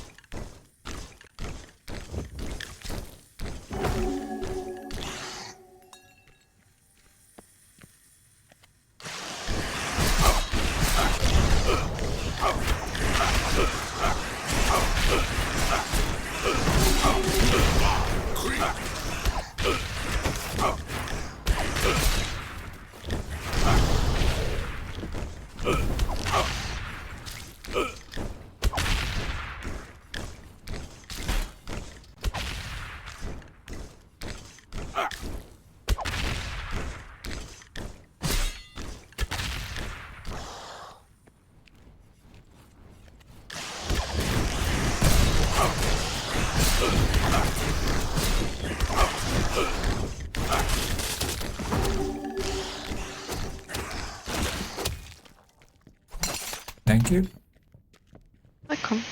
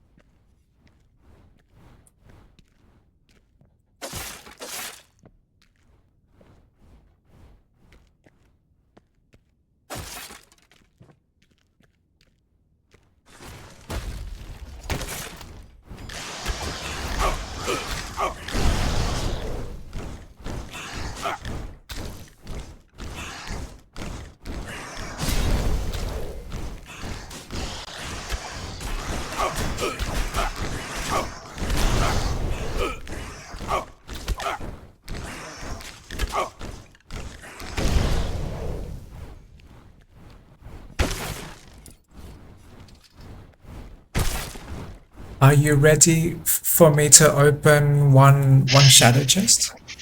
No, please, not at the moment.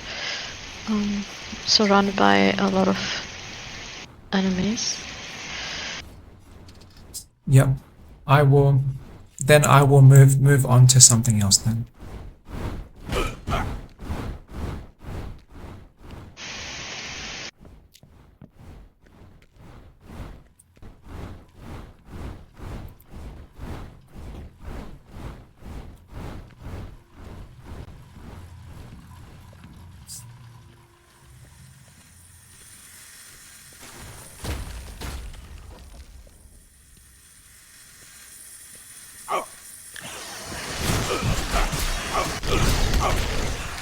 Okay. If you're still anywhere near this chest, you could open it now. Yep. Thank you. I am not near the chest now, but I will let you know when I am.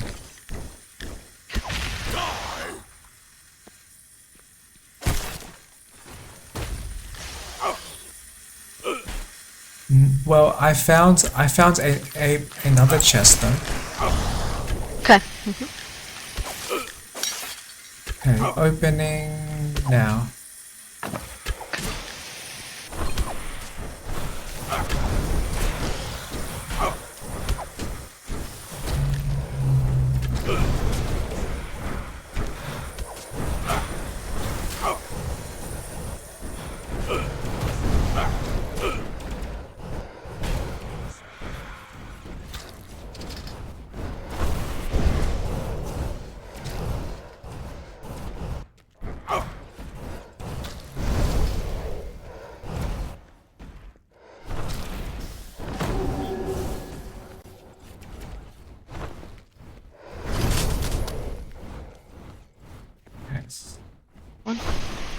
Ready for this chest?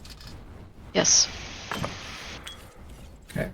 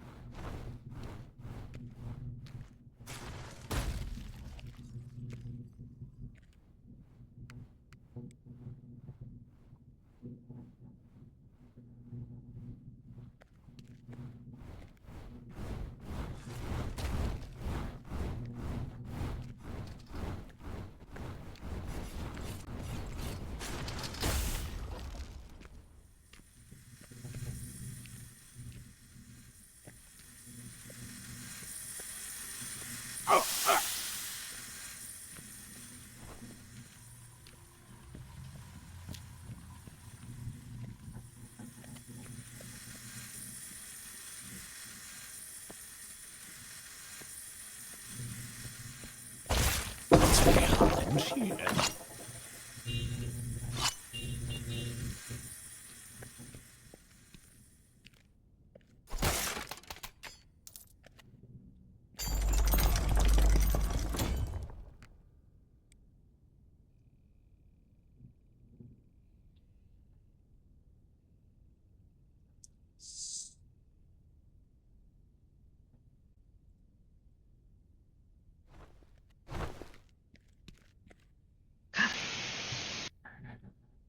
Yep, ready? Yes.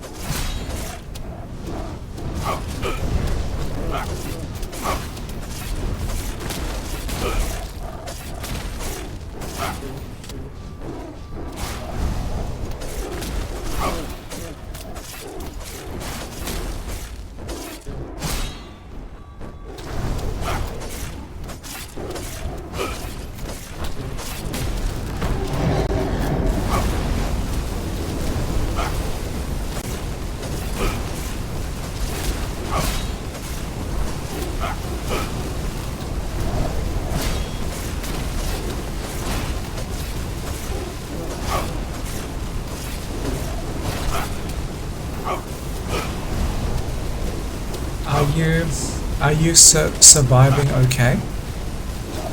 Yeah. What Awesome. about you?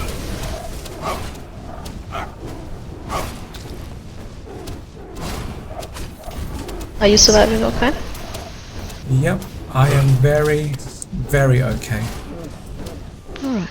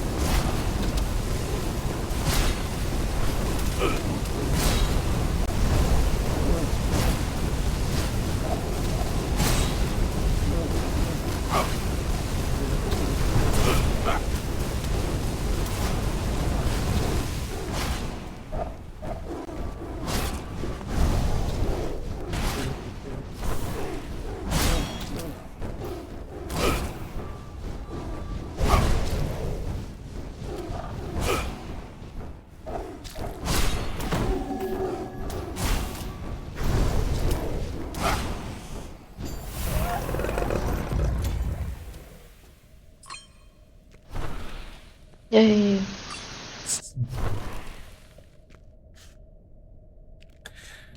I think having the light to blind them was a great help. Oh yeah. I will just quickly get myself something to drink. I'll be back in a minute, okay? Yep.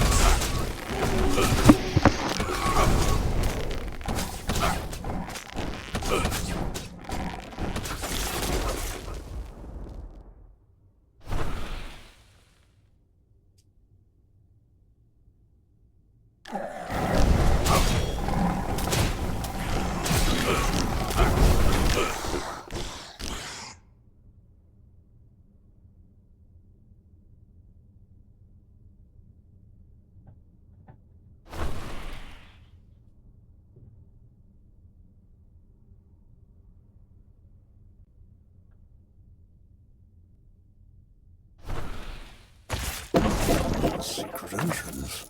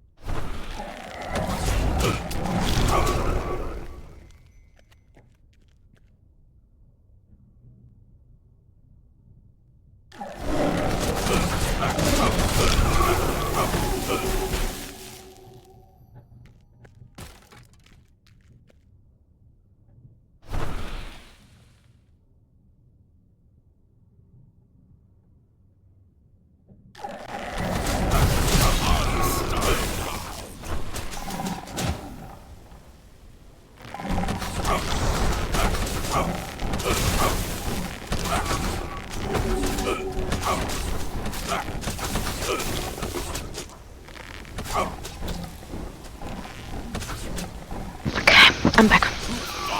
Yep. Well, welcome back. Thank you. I did play a little bit while you were away, but I tried not to be too reckless. Okay.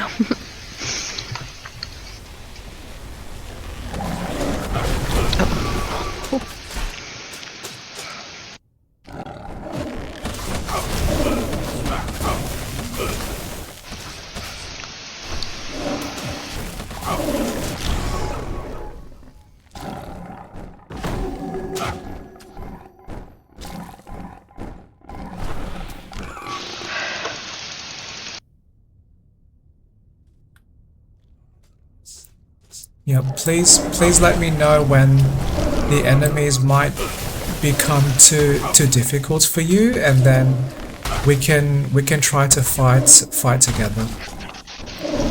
Yeah, same. Okay, will do.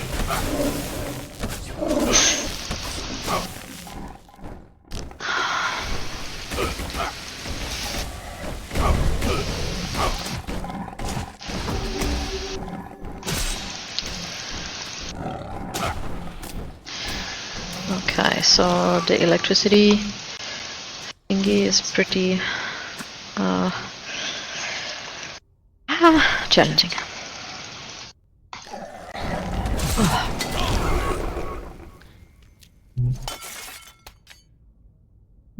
you want one suggestion? Yes. I did not finish my question. I need a suggestion though. But yes, you probably guessed what I was going to say, but to survive these next two levels a bit easier, when you see any groups of enemies with the one and any enemy wearing the blue clothes, they are the ones with the really strong lightning magic. Yeah. And what I do is that when I run into those groups, I try to destroy those enemies first. Yeah. Good call. And did you want to hear a second idea that might help? Yeah. If you see enemies in the groups that are wearing red clothes and carrying a book, I know those enemies use a special magic that drains your mana. So Yeah. so I would try to kill them first as well. Yeah. Yeah. Okay. Thank you. Yep.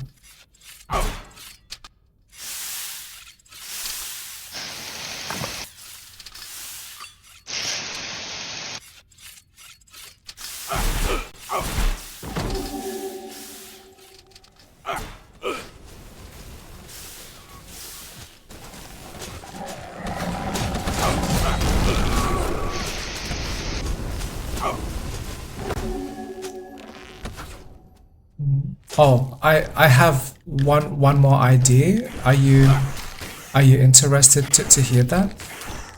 Yeah. If a battle has become too difficult, you can run away. Yes. True.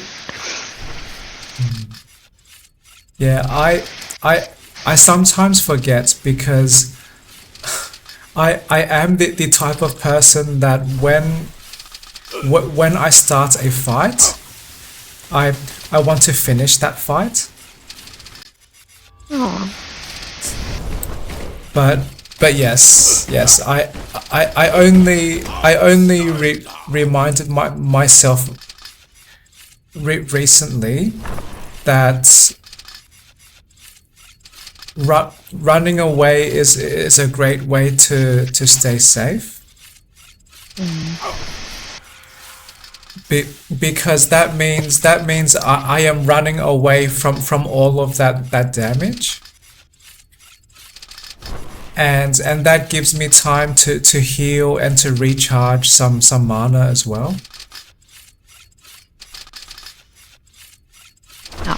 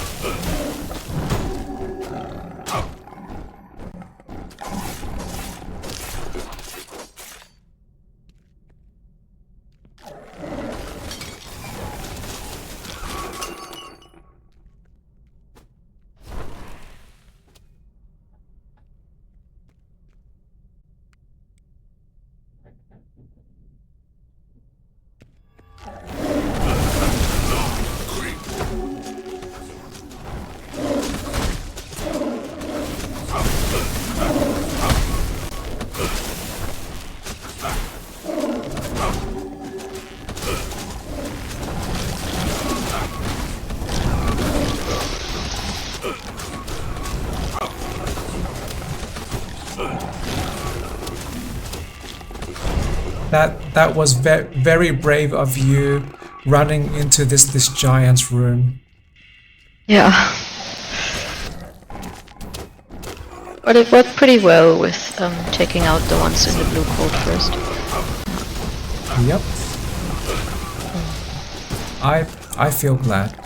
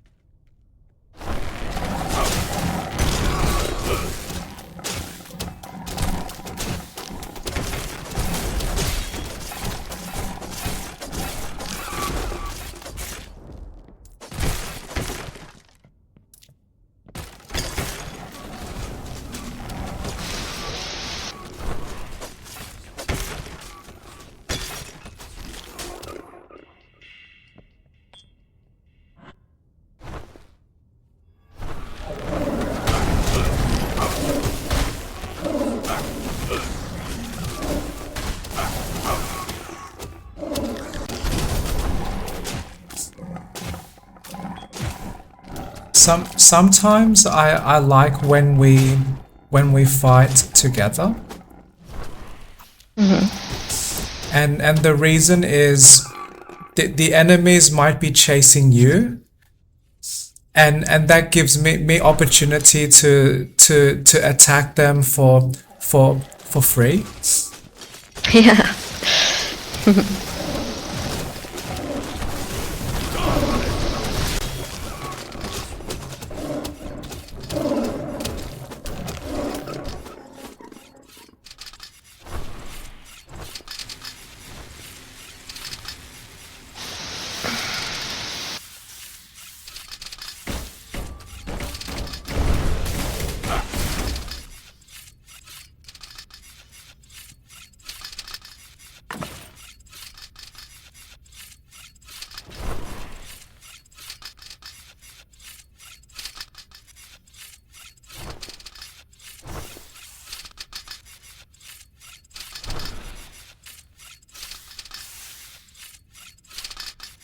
Does that sometimes happen with you too? That you might see the enemies chasing me, and that gives you some free attacks, or?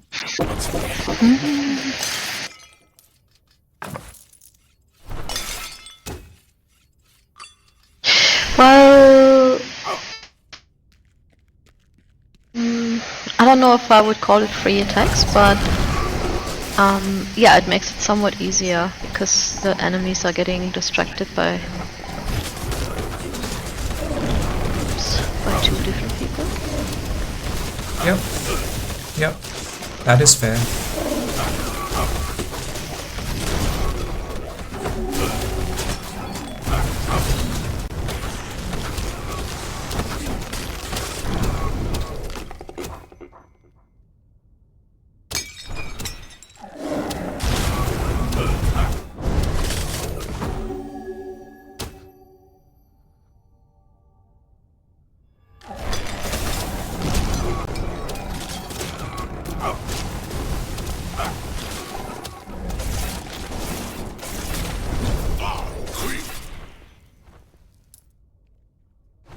Are you ready for this shadow chest?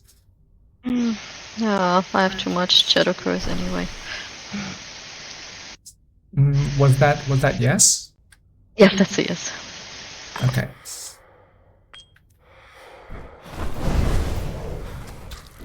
Well, maybe I can distract most of them before they attack you.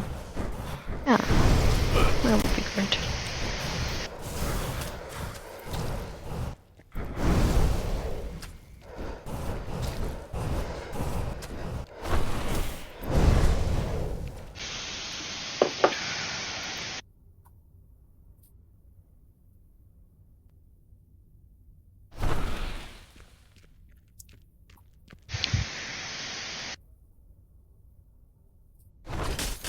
Oh, okay.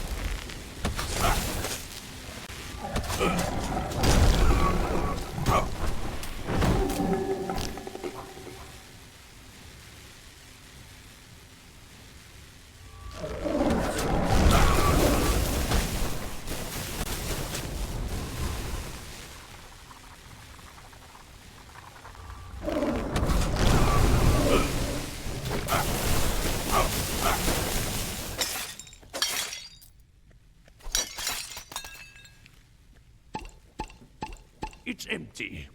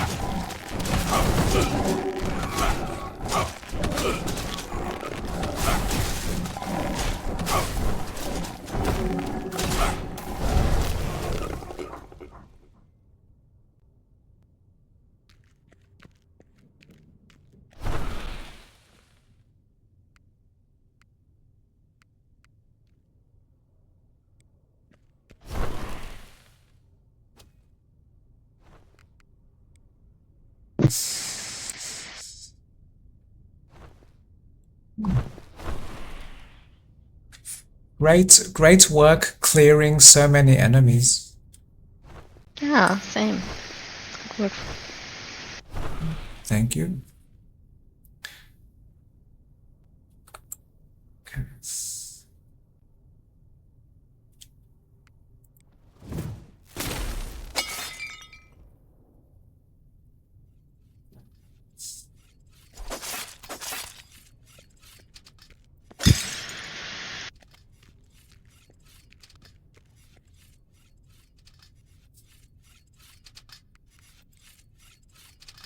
I intend to open a shadow chest soon.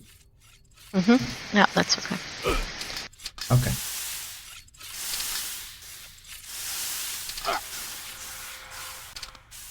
Okay, opening now.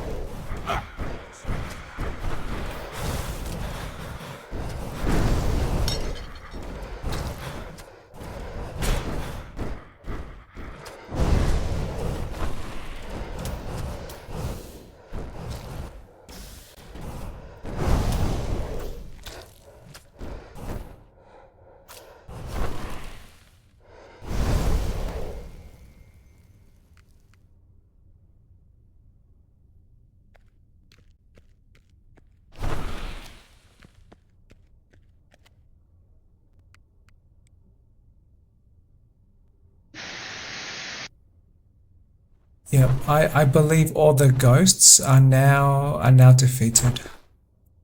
Okay, awesome.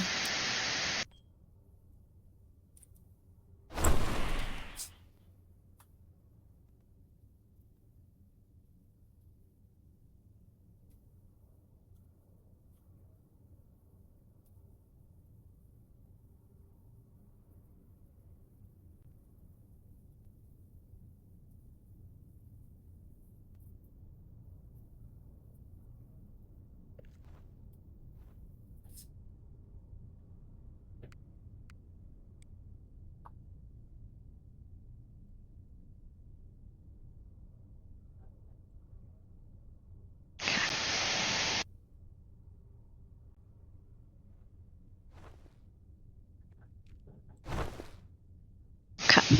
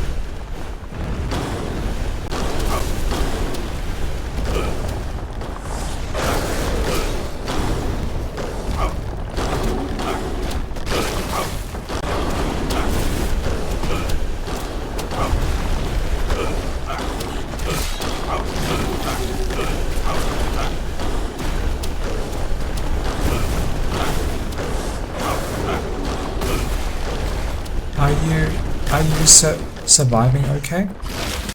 Yeah. What about you? Yep, me too.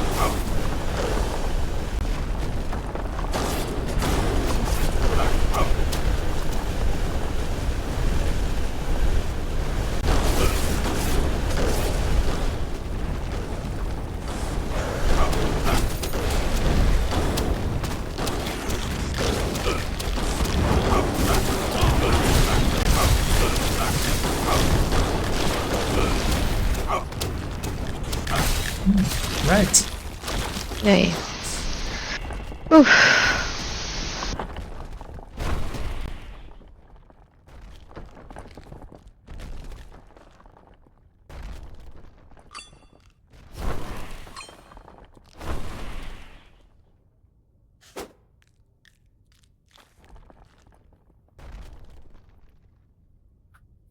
You can start the next room when ready.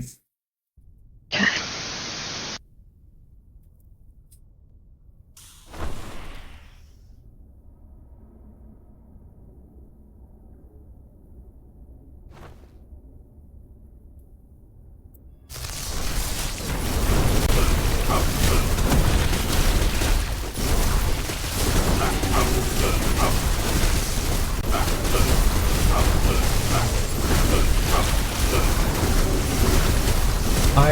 I feel excited. We are almost at the final boss. Yeah, definitely. Very exciting. Yep.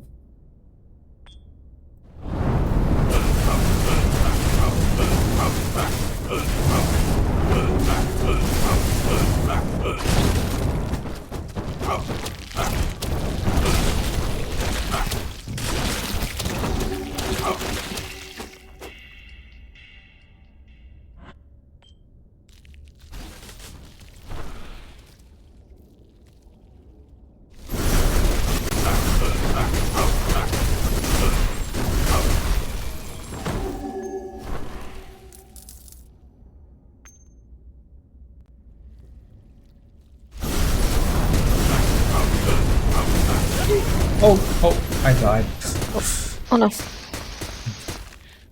Yeah, there was suddenly too many enemies too quickly. Yeah, okay. But yes, no rush. You can take your time. Okay. Yeah, let me find you.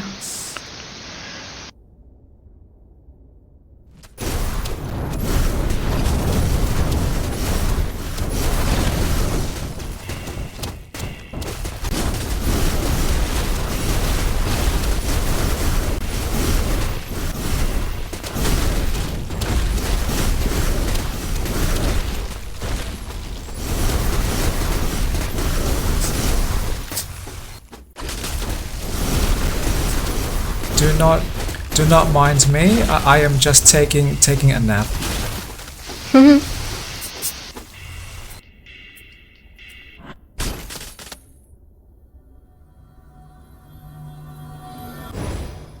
Thank you. Welcome.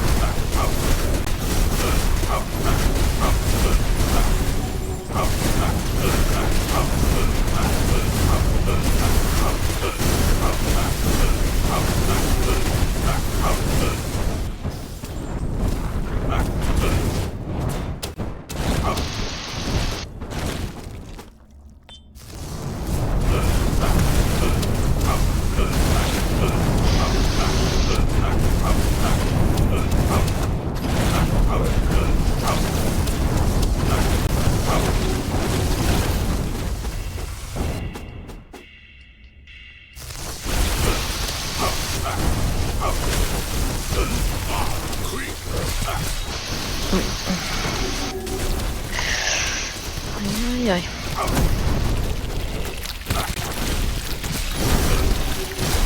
That is a lot of eyeballs. yes. That is a lot of eyeballs.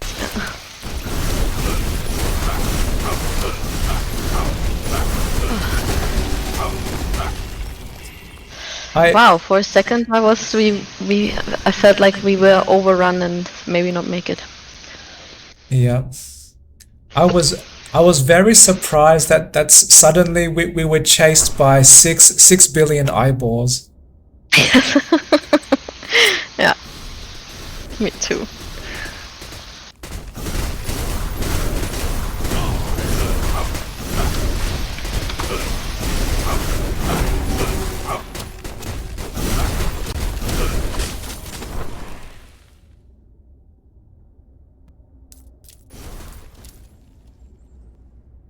Uh, are you ready for me to open a shadow chest?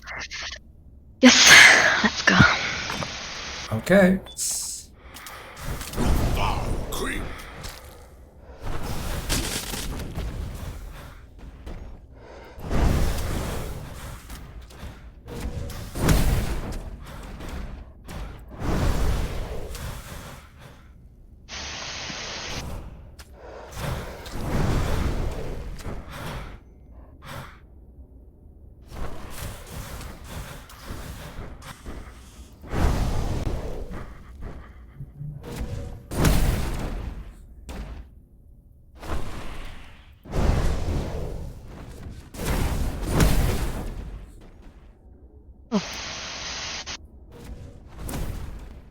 That seemed okay. And did you receive much shadow curse?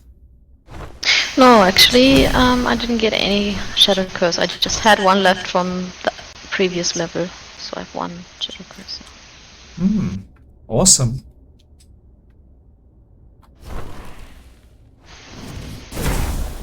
And what about you? I received none. Very good.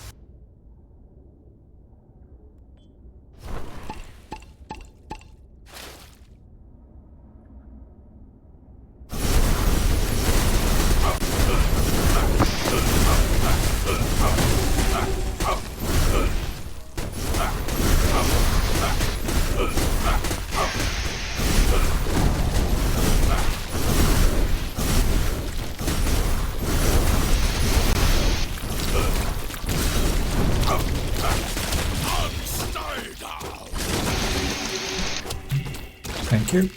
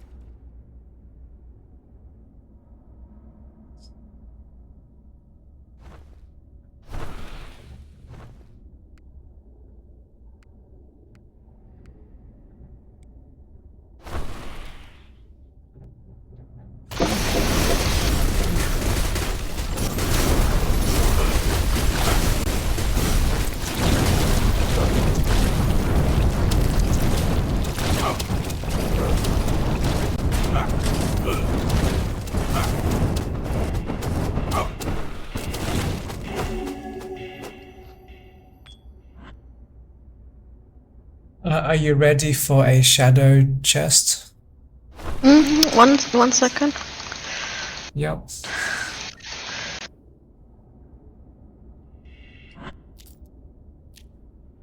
Yep. Okay.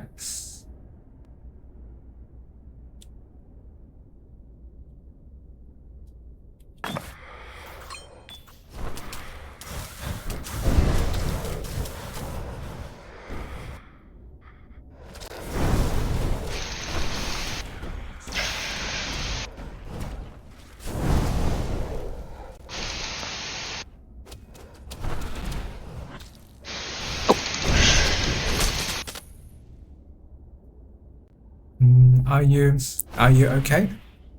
Yep, I'm okay. Awesome.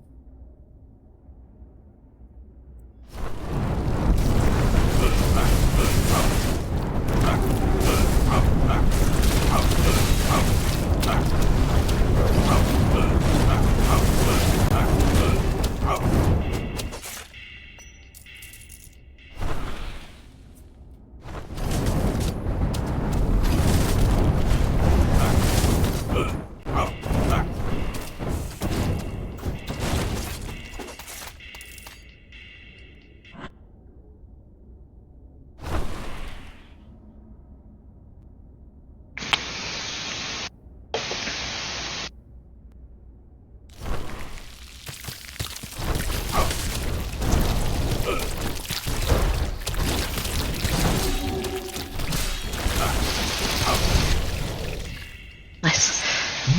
Awesome. I want to remove some shadow curse before we continue. Yes, me too. Great.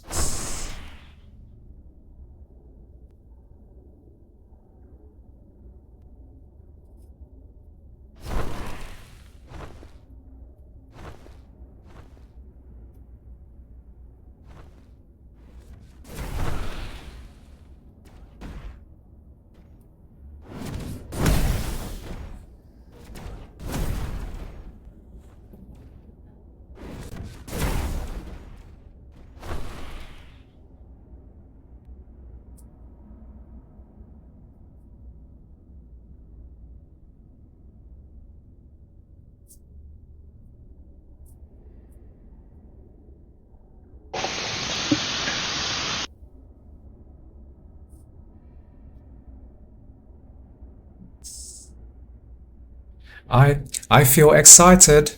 Do Yay! do you feel excited too? Yeah, very much. Awesome. Best of luck. Yeah, for you too.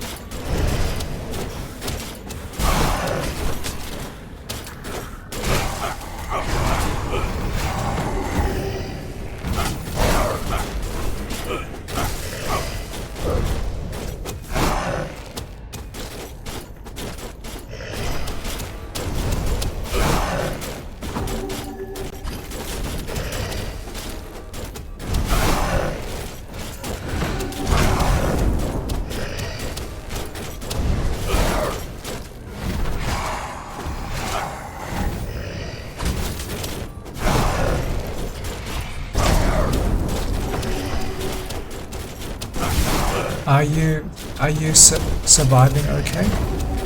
Yeah, yeah. What about you? Yep, okay too.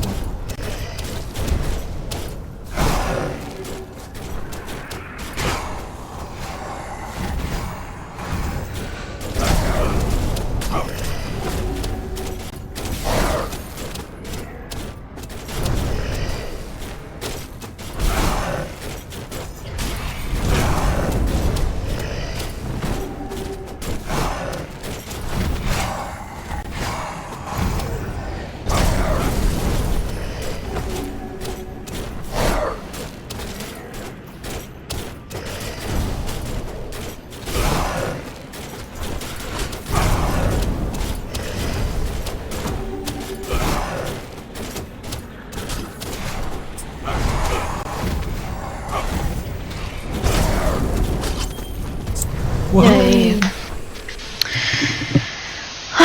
Awesome.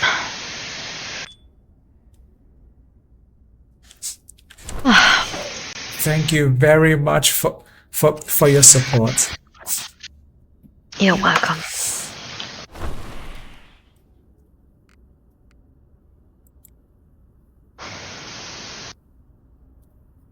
Sorry. That is okay. I was just checking my map. Yeah. And we brought back 100% resources too. Ah, that's so amazing. Yeah. Just awesome. Yeah.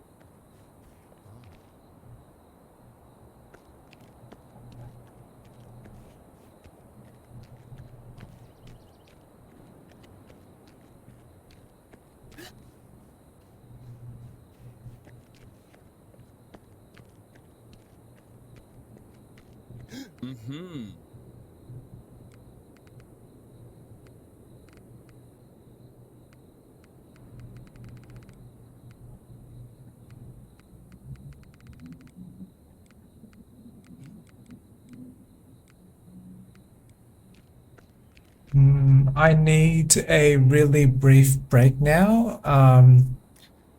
Roughly five minutes.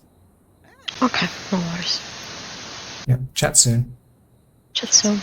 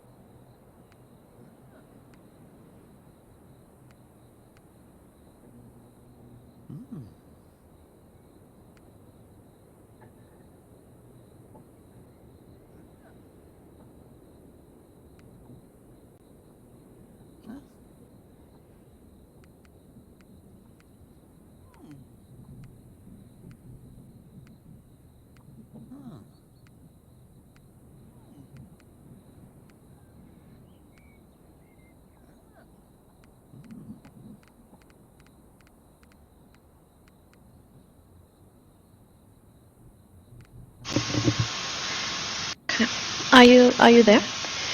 Yep. Oh, okay.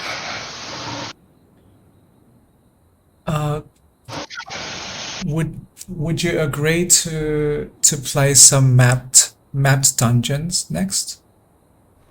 Yes. And what is the highest level chest and fate maps do you have? My highest level is 32. But yeah, but the reward is a two-handed equipment, which I'm not interested in. Yep.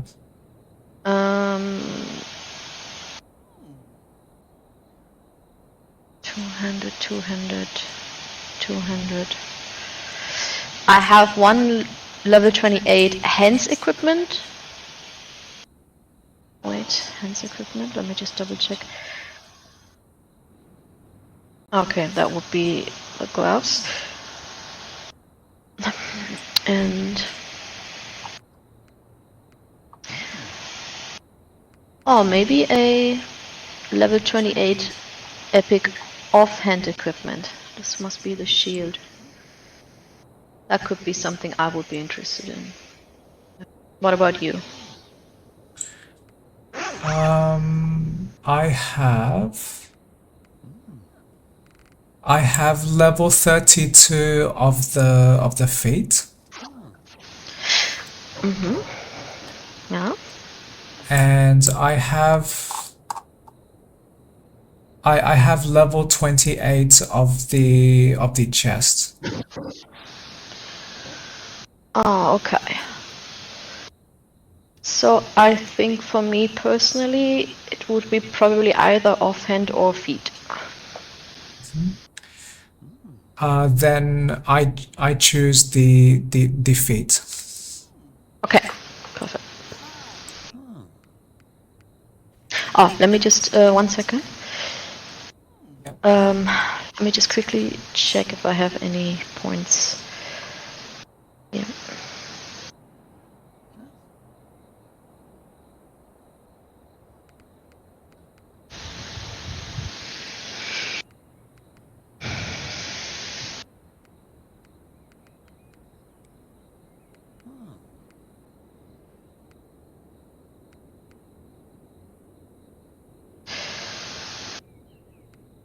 Okay, you can invite me again. Yep.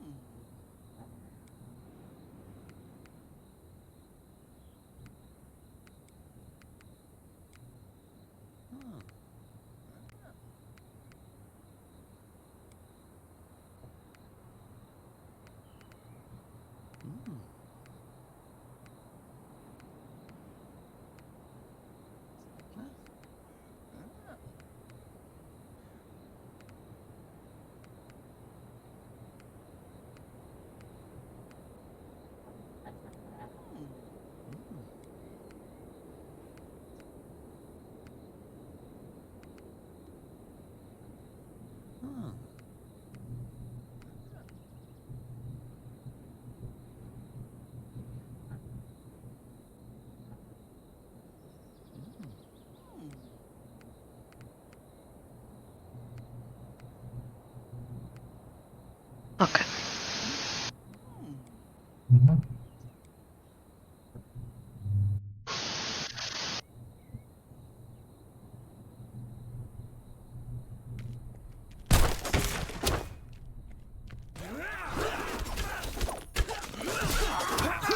What level was it now? This is 32. Okay, yeah.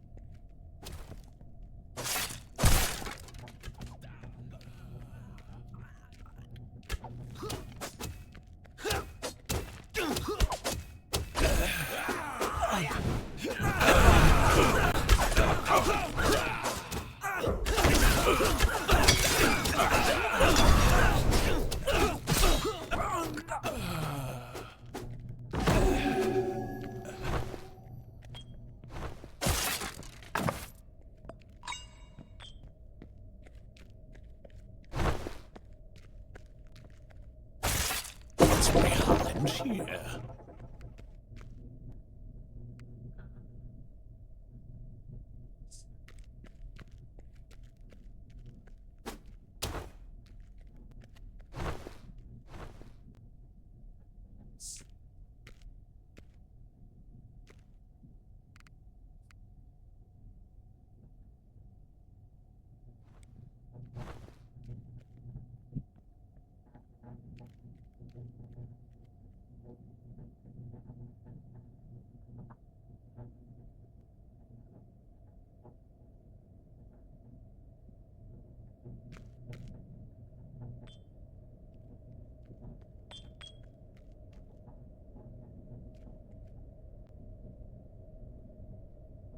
Okay, I'm coming back now.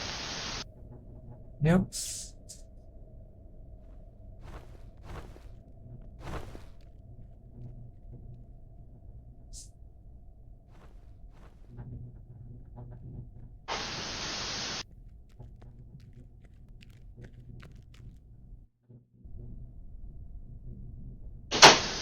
Sorry, that was the wind.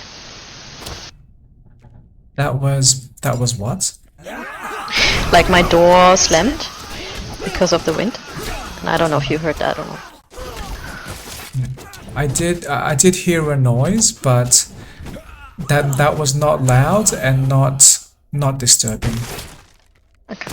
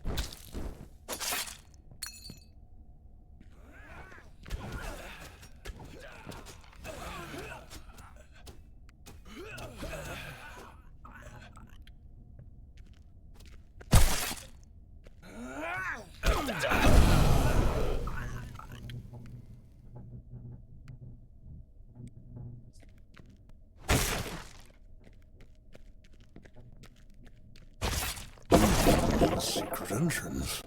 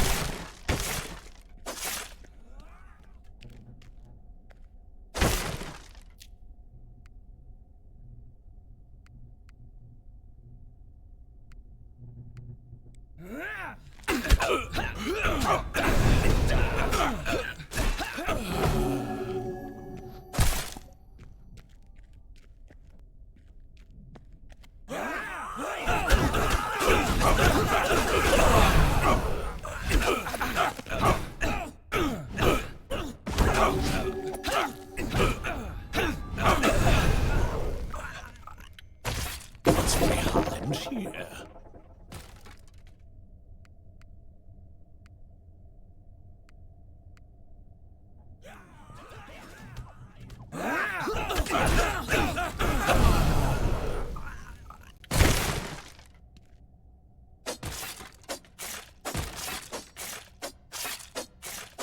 I am trying to attack the enemy raiding Lord of the Rings.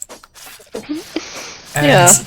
and the game will not let me. Oh no. Like how? Is it not like Well, I was attacking from a distance, okay. and they were still sitting in their chair and enjoying their reading.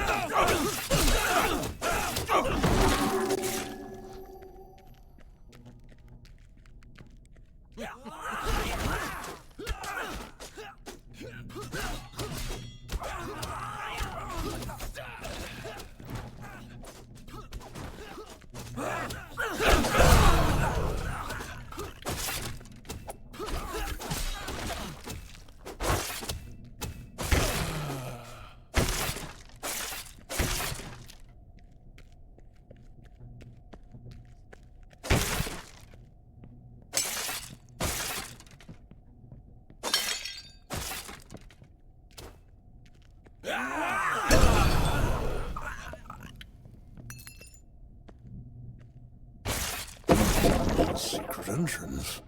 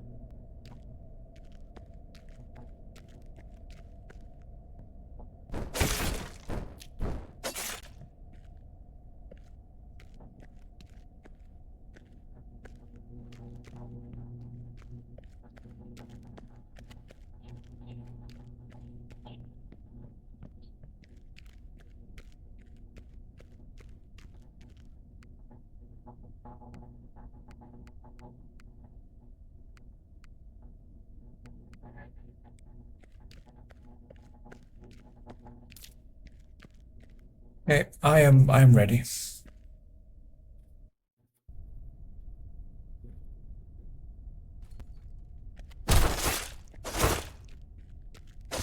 It's behind here.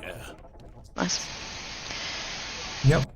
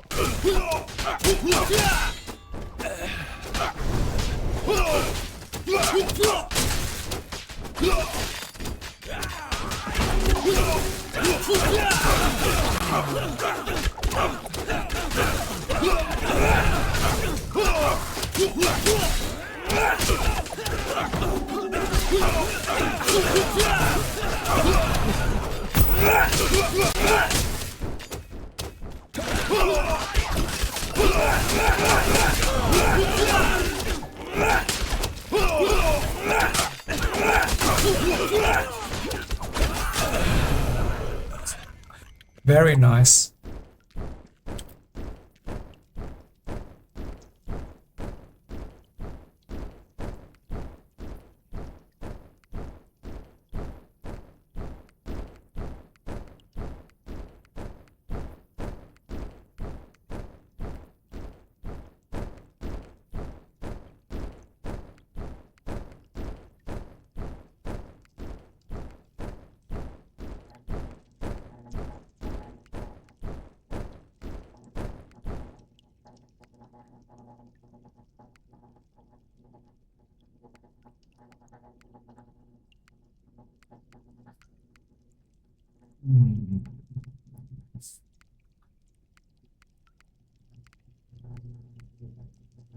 Bit difficult, huh?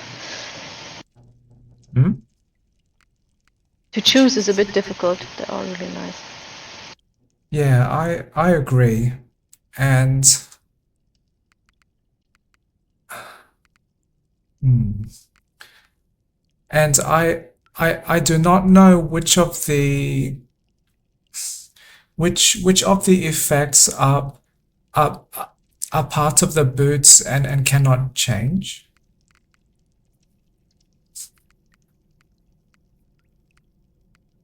I'm not sure.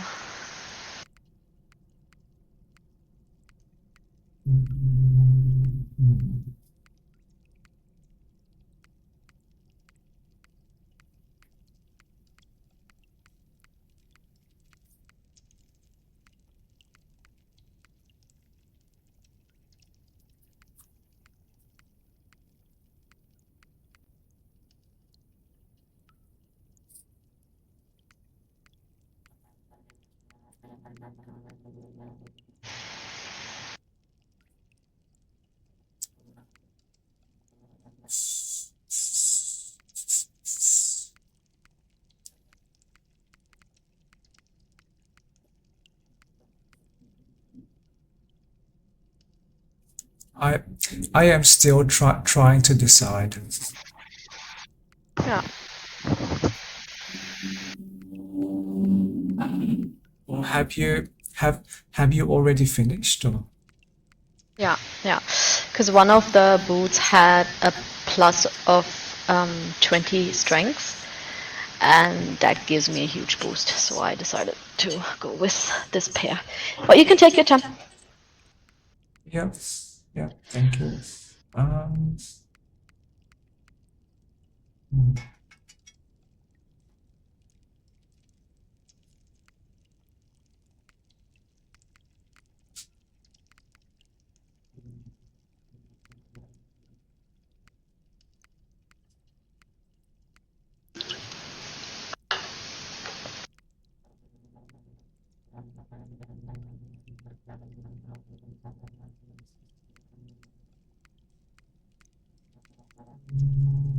Okay. I have now chosen one because one says reduce damage taken by 5%, and I do not know if that is permanent. So yes. Why should it not be permanent? Oh, because some, like the reason why these epic, like purple equipment is amazing is that relative to the same equipment but not epic, they give you less, like like special effects, and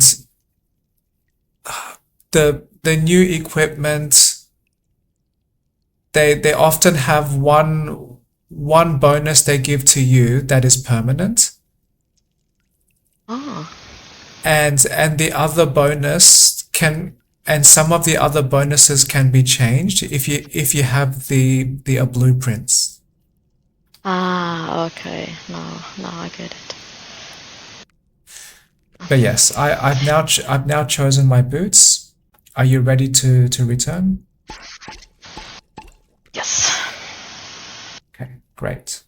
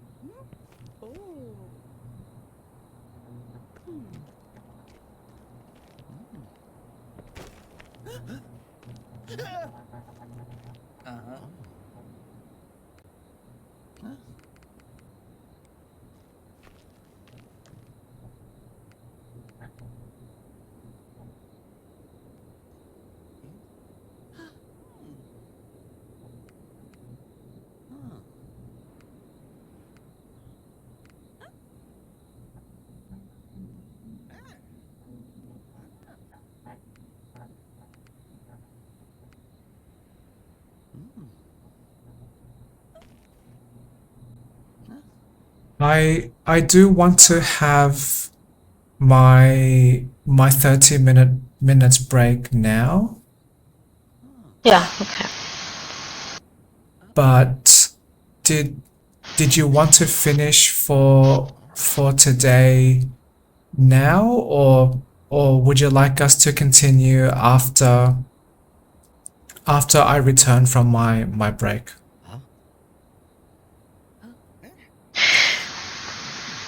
I think I wouldn't mind to finish for today. That's okay. Yes, that is very okay. Okay, awesome.